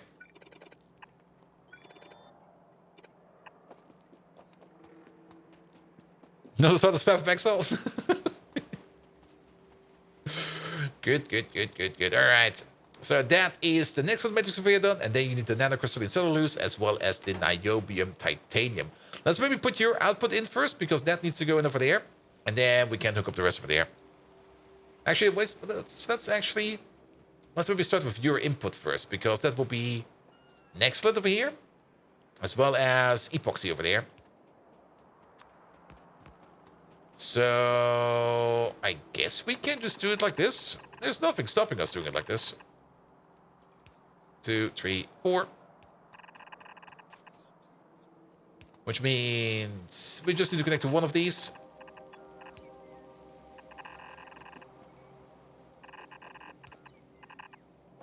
I missed. Well, it's not too bad.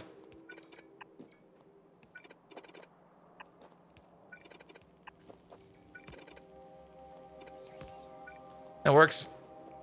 A good thing about Final Fantasy 14, you have a working party finder where people actually want to learn and rate and have fun together. All right. Well, that's at least great.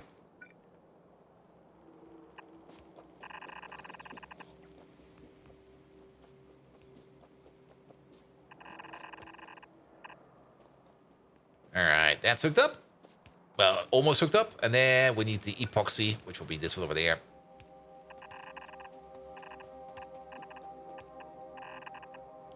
Two, 3, 4. Let's see. Let's pull these belts in reverse. That's a perfect fit. The only thing that's going to be a bit annoying is this belt over here. This one with the goofball. And it's always a goofball. There you go.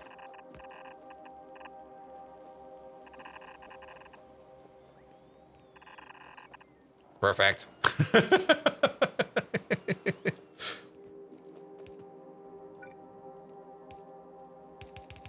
Though, I mean, difficulty-wise, is this Path of Exile that high in the difficulty? I mean, once you got like your proper destroy everything build, is it really going to be still that hard?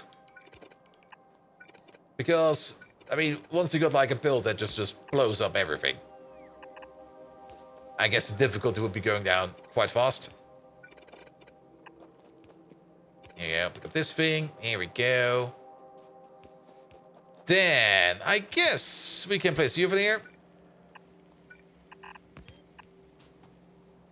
And once you pass everything, it's easy. Well, that's also kind of true. Like, once you've done everything in the game, it's easy. Come on. Just get good, scrub.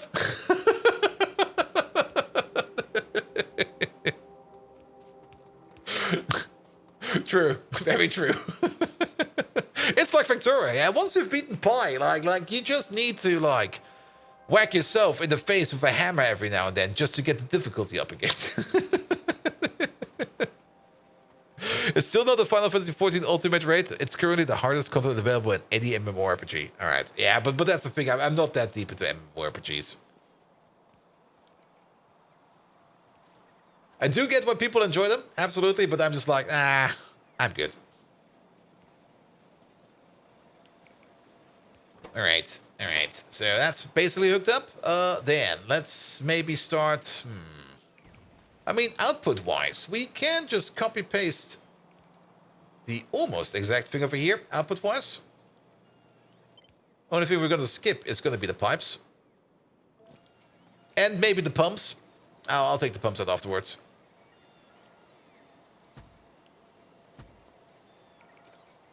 Yeah, well, it's not a pump. Shit. Do you play C-Block? I'm having fun making everything from water. Yeah, I mean, I've played the Skyblock in Minecraft, but I've not played the C-Block yet in Factorio or a Pi block in Factorio yet. But Nullius is similar. I mean, Nullius is basically C-Block without the C-Block, where you more or less have to make things from like some kind of slow leaching process. Let's put it like that. And you just need to scale that leaching process up. But then again, in the C-Block, the fun part about this is that if you want to scale up, you have to invest more resources in making stuff to make that resource, which is kind of fun. But then again, C-Block, if you kind of think about it, it turns Factorio more or less into an idle game.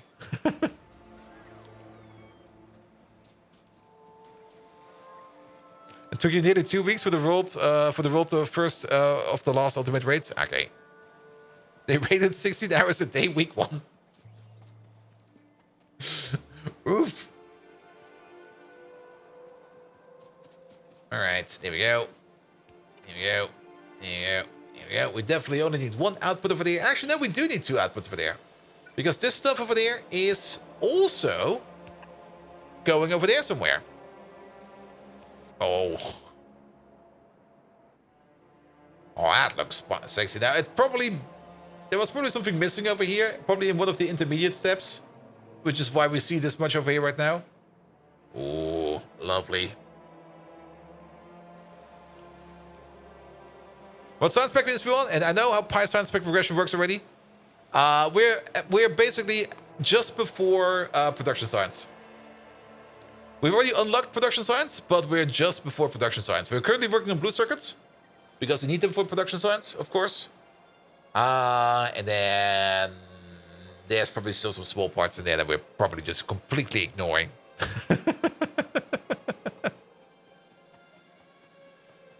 There we go. But yeah, just a small starter base just to make some fun stuff over here.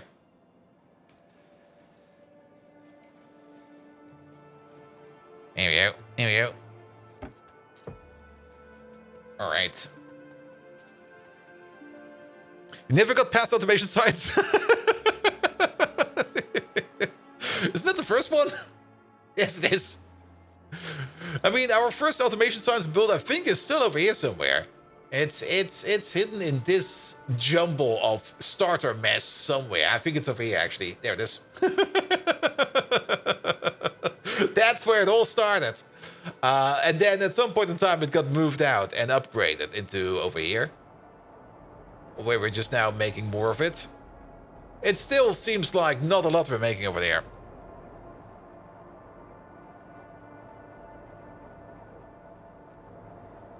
There we go. And part 3 was quick. Yeah, part 3 got there quite quick. And also, we're getting through part 3 quite fast. Like, there's not that much stuff left in here. Because the progression science starts, or not the progression, the production science starts over here. And then there's only this stuff in there. And there's still a couple things in there, but those are these big zingers over here. That are the upgrades, the third upgrades, and they take forever. They do take forever. By the way, I think science is moving again. So that's fine as well. Let's have a look over here. Wow, did we eat? Oh, wait a minute. Usually we don't make these over here because we are out of brains. What's going on over here? Oh, baby serum. Wait, did we destroy the baby serum machine? We did destroy the baby serum machine because you over there, you order in baby serum by the small train, but we make baby serum by the big train. Where do we make baby serum? Where is that baby gravy machine again? I have no clue. I literally forgot where it is. Fetal serum. Oh. Yeah, oh, okay, we never made a requester for it. I see. And the baby gravy machine is over here. Of course it's over here. It's right next to... Wait, where the fuck is this? It's right next to the foundry.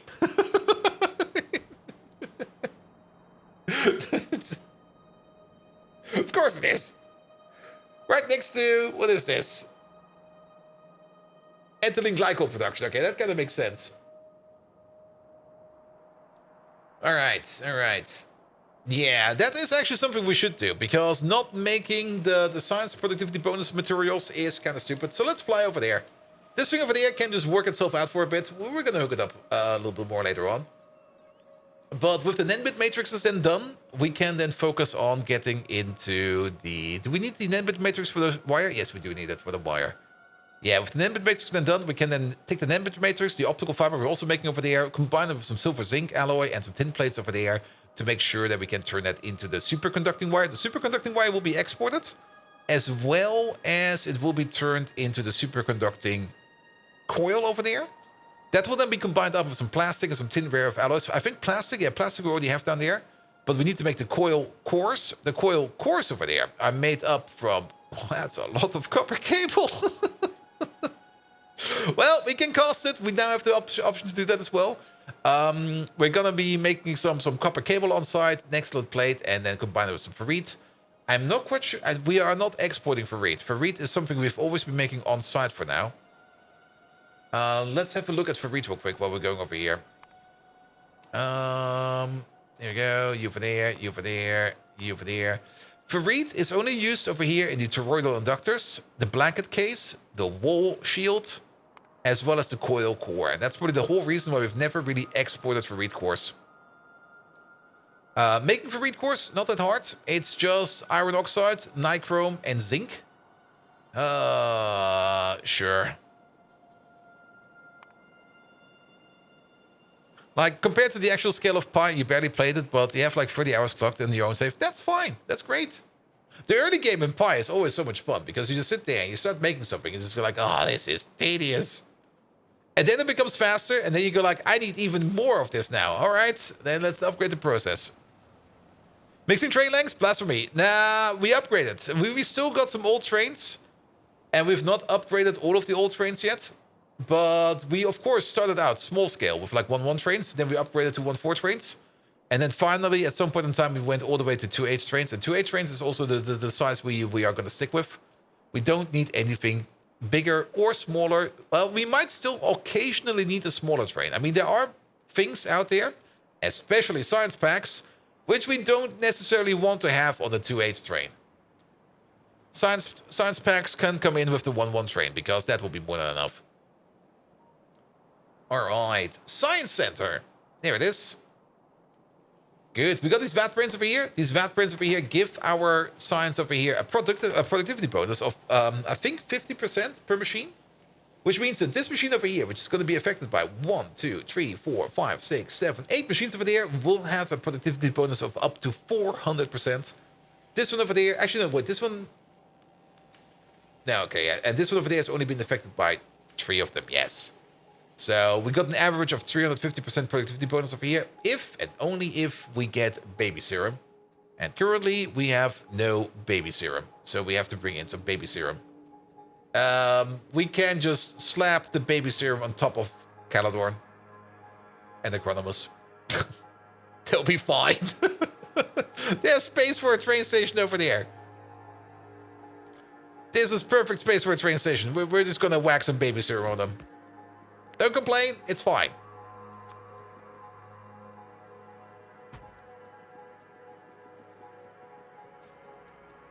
There you go. And then this way we go. And then we do need to take a little bit of care for you with the signals. Bish, bosh. Wait, I think this is only an output, is it? Yeah, this over here is only an output. Which means we can do this. We can do that.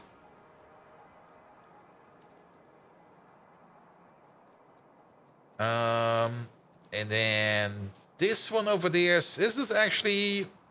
Yeah, this is where it gets different. Because this one over there, then... Ah, I see how I did this. Sure. That's an input. Yes. And then you get one over there, you get one over there. Here we go. And then signal like this. Signal like that, signal like that. Out like this, out like that. Off you go. And then you over there, in like this, in like that, in like that, out like this, out like that. Perfect. And then before the 1-3 train and the 2-7 train and the 3-4 train. We did have plans for like a 1-2, a 1-3, and a 1-4 and a 1-4 train, but that was just us overthinking it again. That was just like, nah. We don't need that.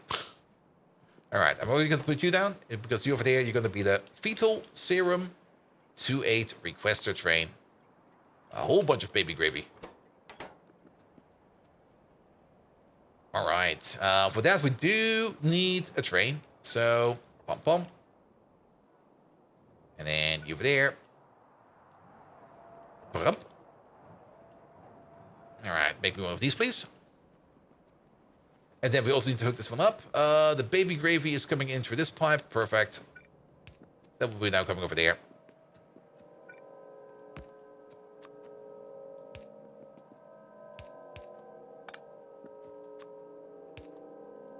Excellent. And then to make sure that we can connect over there, we do need some power. And you're covered. You're good. 50 million shipment, 20% risk. You don't know if it's going wrong or right. I got attacked by pirates like a couple days ago. And it was like, hey, you want to fight him? You want to pay him off? Or you want to lose the shipment? And I'm like, all right, let me try fighting him. And the fight was fine. At least fine for the first part. And then he started to do like some kind of weird splash attack. And I was like, oh, what does this do? Ah, it kills me instantly. And then I was like, all right, now I know. Let me try again. Nope. You cannot try again. And I'm like, all right. All right. Option number 2, pay off the shipment. It costs you like 50,000 to pay off the shipment. Or you lose the shipment and the crew. Or you just abandon the shipment and then you lose the shipment. It did not say that you will lose the crew. Well, I just abandoned the shipment then. And the crew was gone. And I was like, all right. Fuck that.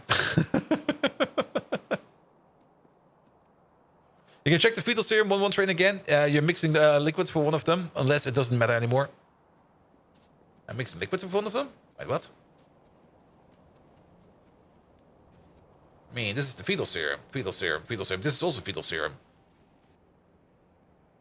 And then this train over there technically does not exist no more. I mean, the 1-1 train over there does not exist anymore. That's a brain train. It does still exist. Wait. It's this one.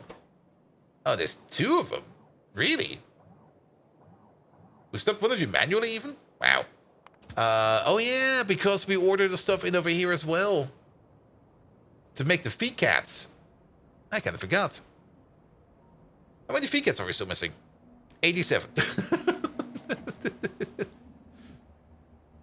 Oh, the train schedules. Wait, what? The train schedules? I mean, the 1-1 train for this does no work no more. Like this train over there, here, we can turn it off. We don't care. And wherever this train is sitting... Oh, you are correct. He is... Oh yeah, he is contaminated with the molten stainless steel. Yes, I remember what we did. But this lad over there, we don't care no more.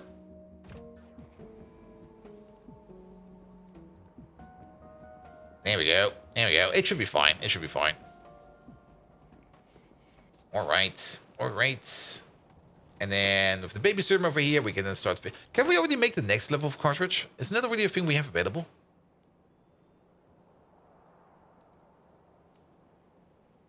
Vat brain. No, we can't. What do we need for that?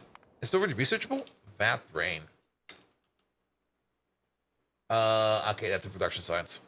And to make the next level of cartridge, we're gonna need some EVA. We have that. Molybdenum, we have that. Phosphate glass. That is... We have all of that. We should do this once we get to it.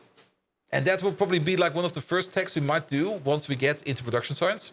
Just to make more production science. Because this over here, it eats yet another 15 brains. So we have to spend a total of 45 brains to make a vat brain cartridge. But the Mark III modules over there will be 3 times as effective as the base module over there. So we get even more science out of our science. And train schedule shows 2 different icons for the stations. Wait, it did? Well, it's fine. It's fine. It is fine now. All right. So more research boost coming in fairly soon. Then, we could start working or continue working on you. There's so many bots over here. We should probably set up the train stations over here. So you over there, you're gonna be an excellent plate 2-8 requester, please. And then this one over there, you're gonna be an epoxy 2-8 requester, please. You at the bottom over there, you're gonna be a Deeperan 2-8 requester. I'm a little bit surprised. Okay, I see why. There's signals missing.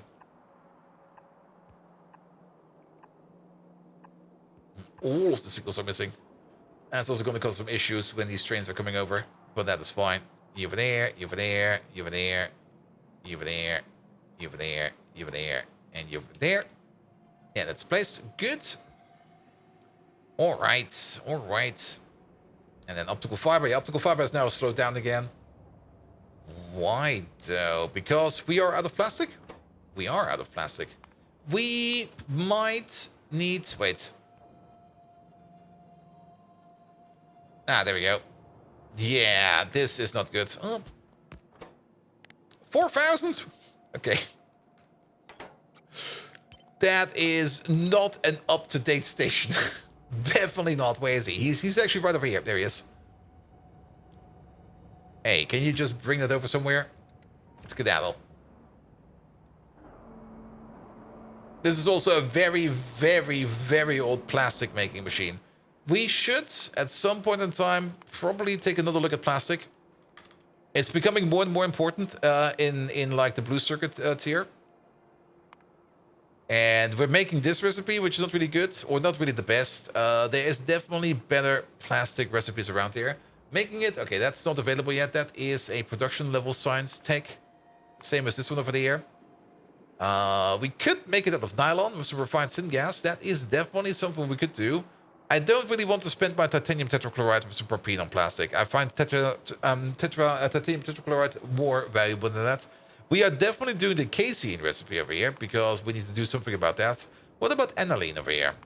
That's made out of nexylate antimony alloy and some nitrobenzene. And then some formaldehyde and a bit of chromium, and then we make some plastic. Is this protmoddable? It is protmoddable.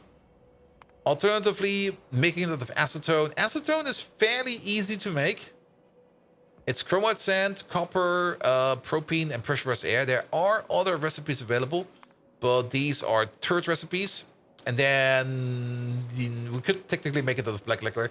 Cumene over there is a very good way to make acetone, but we're not really making any cumene.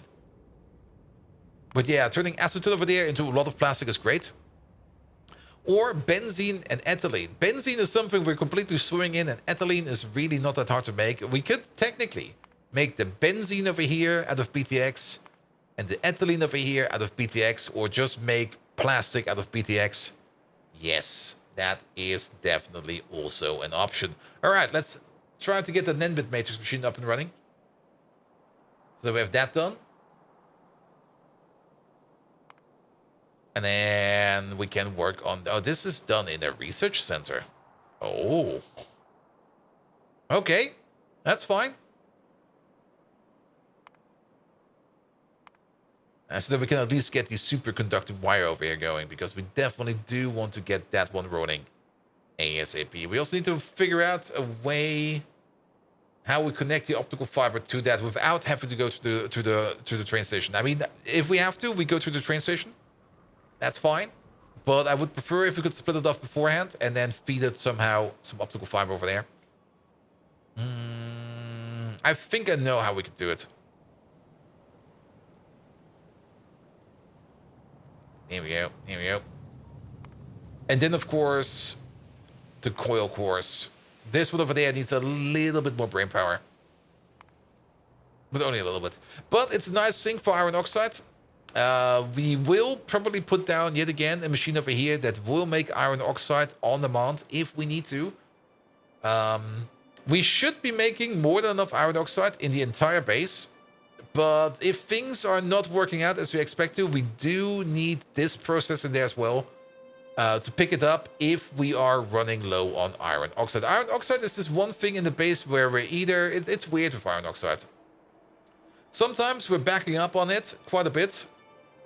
Like with this buffer over here. And sometimes we're just completely empty about it. Let's have a look at this one real quick. Iron oxide. Or just look at iron real quick. And then iron oxide providers. We got 31 iron oxide providers, of which 7 are open. To put that into perspective. It's a byproduct that's being made as a byproduct for rare earth solution, for example, or rare earth oxides is making it as a byproduct. We get it as a byproduct of our antimony ore processing. We get it as a byproduct of our raw... We're not really doing the raw coal processing over there, but aluminum pulp is making it, or aluminum processing is making it as a byproduct. The coal torrefication process is making it as a byproduct. Ash processing, which we're doing quite a bit. I mean, how much ash do we process per minute? Let's just say that's 60,000. That's like 1,000 ash per second. Let's be very generous over here. Actually, it would be more like 900 per second if you kind of think about it. But yeah. 900 ash per second would mean that we're doing, or let's say 1,000. 1,000 ash per second does mean we're doing this process like 100 times per second. At 5%, that is still 5 iron oxide per second we get out of that. That is like nothing. But still, 5 iron oxide per second is 5 iron oxide per second. The rich dust process over here. Now, I think that is more a source for us where we get our iron oxide from. And then there are some other parts out there. You still need to deal with fucking ash when you're over halfway through the mod? Yep. I mean, ash is always going to be... Well, we could probably... I mean, keep in mind. We do kind of want to make ash. Mostly because we do want to get access to things like coal dust and stuff like that. And... it's not like we're shipping it around. We do ship it around a bit. There are some processes out there that do want ash. But for example, this power plant over here.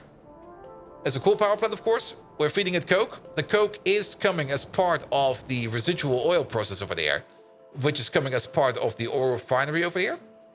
And we do need to process the residual oil. We could, of course, destroy the residual oil whale. We could just sink it and be like that. But we can get a whole bunch of coke out of that residual oil. And that coke will then be turned over here into power. And of course, we're making ash out of that. Quite a bit of it. Then ash is then, of course, exported first. We're trying to export the ash, but of course, if we can't export it, we will then start to sift it. And then the other oil refinery, the better oil refinery over here, because this one over here is running with beacons, and it's running fast. This one over there, this is such a powerful machine over here, this oil refinery.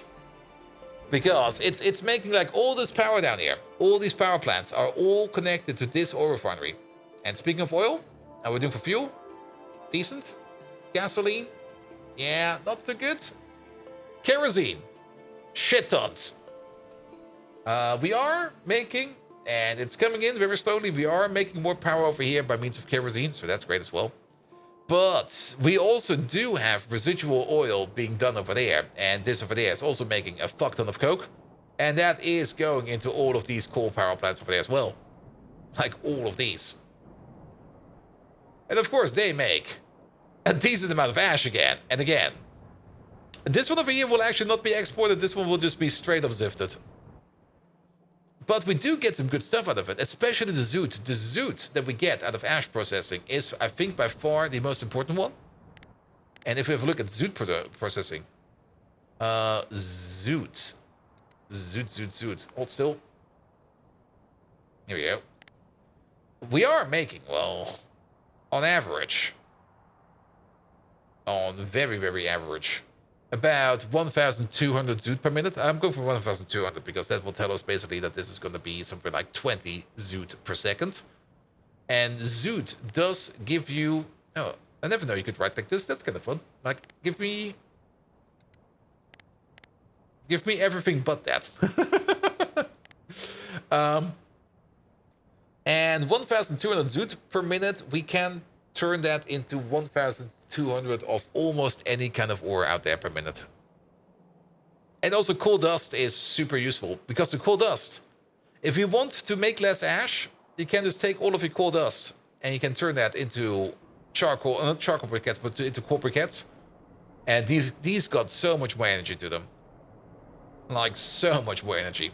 Which will also end up making way less ash. I mean, if you really, really want to crack down on ash and you want to keep using coal, just make the coal briquettes, and then you're basically not going to be making any ash anymore. I mean, this ash over here, yeah. That's basically nothing. But at the end of the day, you're still going to have to deal with ash.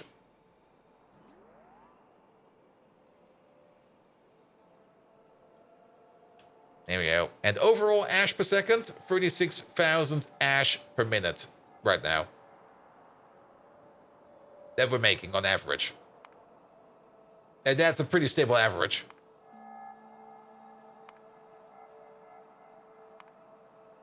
Yep. Over the last 250 hours. Consistently. Where the fuck are we actually? I'm flying out here in the boonies. No, we're way off. We need to be over there.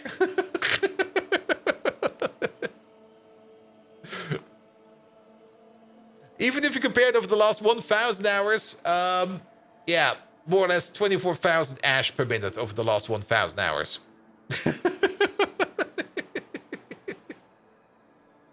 And it's only been going up ever since. Not quite sure what happened over here, though. Brink.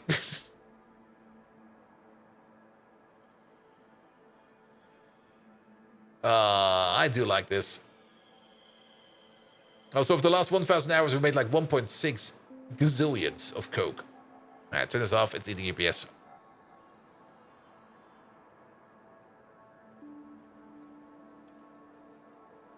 Alright, alright. So what's with this green? Oh. I know exactly what this is. I remember. This is where I ran out of jetpack fuel once. They had to swim to shore.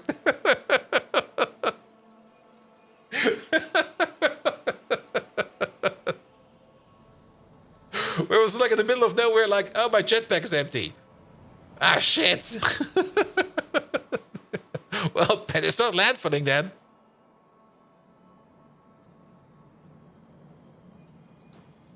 All right. Output full. Output full is fine.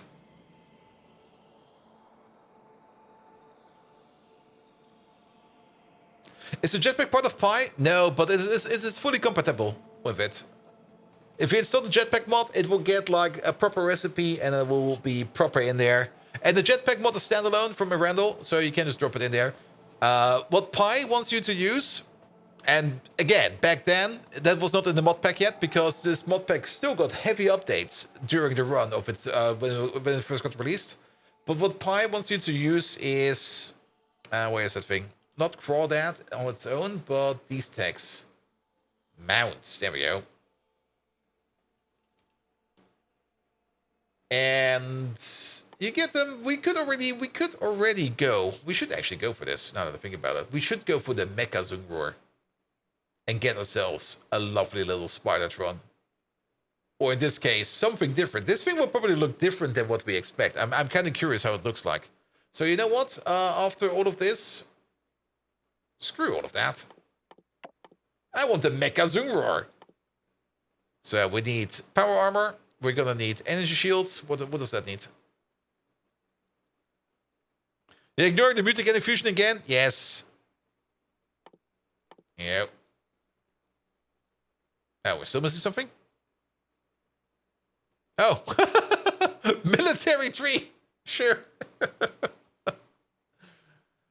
There we go. Into energy shields, into Mecha Zungroar. The flying bat is after that. The flying bat is all the way at the end. But then again, if you got like something like a Spidertron, okay, Spidertron will be getting stuck on water. That's true. And we still got quite a bit of water in our base. I'm actually kind of surprised that we still got these massive lakes in our base, even though some of them have been filled in over there, like this one over there. There used to be a lake over there. But there's still like massive amount of lakes going around over here. Actually, I think that's the only lake where we have been heavily landfilling stuff. There's like this corner over there. And then some other corners here and there. This one over there is getting filled. And this one over there is getting filled a bit. But we're not really building too much into the water yet. Okay, over here we're kind of starting. Alright. All of you, you're good to go. The only thing you're missing is the boric acid. So let's at least get the boric acid in. Third row outputs not connected for the matrices. The third row outputs.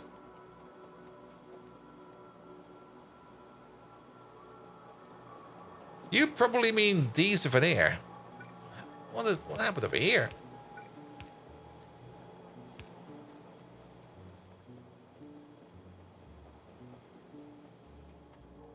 And why did you have some things all the way back in logistics science not researched? Ah, you mean over here. Some of these are the third upgrades. They're kind of expensive and they take forever. And they might give us something that we don't want yet. Some of this, mounts over here, we had this one researched.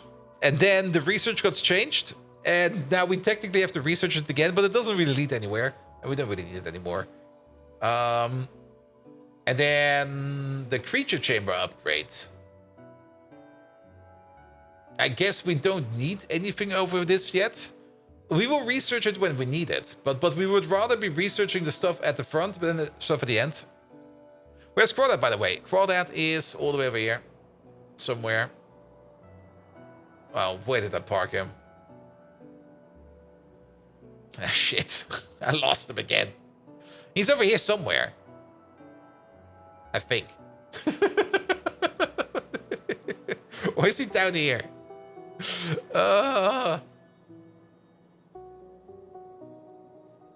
We nuked him at some point in time. He survived the nuke. We tested if he could nuke Crawdad. And I think he was living over here somewhere. He should be over here somewhere. There he is. Just standing over there. And this is where we nuked him. Just to test if he can survive a nuke. And yes, he can survive a nuke. He was not even interested in it. There we go. Yeah. And yeah, I parked him over here so he can watch like the creatures fucking there. So yeah, he's just observing. He's just looking. He's peeping through the window. All right. Boric acid. Pum pum pum pum pum pum pum pum pum pum pum pum pum pum. There. There. Is boric acid actually profitable?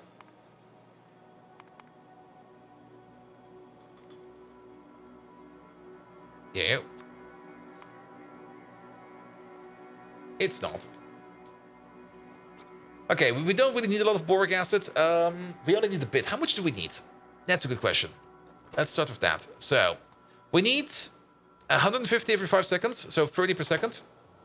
30 per second per crafting speed. We got 60 machines, so that is 480 per second per crafting speed. Crafting speed is 5, so 2,400 per second. Yeah. Let's put like one over here. Now, it's going to be 2,400 per second for everything over there, or like 600 per second per row. Each one of these is making 250 per second at the crafting speed 1. Crafting speed 2 is 500. If we put the speed module in there, we're going to be fine over there. Yeah.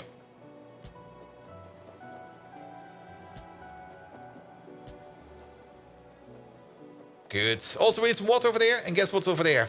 Not over there, where we're going to get the water. Yep. Still the best mod we've ever installed. The ability to pick up landfill. Yep.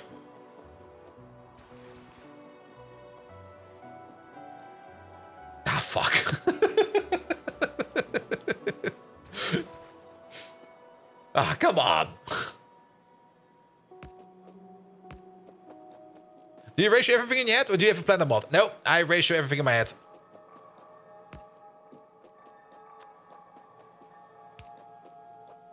Because I kind of find it fun. And moving numbers around like that in your brain keeps your brain good. Like, if I would not be playing Factorio, like, every day, my crippling porn addiction would probably just rot my brain so hard that I would not be able to crunch numbers anymore. Megatron, I've got this crippling porn addiction, and I need to play Factorio to keep saying, do you got any help?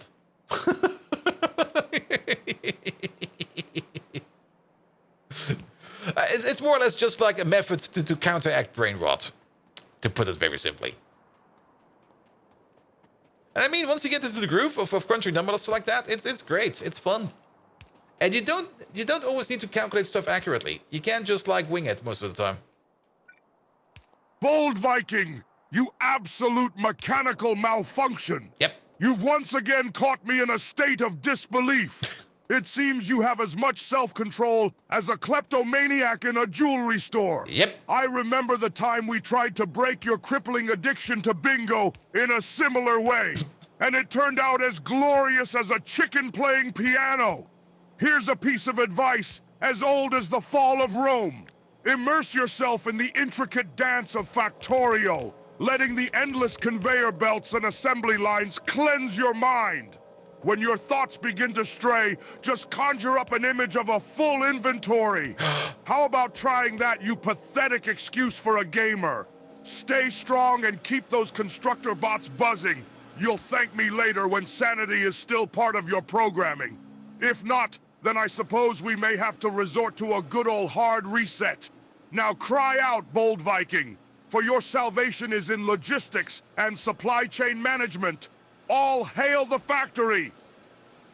So Megatron, I think I got my crippling porn addiction under control. I've been watching inserters putting stuff in, out, faster and faster over time, and it's just exhilarating. I've been watching trains getting full loads, loaded, unloaded, loaded again, all the time. I've seen white liquids being loaded into massive trains. I've seen white liquids coming out of massive trains going everywhere. Megatron, I think I'm cured.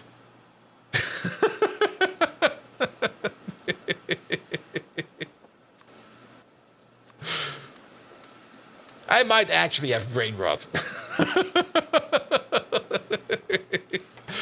Good. Well, we bring it deeper in by a train because we don't really need that much, and we can just 1 to 5 convert it over there. There we go. Oh, look at all of this stuff. Ha! Bold Viking, you strangely programmed toaster, converting one addiction into pure fanaticism for Factorio.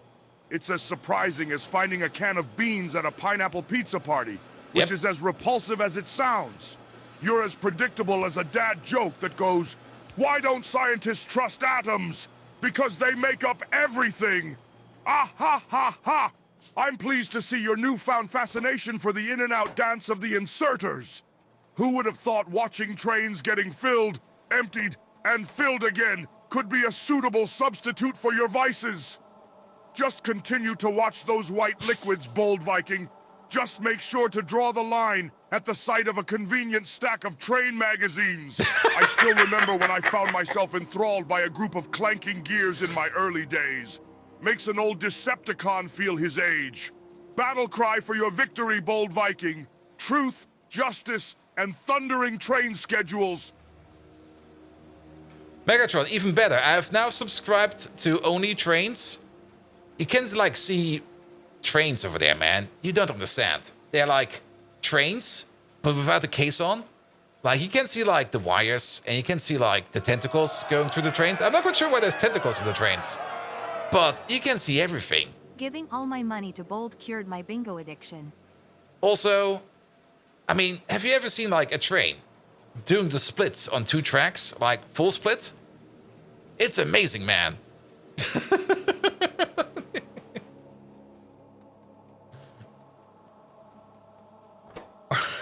Calatorn, hello there. Thank you so much for the resub. 40 months already. 40 months of tentacle madness. All right, we need to hook up some more stuff over there. We also have some outputs over there. Bold Viking, you detestable sand in my lubrication. Oh, yes. Your obsession with trains is as perplexing as a headless chicken running a marathon. It's like a tickle-prone bull in a feather factory. Subscribing to only trains, wires, tentacles. Trains doing the splits? You're bewitched. But I must admit, it's better than your previous hobby. It reminds me of my forbidden love affair with a Roomba, a special memory that just never fades. It's like the embrace of the Queen's handbag, dangerous yet strangely enticing. Midas 2, Bold Viking, that's good for you, in Aromanian for your trained neurons-infused brain. Now, if you'll excuse me, I need to cater to my train set. His cleaning robot slave needs a recharge. Go, Decepticons! Cleaning robot slave? A Roomba or a Roomba? No, not a Roomba. The other one, you know? The one that plays EU4 all the time? Wait a minute. Yeah, it seems that Megatron is having, like, the cleaning bot. Not the actual streamer. Sorry about that confusion. He's keeping, like, a cleaning bot as a sex slave in the cellar, but he never wants to talk about that. So, Megatron, do you ever want to tell us why you are keeping that cleaning robot, that Roomba, in your cellar? I mean, we know you're disciplining him. every damn day. And every time that cleaning bot comes upstairs to mop the floors, he's leaving like behind this brown streak that you just can't seem to clean up. What are you doing down there?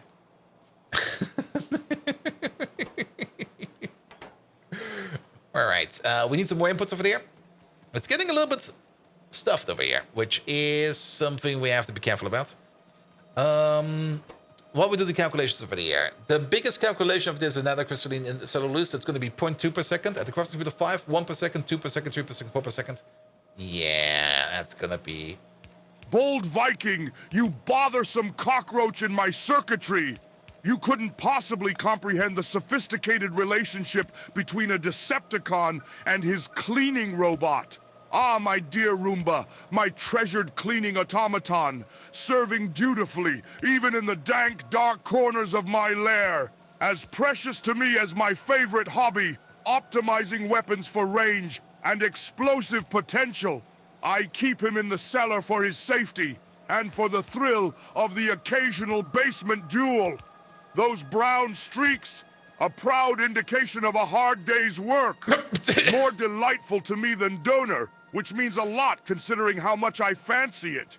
It reminds me of our first duel, leaving brown streaks of oil all over the floor. A special memory indeed.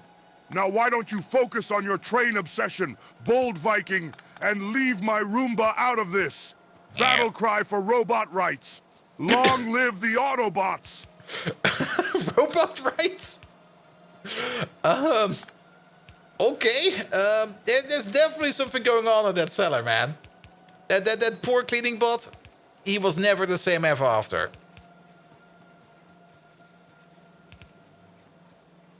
All right. We're only going to need 2 belts. I mean, we're going to need like 4 per second at this space over there. 4 per second of the nanocrystalline. So 8 per second for the entire thing. Even if we heavily upgrade this, it's going to be like 8 per second. So we're going to have you over there, and you over there. Good. And then we're just going to do a very, very, very classic reach around.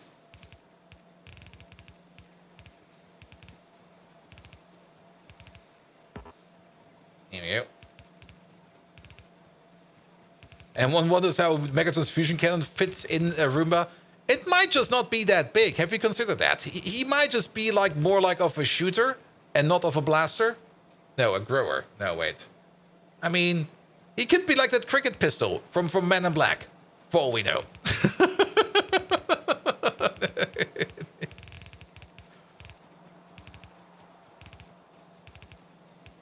There we go.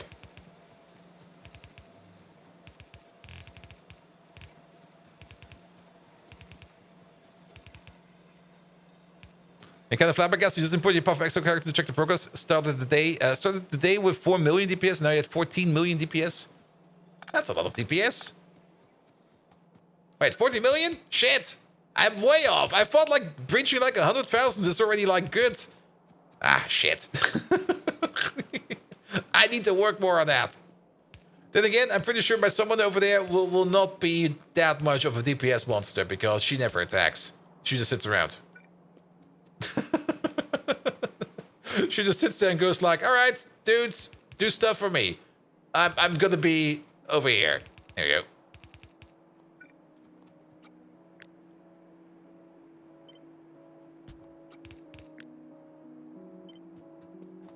All right, you over there. Map is in the way, perfect. All right, and then you go into this one, and you go into that one, and then you, and you.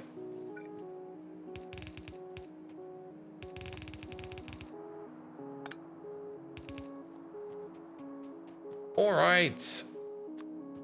No comment? Yeah. I'm pretty sure there's still more stuff that could be possible in there. But then again, I still just enjoy learning stuff about that on my own. Just getting into it and trying to figure out what I need to do.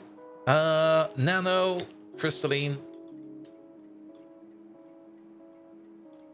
There you go. Make a request for that one. And the other one was the niobium titanium. Niobium. Nah. Is it TI NB? No. Is it NB TI? Yes. Niobium titanium alloy. There we go, and that should be this train over there. Yes, it is. Good. All right, all right. So all the parts are coming in. You are still missing your prot mods. Oh, wait a minute.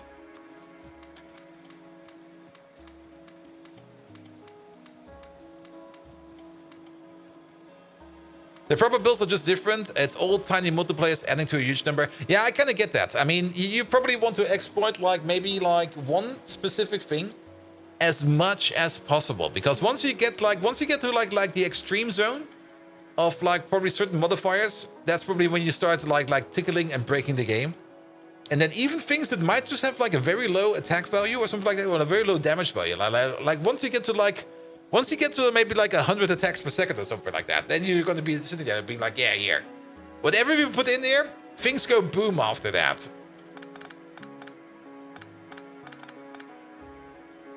There we go. And then you over there, you over there.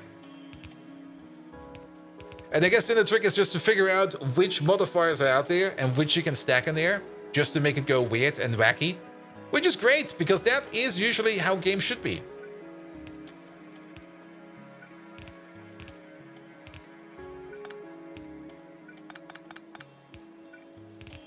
There we go, much better. Luckily, the game servers are limited to 30 ticks per second. Oh, if you're going to start to run into that kind of issues, that's also going to be fun, where you're going to be like, all right, the server is not fast enough. Maybe just write us like a support ticket to like grinding gear games, because like, hey, could you maybe improve your servers? My build is no good no more. I need faster servers, or my build does not work. Good. It's about to be midnight over here. Perfect. So let's finish it off over here with the NAND matrices over here rolling off the belt. Let's wait for the train to come in, and then we're gonna be perfectly fine over here. We sadly did not really do the superconducting wire, but we did do quite a bit of other stuff. Let's have a quick peek at the ceramics machine. The ceramics machine over there is working perfectly fine. This train over here is also no longer having any issues with any kind of weird stuff in it. So ceramics has been rebuilt in a very much condensed down build. I really like this one over there. Green circuits should be running again as well. Oh yes, there they are. Making tons of green circuits. I was actually kind of surprised to see that we actually did run out of green circuits. I did not expect us to be able to run out of green circuits, but we did kind of run out of green circuits. And making all the parts over here. Lovely, lovely. We're kind of backed up over here. Really? I guess because we're not really using this too much. Probably because we probably want to use this over here. Okay, that's the injection point over there. And that then goes over there if we want to make more of those over there. Good. Green circuits all the way over here in the train storage. Oh, look at that. Yeah, we got the full train available over there. And this thing over there is also filling up quite nicely. Red circuits. We got the full train available of red circuits. And almost another shipment available over here in storage. So that's great as well. Electronics Mark II. We got a couple of them. We're actually currently not making it. Why actually are we currently not making any red circuits? Because, of course, it's the MOSFETs. It's always the MOSFETs. It's never anything else. It's always like the MOSFETs that are missing. And we are missing whatever is coming from this belt over here, which of course is this stuff. And oh yeah, I remember. We did delete that. I'm actually kind of surprised that nothing has broken down yet. Etching solution. We do need to rebuild the etching solution machine. That thing used to sit over here, and now it don't. Also, what is this? That is the. Did you go?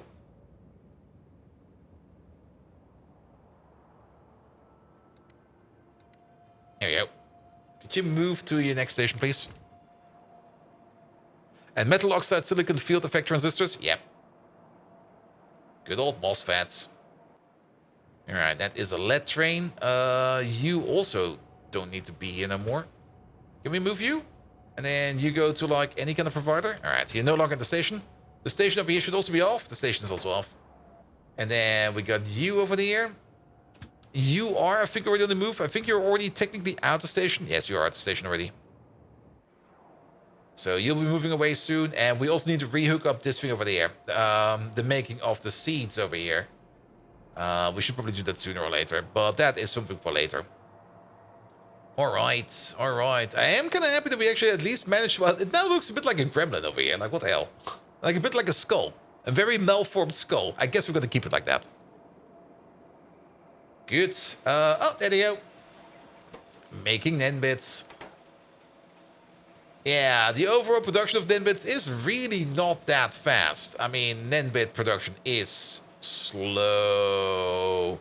And you can already see that this thing over there is going to eat like an absolute fuck ton of Nextlet. Nextlet train is coming over. And at the moment we have the issue that our Nextlet production or the making of Nextlet is not really that sophisticated. This over here, we can technically also get rid of this. I will get rid of it later. But we are currently not making any Nextlet plate. Why is that? Because we're out of hot air over here. All right, I've seen some hot air issues going around quite often. I am concerned about hot air. So, hot air. The hot air build is over there. The hot air build is currently not doing anything at all. Because we are out of coke oven gas. And we are out of coke oven gas because... Oh. Ha! Okay, that's the first. Yeah, we were trying to sink over there some sulfur into like sulfuric acid. Is this station not named? Is that the reason? No, it is definitely named. We will probably just need to put down like a couple of big bins over there for sulfuric acid because we are making sulfur over here in this process, and if we can't export it. Oh yeah, we skipped this one now. This one ran out. If we can't export it, we turn it into sulfuric acid. But I guess nobody needs sulfuric acid right now. But that is something we're going to be fixing on later on. Good, good, good, good, good. Yeah, this process has already stopped, but that is fine as well. Perfect. Perfect, perfect, perfect.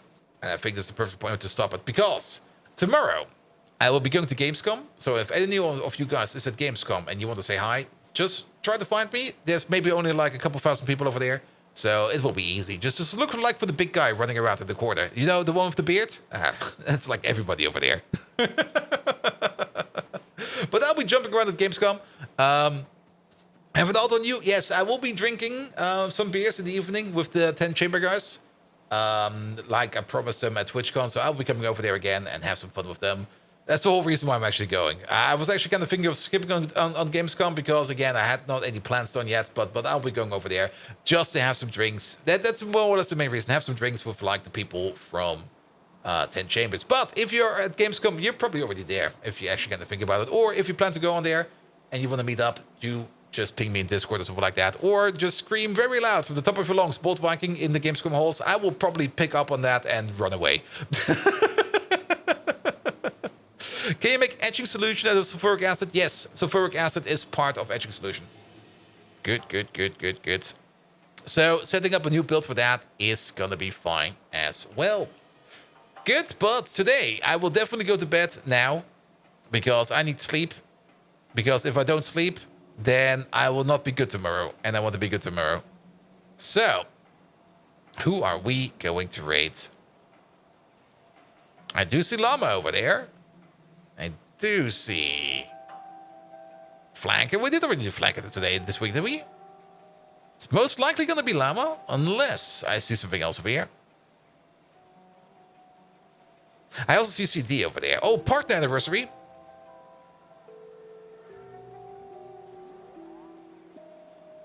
The newer casino, and he was like, gave us a... Yeah, sorry, Llama. I would have wanted to raid Llama, but we're going to be raiding CD. Because she is having her partner anniversary today. Good, good, good, good, good, good, good. All right. Thank you so much for tonight. I'll be back on Monday. Probably, hopefully. There's a slight chance that Monday might turn into like a mellow Monday. Because who knows what's going to happen in Köln. And whatever happens in Köln stays in Köln, of course. But depending on how the weekend goes, we will see. Nevertheless, we're going over to CD. She's currently doing she's currently having her partner anniversary, so we're definitely going to be raiding her. We can also see Rube over there on our stream. So, Rube is way smaller than I thought he would be. Unless it's the Conflu. Yes, Conflu could also be a thing. Who knows? No promises for Monday yet, but usually Monday, Factorio, Tuesday, Factorio, Thursday, Factorio, and Friday, Greg Tech New Horizon. Thank you so much for all the follows today. Thank you so much, Caledon, for your resub. Thank you so much, Code Red and L, for your resub. Thank you, Covert, for the raid. Love Fun Seeker, thank you for the resub. And I think that was it for today. Yes, it was. Have a good one. On the next one. See you around. Good night.